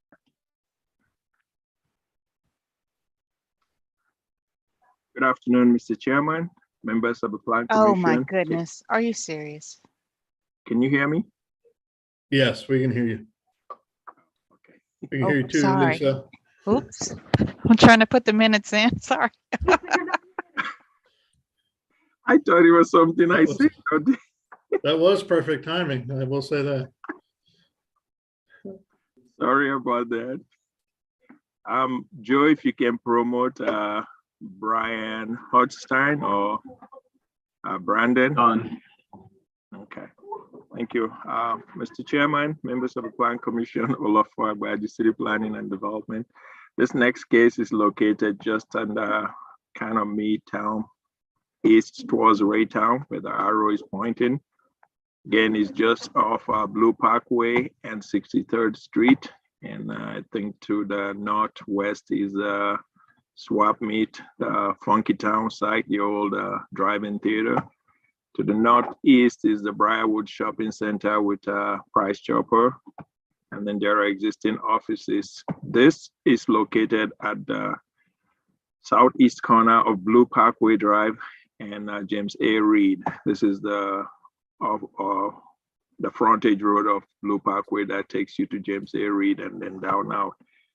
So if we recall, this is a view of the site looking east from James A. Reed. It's an existing 2-story office building. This is also the view of the site looking south from James A. Reed. So this is before you today because the applicant is requesting approval of a development plan to allow for multiple principal structures on one lot. Again, this is the existing building.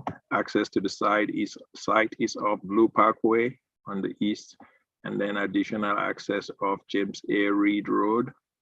And this is an existing building, and the proposed building is proposed to be built on this site. Their parcel is zoned 4 acres and currently zoned B4-1. And this was rezoned back in May of 2021 to allow for a storage facility. So with that rezoning, the existing office was proposed to be converted to a storage facility that would have housed about 41,000 square feet with 233 storage units. So this development plan proposes to add a second 2-story building where I just showed you, which is about 58,000 square feet, and 2 future storage facility, which is equals 5,000 square feet. The addition is proposed over the existing parking lot. Again, this double highlighted in blue is the proposed addition, and brown is the existing building, and then there are 2 future buildings to be built if needed down the road. This is the elevation. It will be precast concrete panel to match and look like the existing building on the site. And with that, staff's recommendation is for approval subject to the 21 conditions And I just want to add an additional conditions that say that the plan be revised, or correction, that the plan be revised to provide the number of storage units per building as part of the development data. With that, that ends my presentation, and I'll take any questions. So Olafu, the big building that they're construct is self-storage as well, correct? Yeah, it's a self-storage Okay. climate controlled facility. Sounds good. Any other questions from the commission?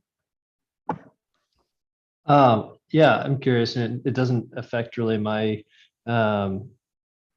take on the project. I'm just curious if you happen to know that this was the applicant's intent when we saw it in May of 2021.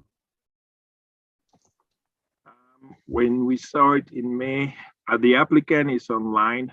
This was a project that was being handled by Zach Nelson, and I just took it over from him. But Mr. Hodgson is online, and he can answer that question. Okay, thanks. Good afternoon. My name is Brian Hochstein with MKEC Engineering. Our address is at 11827 West 120th or 112th Street. We're Suite 200 in Overland Park, Kansas. Our client purchased the property with the understanding that it was zoned to storage. I believe that the seller of the property, that was their intent, which is why it went through that zoning process. To make it more attractive to sell as a potential storage facility site. Gotcha. And so you're saying it was sold and it's a new owner post May 2021? Correct. So Gotcha. our client is GYS, and we've worked with them on multiple projects throughout the metro. Their product is what you're kind of seeing there. Sometimes you drive by it, you don't know that it's even climate controlled storage, and that's the goal. The product is to provide safe, clean, good looking, kind of storage facility that kind of blends into the neighborhood that it is a part of. So.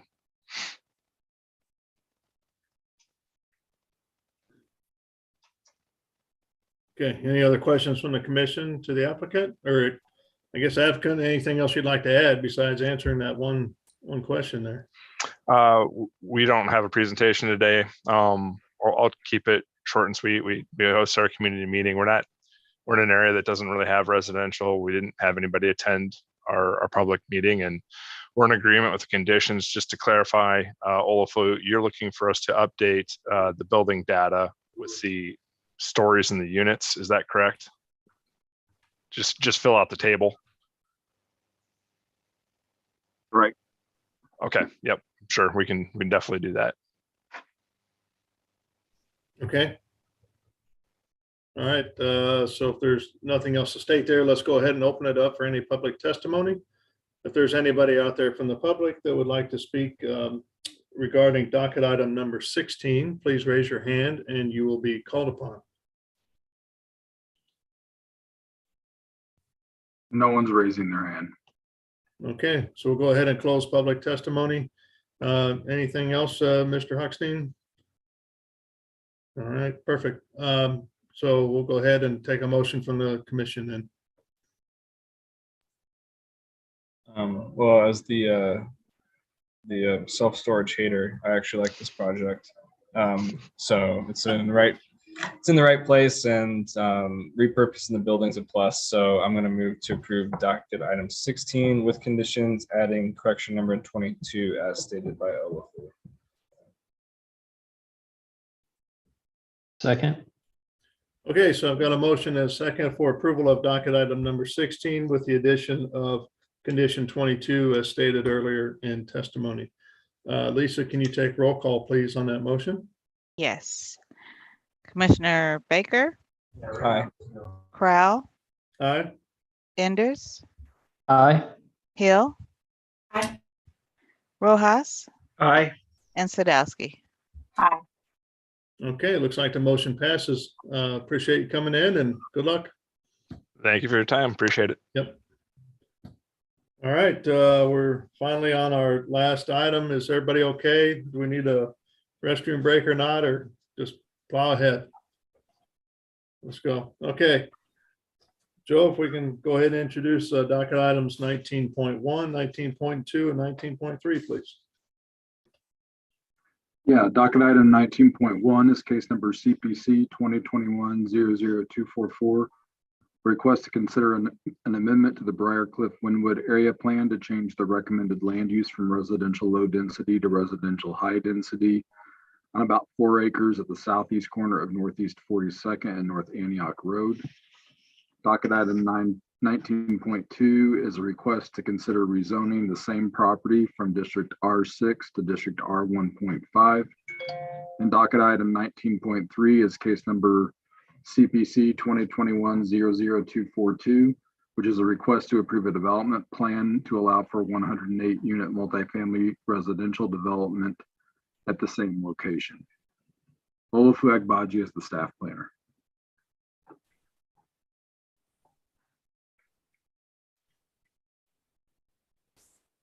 Sorry, I do have to unmute. Thank you, Joe.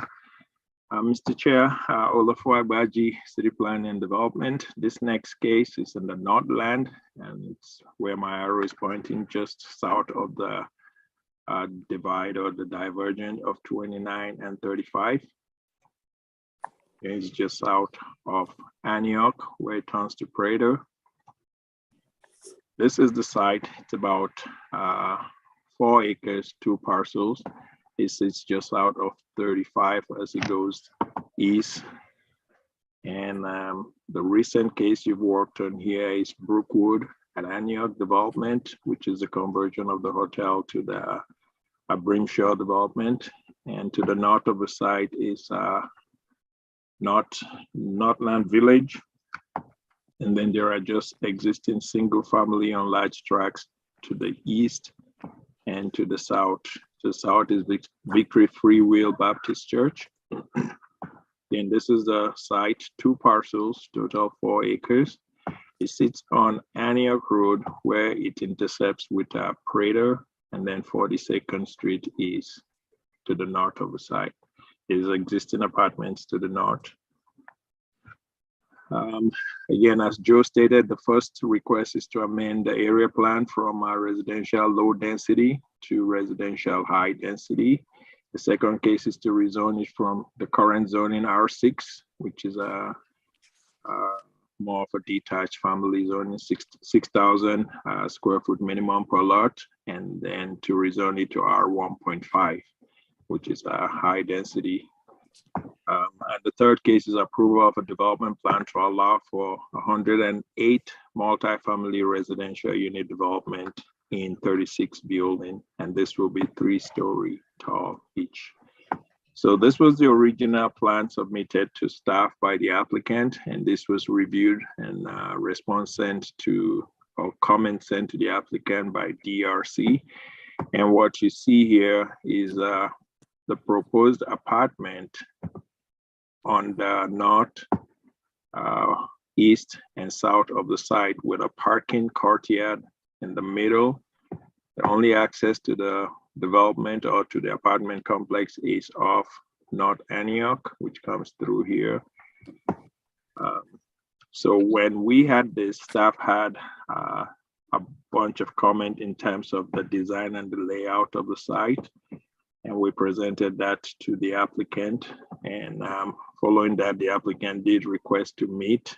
And I'll just address that now so that before we go into details, and we've been working with the applicant. I think we met with Ms. Jensen on the 9th, and following that, she submitted a concept plan. And we have given her, or we have revised our comments or our corrections and conditions, even though she has not submitted the revised submittal as required by the CPC submittal schedule. So I want to make sure that before we go into this, she's accepting of the condition that I sent to her this morning. She had requested for deletion of 17 condition and addition of 1. And I responded with deletion of 14 condition and addition of 1. So if she's accepting of this, staff will be recommending we move forward. But if she wants to get into additional details, I would like to hold this so we can get into that details, because we are trying to move this along, even though revised submittal was not done for staff to do detailed review. So I'd like Ms. Jensen, Mr. Chairman, if you don't mind, I'd like Ms. Jensen to go ahead and tell me we're going to move ahead with the 14 conditions and handle the rest later. I will, Mr. Chairman, I will handle that in my presentation. We met with staff twice in the past month to try to work on elevations. And one of the things we agreed to do was to submit the concept plan for the March 1st meeting. We're on a time schedule. We want to continue to move forward. I believe you can address that through a number of conditions, but there are a couple of the conditions that we don't agree with. You all need to make those recommendations. Staff's asking us for further dividing up of our buildings, and we'll explain that through our presentation. We've met with the Shawmere Neighborhood Association. They're very supportive of us. We've met with Officer Rick Jones with the KCPD Police Department. He's very supportive of us. And we've also met with the NNI, which is the Northland Neighborhoods Inc.'s Planning and Development Committee, who are also supportive. So we Mr. would Chairman? like to be heard today. Mr. Chairman? Yes. Staff is supportive of the project, and that is the reason why we brought it here today. What we do not have is a revised submittal by Ms. Jensen for staff to do a detailed review. So we have, of the 17 conditions she has asked to be deleted, staff is okay with 14 moving forward. I don't want us to sit here now and start litigating the 3 conditions that we do not agree with. If and when she submits the revised plan, we are willing and able to move forward. So the last thing, I know it's about, it's a little late, it's about 2:20.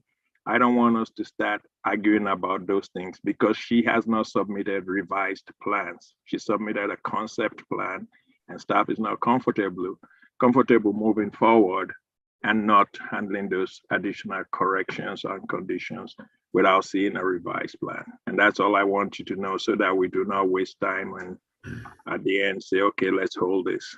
So I want her to accept those 14, and then we will take care of the 3 after we receive the conditions or the revised plans.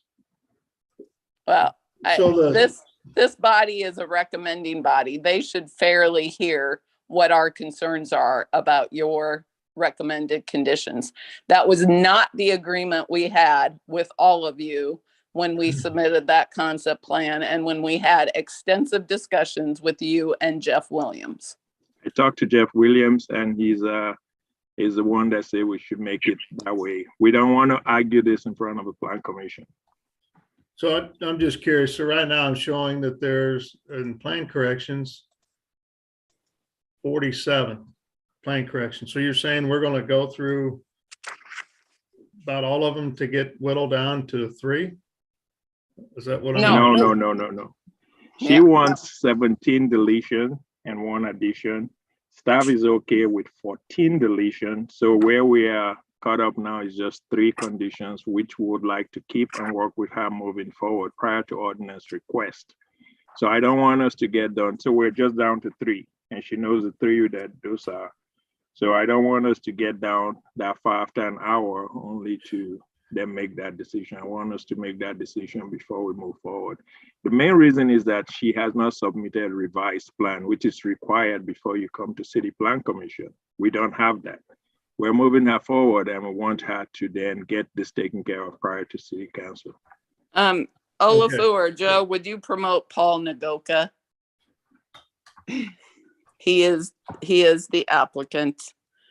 And Mr. Chairman, I don't know how we're going to get into agreement on the 3 conditions. Mr. Olafu is telling you that he wants to hold it for. We have a difference of opinion here, and we are entitled to have a hearing in front of the City Plan Commission. Okay, so I'm gonna just talk to the commission here for a minute here. So it sounds like there's several conditions to be revised and gone through for this particular project. And whether it's 14, 17, I'm not sure. And just trying to get the understanding from the commission. I totally get the wanting to have a hearing. But so I want to get an understanding what you guys think on this particular case with all these conditions to go through. I wasn't sure because based on the LLC, Paul's a landlord of one of the buildings that I'm in, so I'm going to go ahead and abstain from this one. Just have a clarifying question on what's required. I thought I heard that a revised plan is required before the case can be heard, and that's not submitted. Is that correct? Commissioner Hill. I'm asking Joe, sorry. Joe or Olafu or staff. Yeah, according to the 2022 schedule, they are supposed to formally submit a revised set of plans, and this my understanding is that staff agreed. It perhaps was a misunderstanding. I wasn't at the full meeting where this was agreed to or discussed, but that there was some sort of agreement that we would receive a concept plan over email. But it was just, my understanding is just one plan sheet, not a full submittal. And so what Olofi was saying is that we need that full submittal, and then we'll be able to work through the remaining conditions. And what I hear Patricia saying is that the remaining conditions are not a point of agreement between staff and her. And so this one's a bit unusual in that it should not have been scheduled for planning commission without that full submittal, that resubmittal, but because it was not, Patricia and her team, from the best of my knowledge, what I was able to gather, were not told that, we have went ahead and kept it on the schedule. Right. Joe, that's my only concern is I know that there have been other cases that didn't have everything that is required, and we did not hear those. So just in terms of the commission abiding by the requirements that are set forth, that's where I am on it. And if there's a level of disagreement on the conditions that the revised plan would address, then, I think that would save time. Well, and I think the other, can you guys hear me? Yeah. Sorry, cut out in a minute. I think the other concern is when we talk corrections and conditions, oftentimes we really rely on the staff to give recommendations. Those are really in the weeds. So we try not to be too opinionated in those spaces, frankly, because it's very challenging for us not being this high level. So my concern would be that we should just push it off so that we can truly have a robust discussion the next time with staff having full review. Commission, if I can address you. I mean, we took 2 different continuances to try to work the differences out with staff rather than resubmit everything or just say we want to contest those conditions. Staff, and I know Joe wasn't at the second meeting, but staff stated we could move forward on the concept plan. That was submitted to Olafu and Jeff Williams on February 14th. So over 2 weeks ago. We never heard anything this morning that we were still in a disagreement on some of the staff's conditions until this morning. That is not fair, and that is not how the system should be working. And I'm going to have Paul comment because Paul is the one who's trying to build workforce housing. This is a unique concept out in this area. We've worked with the neighborhood, we've worked with NNI and everyone to build a great product, a market rate product for this area. Ms. Jensen, I receive your concerns. I want you to know that you're heard. But I also just want to turn it back over to Chairman Crow. Right now, this was the time for the commissioners to talk.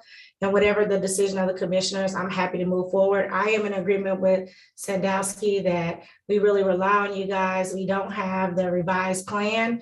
So if you guys think there can be an agreement, but if not, then maybe we should not hear it. And I totally apologize for the inconvenience that might cause, but it actually puts us in a bit of a pickle because there have been other cases that have come before us on the docket and did not have all the required materials, and we did not hear their case. But I'm happy to oblige Chair Crowley, Commissioner Baker, and Sandowski. I would just ask that you hear from Paul first.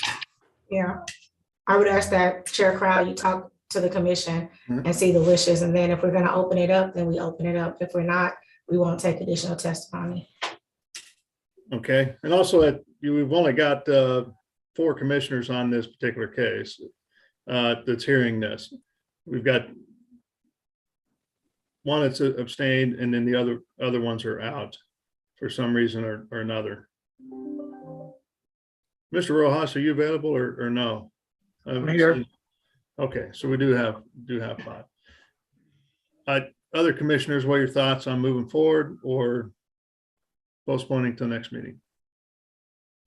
I mean, in keeping with what we've done in the past, I mean, there's been misunderstandings. There was last week where we had to continue a case because of an error. And it's unfortunate, but I think in keeping with what we've done in the past, I think it's fair. But if we do hear it today, I mean, since we don't have the revised plans, and I'm guessing there's some, just reading through them, I'm guessing I'm kind of getting a sense of what the disagreements would be. I mean, I would have to defer to staff to work that out moving forward. So I don't know if that would be in the benefit of the applicant to actually hear it and move forward. We're on a schedule. Commissioner Rojas, what are your thoughts? I haven't heard the disagreements. So you're fine with moving the project ahead then, is what you're saying? Can they settle their disagreements? Yes. If they settle them, I don't know.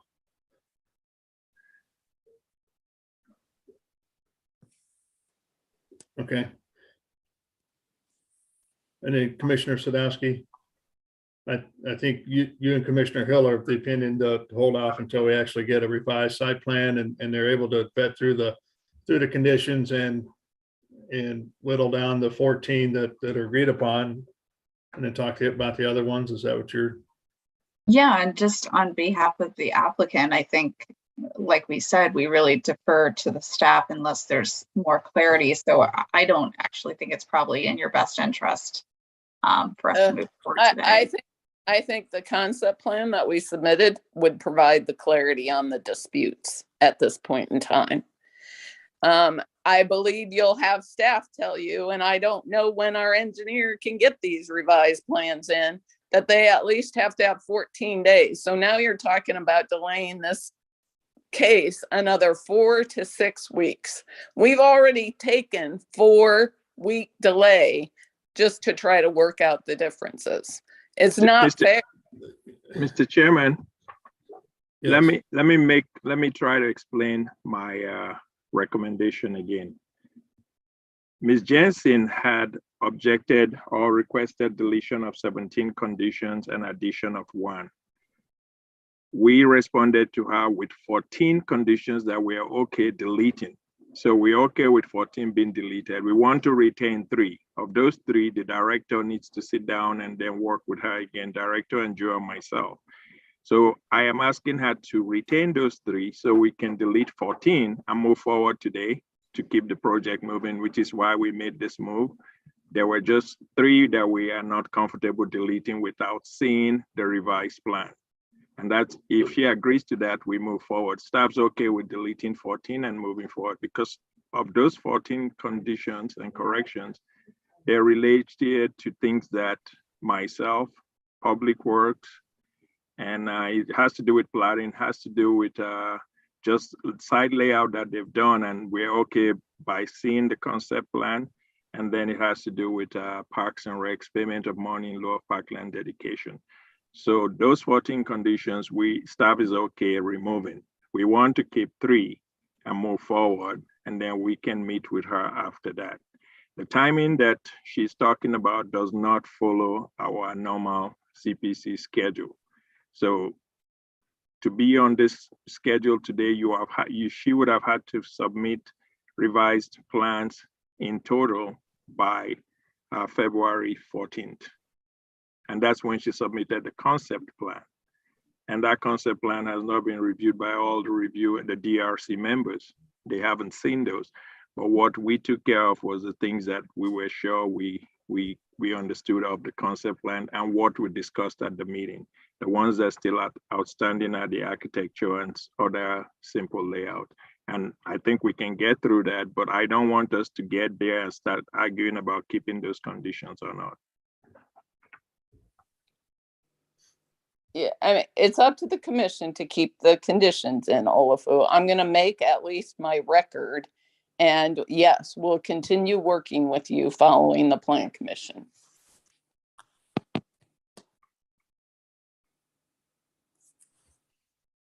Okay. So Olafu, what you're saying is with the stuff you have before you is as a site plan that's not fully vetted out or has the full changes that you've requested, you're still okay moving forward with the one you have in hand today. Yes, and I just have 3 conditions that I want to retain. So once we see the full site plan, we can address actually site plan and architecture. So we want to see those. So okay. So I don't know what the rest of the commission thinks, but it sounds like we could probably move forward if he's okay with Sounds like those. to me we had an agreement. I don't know what those 3 conditions are. Maybe you can call those out so we know which ones we're retaining. But I'm good to hear it if there's agreement between staff and the applicant on retaining those 3 conditions. Agreed. Okay. Can we finish this case before 3? I believe you should be able to. I'll go through my PowerPoint very quickly. I don't know that there's any neighborhood person on, so. Okay, well, let's start with Olafu. Olafu, please move ahead with your report. okay, Mr. Chair, let me keep going.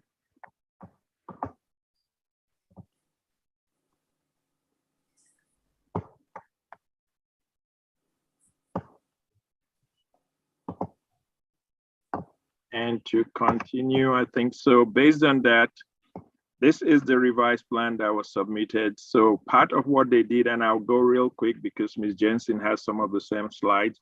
So we had them Sorry, separated. Olafu, I can't see your slides. Are you showing something? Because if so, I can't see it. You're not? Sorry about that. Okay. So this was the original submitter, which was one monolith building, and on the north and the south and the same way on the east. So we asked them to break the buildings apart, which they end up doing, providing some green space here, and then also broke the parking, providing a pedestrian walkthrough, and I'll try to get through this quick, and provided some green space. They also provided additional green space around, and some of these are private, and I see that some of this could be accessed by the limited could be accessed by the rest of the residents. We had asked for additional presentation of the apartments here. That's not done, but I think we asked for additional architectural enhancement if they did not do that, and that was to turn it around and wrap it around so that what you see as you drive past is enhanced versus your normal building. They provided some additional relief in the parking lot, and I think they are contemplating going with a canopy parking in the middle. The building is proposed to be constructed of shipping containers, and those will be done in the style you see. And here's a rendering of what it will look like with glass, balconies, patio, with open staircases to access the individual units. With that, staff's recommendation is for approval of the area plan amendment, approval of the rezoning, and approval of the development plan subject to the corrections and conditions as we will discuss following Ms. Jensen's presentation. That ends my presentation and I'll take any questions. Okay, any questions for Olafu? Is there an elevation for the street? I'm not sure if I can identify which elevation represents the street frontage. We have units that side up to the street, Antioch. And that's very much supported by Officer Rick Jones, who is the community enforcement officer in that area.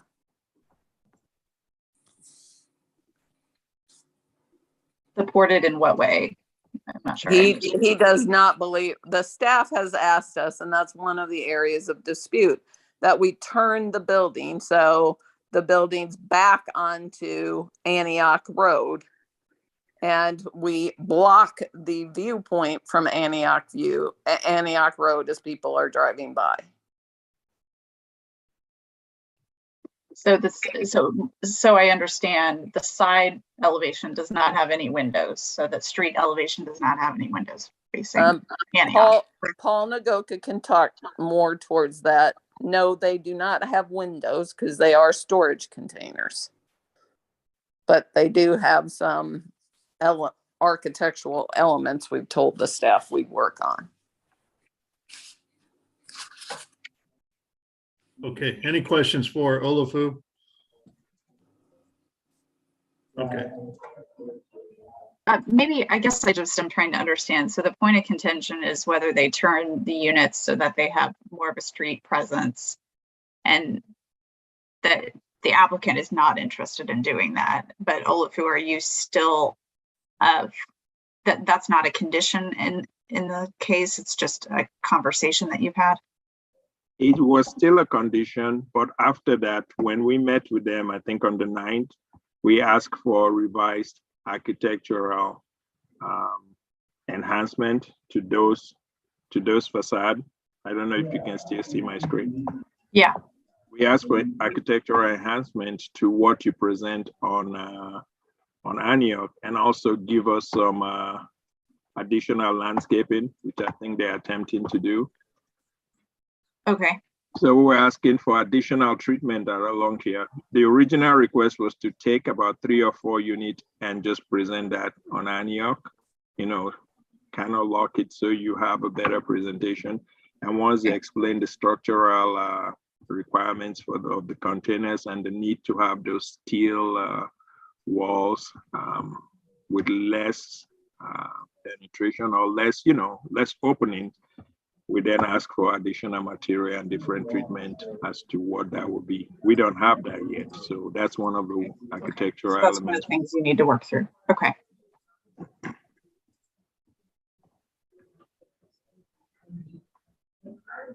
Okay. And that's a carport. Sorry, that's a carport in the middle, because I think we don't have a plan that shows that.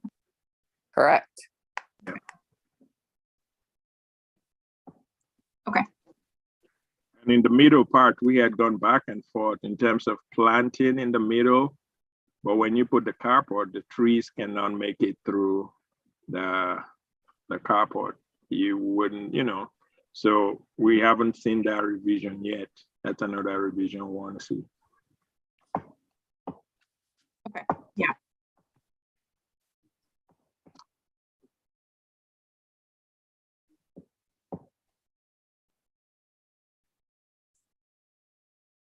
Mr. Chair, are we ready to go with Ms. Jensen's presentation? Yep.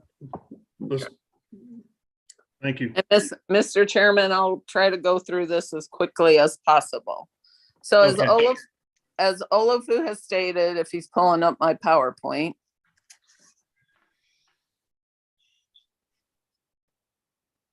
okay. Olafu, yours still shows.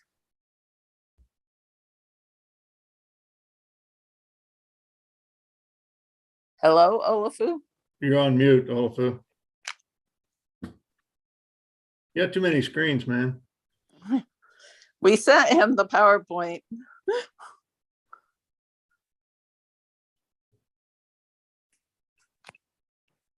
Okay. Okay. Well, the first page really talks about the area plan amendment, the rezoning to R1.5 and the development plan. And then it shows you a colored rendering of what we're proposing to build. The next line, I'm going to let Paul cover that a little bit at the end. Paul Nagoka is the primary person behind Antioch Manor. Paul has made it his business to study storage container units for housing for a number of years now. And as you know, we've got one under construction, but that is mainly for smaller units versus the workforce housing for 1 and 2 bedroom units. The next slide.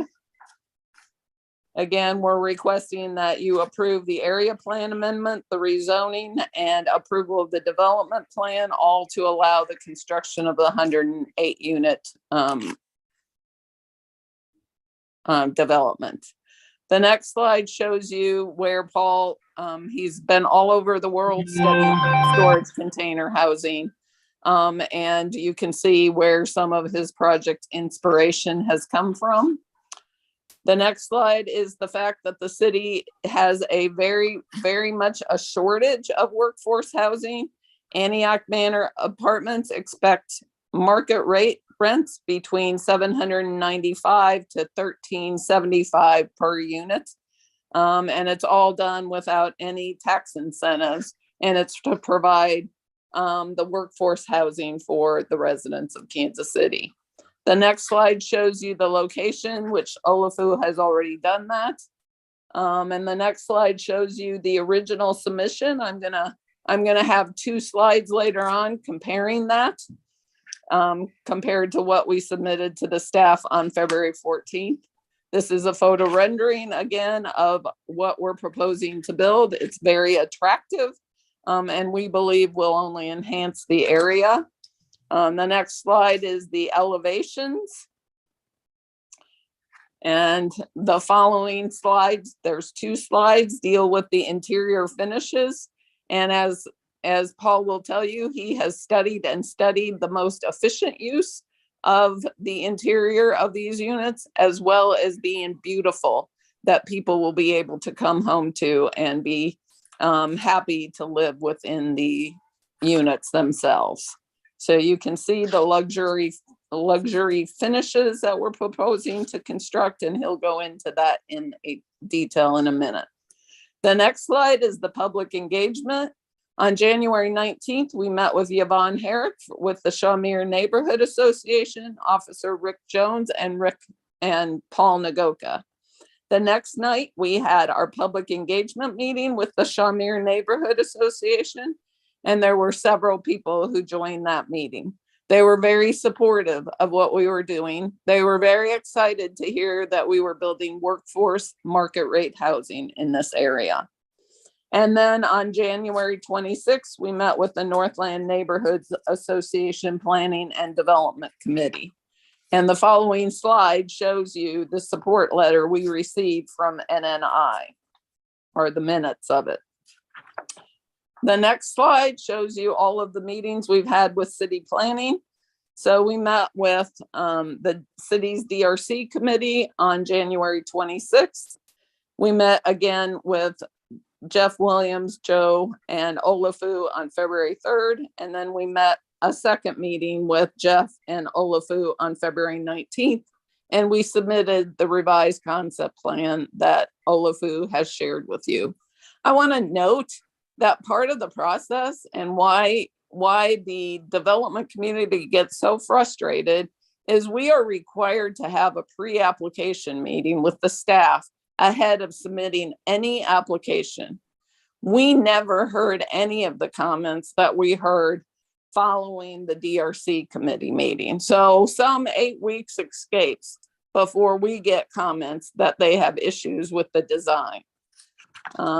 The following slide is the revised site plan that we submitted to the staff following the meetings with the staff. And you can see we've got the landscaped area and the pedestrian access area. And we broke up the buildings pursuant to the staff's request. We've also made additional landscaping enhancements and other enhancements in this area, and we're continuing to discuss the elevations. So real quickly, the zoning amendment review criteria, because you are being requested to rezone this to R1.5, lists a number of factors. And quickly going through this, conformance with the adopted plans and policies, the next slide, Olafu. We're requesting that you amend the plan from residential low density to residential high density. And part of the justification for that, as you can see, our site is the purple star, but there is a number of areas around us that are both residential high density and mixed use neighborhood. The next slide will show you the zoning and use of nearby property. And as you can see, there are a number of higher zoning classifications adjacent to us. And we believe it's appropriate to rezone the site to R6 or R1.5 from the current R6. Excuse me. We can go through these slides real quickly. These are slides looking at photos of the property. And as Olafu noted, I believe the city has worked with Brinshaw, which is developing, which tore down a crime-ridden hotel and is developing a mixed income housing development along there. Again, we've got on the next slide, we've got public services and facilities, and they are adequate. You look south on North Antioch and you look north on Antioch. We are constructing sidewalks adjacent to our site, as well as curbs and gutters. And all of our utility access is from North Antioch. So I've covered that through, and we're working on the stormwater detention areas, and they will benefit the area. Again, the property is vacant right now. We believe that the best use for the property is housing. The next slide, the length of time the property has remained vacant. The property's been undeveloped and has been for a number of years. There was a previous house on that property that was demolished due to issues of continued break-ins and causing issues for the area. We've complied with the photometric plan, the landscaping, and the parking requirements. And our traffic will not be expected to harm the adjacent North Antioch area. Again, we believe that our rezoning request has a minimal impact on the public health, safety, and welfare. We believe that denial of the application would not provide opportunities for safe and secure workforce housing. And we've complied with all of the requirements of 88-516-05A through I. And then the slide Olafu has landed on shows you the concept plan for the original submission compared to the concept plan that we submitted on February 14th after two extensive discussions with city staff, where we tried to address all of their concerns. So you can see the difference of those two. And then the next slide deals with requested revisions to conditions. I would guess, Olafu, before we do that, let's hear from Paul Nagoka real quick, and then we can deal with these conditions. Paul? Hi, everybody. I'm going to keep this really short and sweet, and you let me know, Patricia, if you want me to share more, but I want to respect your guys' time and keep this as possible. Really, just a high level on what we're doing and what our purpose is in Kansas City and kind of past this is we are finding a solution to create, affordable, Class A quality product apartments that we can rent that's incentive free at a Class B plus price to a in hardworking sort of middle income area individual. So like the goal of our company is to improve the quality of life for the hardworking middle class. That's essentially our vision of what we're trying to do. And by our vision of how we do that is to be able to provide beautiful and simple and well-organized housing that people can afford. And so we got creative on how we do that, and using shipping containers as our base, not only aesthetically enhances what we're doing because we get to build with rectangles like my favorite architect, Frank Lloyd Wright, and really design something gorgeous, but we're able to have efficiencies that help us drive some of our costs, which makes it so we can provide incentive-free, housing that isn't in the Class A space where normal people can afford to live. So that's the vision of what we're doing, and we're wanting to do this in the Northland and all over Kansas City, and yeah. So Olafu, if you go back to my slide, I had requested that you delete plan corrections 2, 3, 4, 5, 7, 13, 45, 46, and 47. I believe you're in agreement with that, except for 4, 7, and what, 45?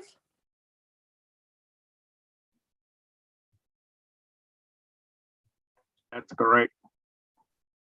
And then you're in agreement with the removal of condition on the plating comments, conditions 8, 12, 15, and 27.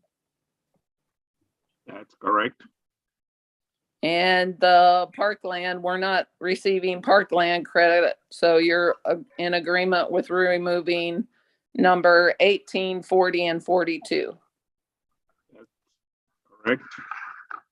And then the Antioch improvements, I had requested that we delete number 16 because I believed we were showing curbs, gutters, and sidewalks, and condition number 30 says we have to construct those.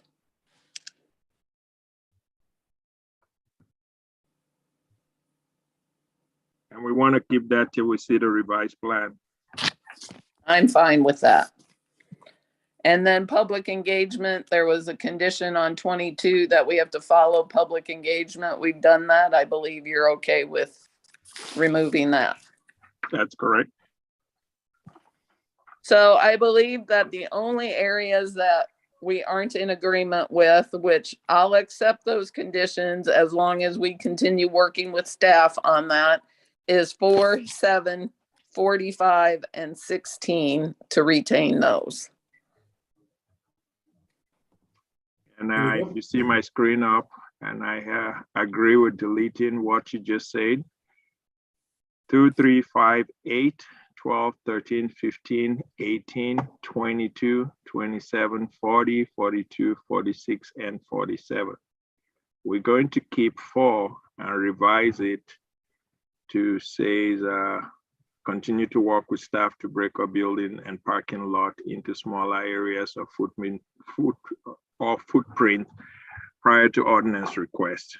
It does not have to happen, but we just need to see how we address that, and we've done that before. So, and we want to keep 7, 16, and 45. Those are the 3 conditions. We want to also amend condition number 32 to say to delete prior to recording the plat, since we're not platting, and change that to prior to issuance of building permit. So with this accepted correction, staff's recommendation of the development plan will be for approval subject to what will be the 33 conditions. 33 conditions, Mr. Chairman. And Mr. Chairman, it's really too bad we don't have a whole lot of time to discuss this, because this is a very exciting project in Kansas City. And I believe you're going to see Paul Nagoka again proposing this type of workforce housing throughout Kansas City. The use of shipping containers is something other cities have done with much success. And we're excited to bring that product to Kansas City. And it just, I know we're limited on time, but because this is such a unique type, and there's been a lot of fits and starts with this. Being an architect, I know that from a lot of experience of people trying this in a lot of different places. So I would really like to hear from Paul a little bit more on his experience working with shipping containers either here in Kansas City or other partners he's brought in that have done this prior. Sure. Yeah, absolutely. So I've been a multifamily developer for 12 and a half years. I've spent probably close to $1 million in R&D, spent 3 years traveling the country and the world, meeting with at least 50% of the meaningful size multifamily apartment complexes in our country, meeting with the developers, their architects, their engineers, structural engineers, their PMs, and learning everything I can about the process to be able to, leave behind some of the mistakes other people have made and be able to improve the process. Our focus along my entire career is basically, I'm really a one-trick pony. The only thing that one of the main things that I'm good at is being able to value engineer the construction process.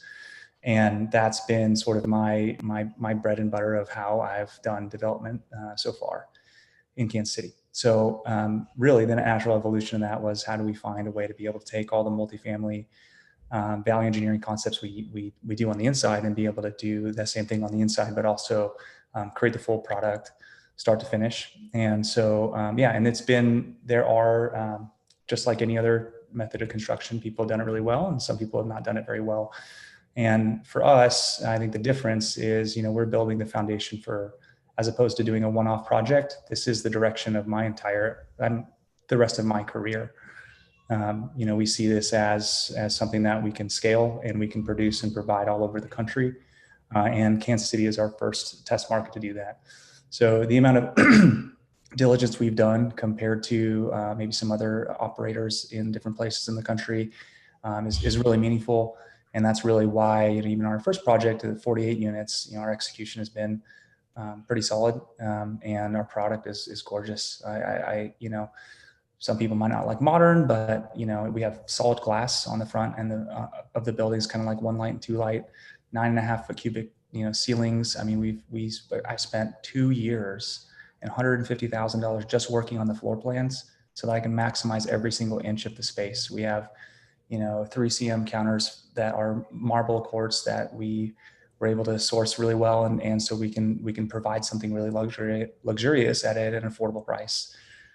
We do everything from having extra ceiling height and epoxy white flooring and custom built cabinets and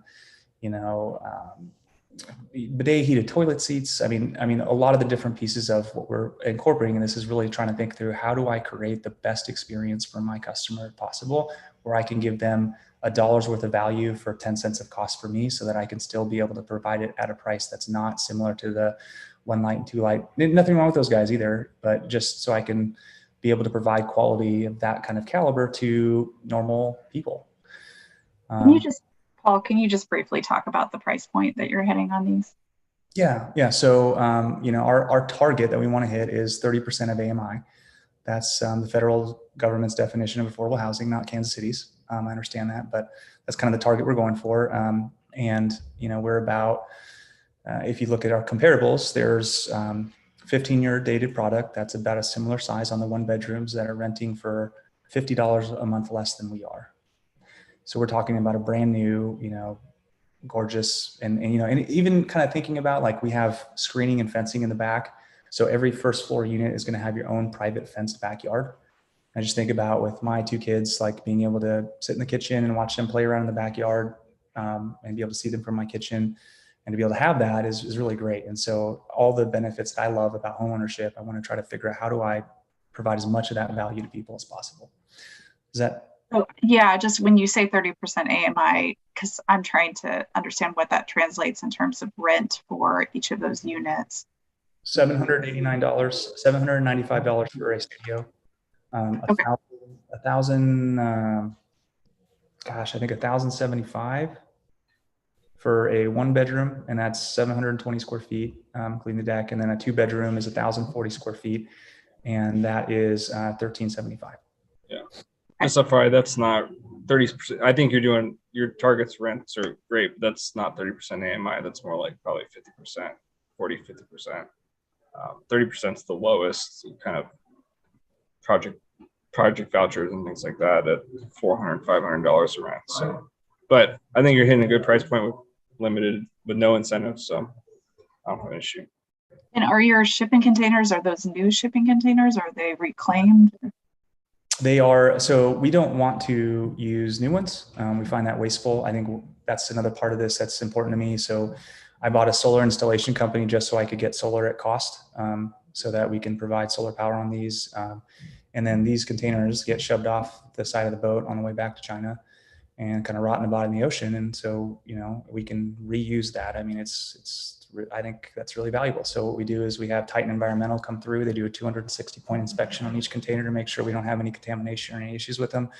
Then we buy them and fabricate them, and even down to even the site itself. So, you know, one of the visual anchoring points of this design is really important to me.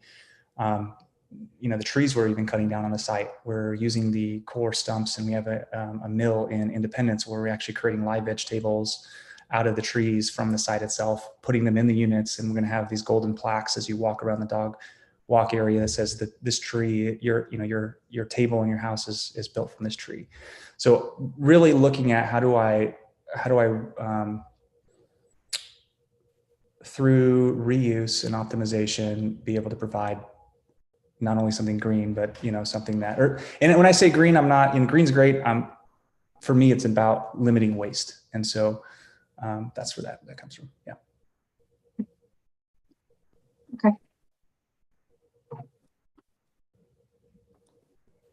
Okay, any other questions from the commission? All right, so at this time, I do need to open it up for public testimony. If there's anybody out there from the public that would like to comment, please raise your hand. And this is docket item number 19. Two people. Okay, sorry. Two people have raised their hand, Katrina and Janae Manley. I'm going to promote them both. Okay.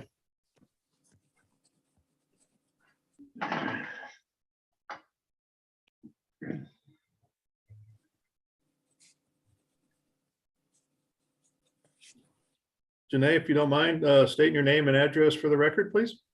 Hi, my name is Janae Manley. I live at 3621 North Chelsea Avenue in Shoto Estates. I don't know if this is necessarily about this project, but I did want to talk to the City Planning Commission in general about the Northland.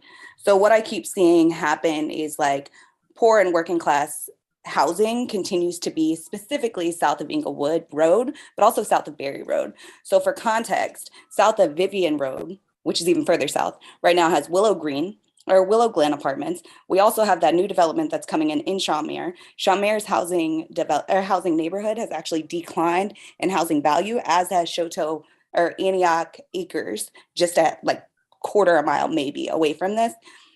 Apartment Estates is right down the road, maybe 2 miles. Kensington is also 2 miles away. I know this because for the last 7 years, I've lived in Section 8 low-income housing.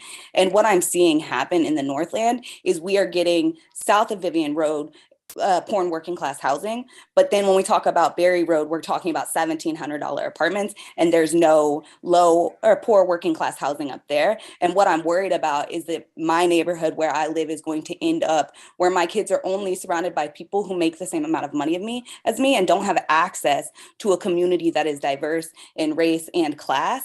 And what I want to see more of is low income housing all around the city, specifically in the Northland, north of Berry Road. There's a whole bunch of development that is happening north of Berry Road, and yet poor and working class people are not moving there. And then we talk about south of Berry Road, Inglewood, if we want to take it further south, Vivian Road, like that's where all of our people are living. My kids go to Boys and Girls Club at the KC North Community Center. I can see the property that you guys are talking about right now, picking my kids up from Boys and Girls Club. And I believe Boys and Girls Club came to the Northland 2 years ago, specifically because my area has become extremely poor. And what I want to see is more affordable housing throughout this city. When we talk about north of Berry Road, $2,000 and $1,700 rents, that we're talking about where is the affordability for the people who already live there? Because I was born and raised in Park Hill. And in 7th grade, I had to move South Clay County in order to afford to live where I live now. So what I don't want to see is poverty continue as we gentrify South Kansas City and people are moving north, that my neighborhood doesn't have access to sidewalks, transportation, or any resources. And we're just getting boxed in here and like disappearing. I want to see it go throughout the city, and I want to see our commissions and our boards really start pushing north of Berry Road in Midtown, all over the city, for truly affordable housing, not just in segregated areas where we continue to box our people in. That's all. I appreciate y'all. I've been watching all day. Sorry. Thank you. Katrina? Yeah, hi, my name is Katrina High, and I am here representing Northland Neighborhood.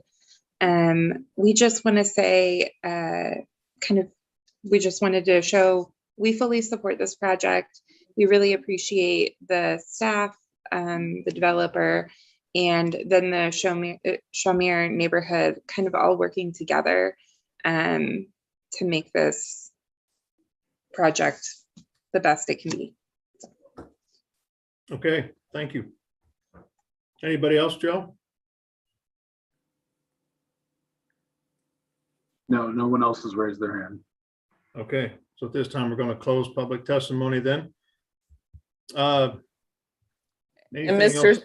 Yeah. Chair, just to respond to Ms. Manley's testimony, you will see a case north of Berry Road dealing with one of Paul's projects moving forward too. So. Okay.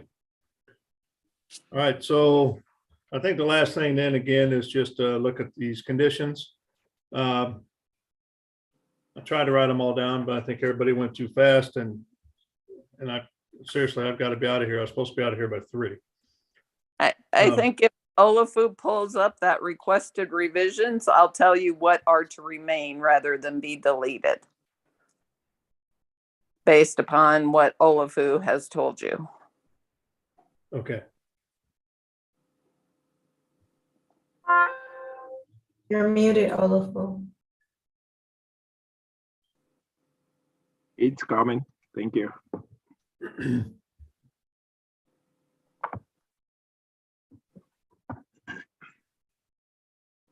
Okay, you go first. Can you read it? Yes.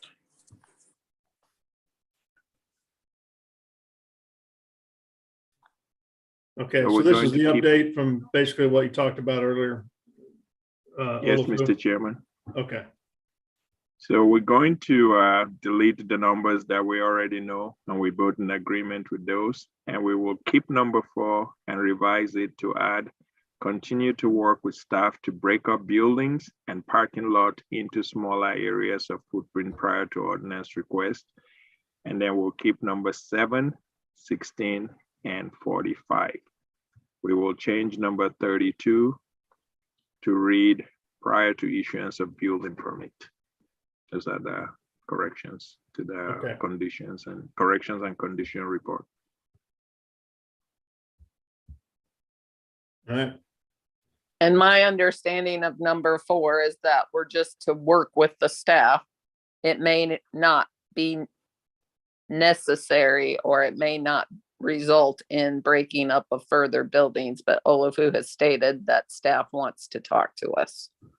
Yep, and we'll see how we address that, which same thing with the architecture and the presentation along Antioch. So those are the things we're going to work together. And I think Mr. Williams says he will work with you guys on that. Okay. All right, anything else? Discussion here? So at this time, we'll go ahead and close all testimony and speak amongst the commissioners. If there's anything anybody like to say, I agree with Commissioner Sadowski. This is a great project. It's something that shouldn't have a lot more time to spend on to understand and see that it is a great project, a great use of materials and what they're proposing to do. I appreciate all of that and being a great steward for the city and providing housing that is more affordable. So I'm anxious and excited about seeing this project come forward. Mr. Chairman? Yes. Before you close, just as Ms. Jensen said, we have one in the works that we're working with. So all the corrections and site design and all those that went into this will be reflected in the one that's coming down. We're trying to get it before you ASAP. So those ones will be reflected, and that's why you see us hesitant not to move forward till we get all those corrections we need. But you will see something similar coming up in the Northland in the next 2 weeks or a month.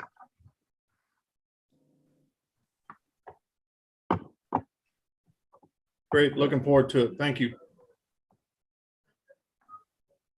Somebody want to work through the motion? I'll take a stab at it. Right. Chair Carl, I'll move to approve docket item 19.1 without conditions, 19.2 without conditions, and 19.3 and approval with conditions as stated. Will that work? Or do you want me to read what's on the? You can say conditions as stated, but removing and modifying, however you want to say that. Okay, with conditions as stated, but removing the items listed and maintaining numbers 7, 16, and 45, and changing item 32 to reflect the language stated by staff. Okay, and number 4. Oh, number 4, and revised to reflect the language used by staff. Okay. Second. All right, so I have a motion and a second for approval of docket item 19.1, 19.2, both without conditions, and 19.3 with conditions stated, but removing 2, 3, 5, 8, 12, 13, 15, 18, 22, 27, 40, 42, 46, and 47.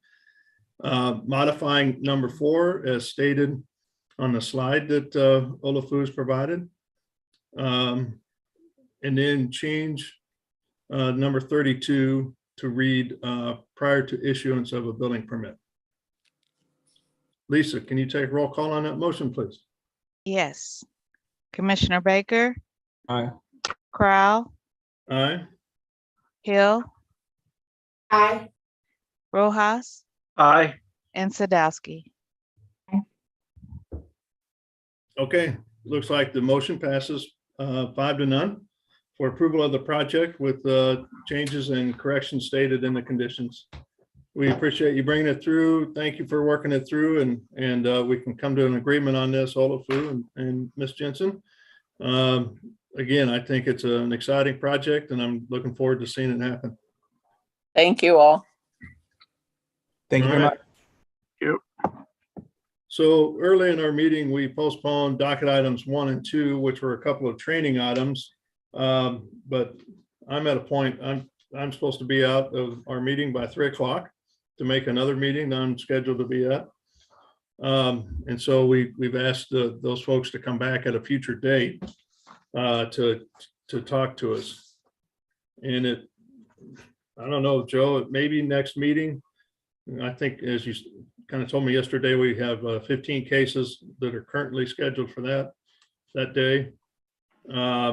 We might be able to get it in, and if we add them, I think we put them at the front so that they can speak first and then work on a case second.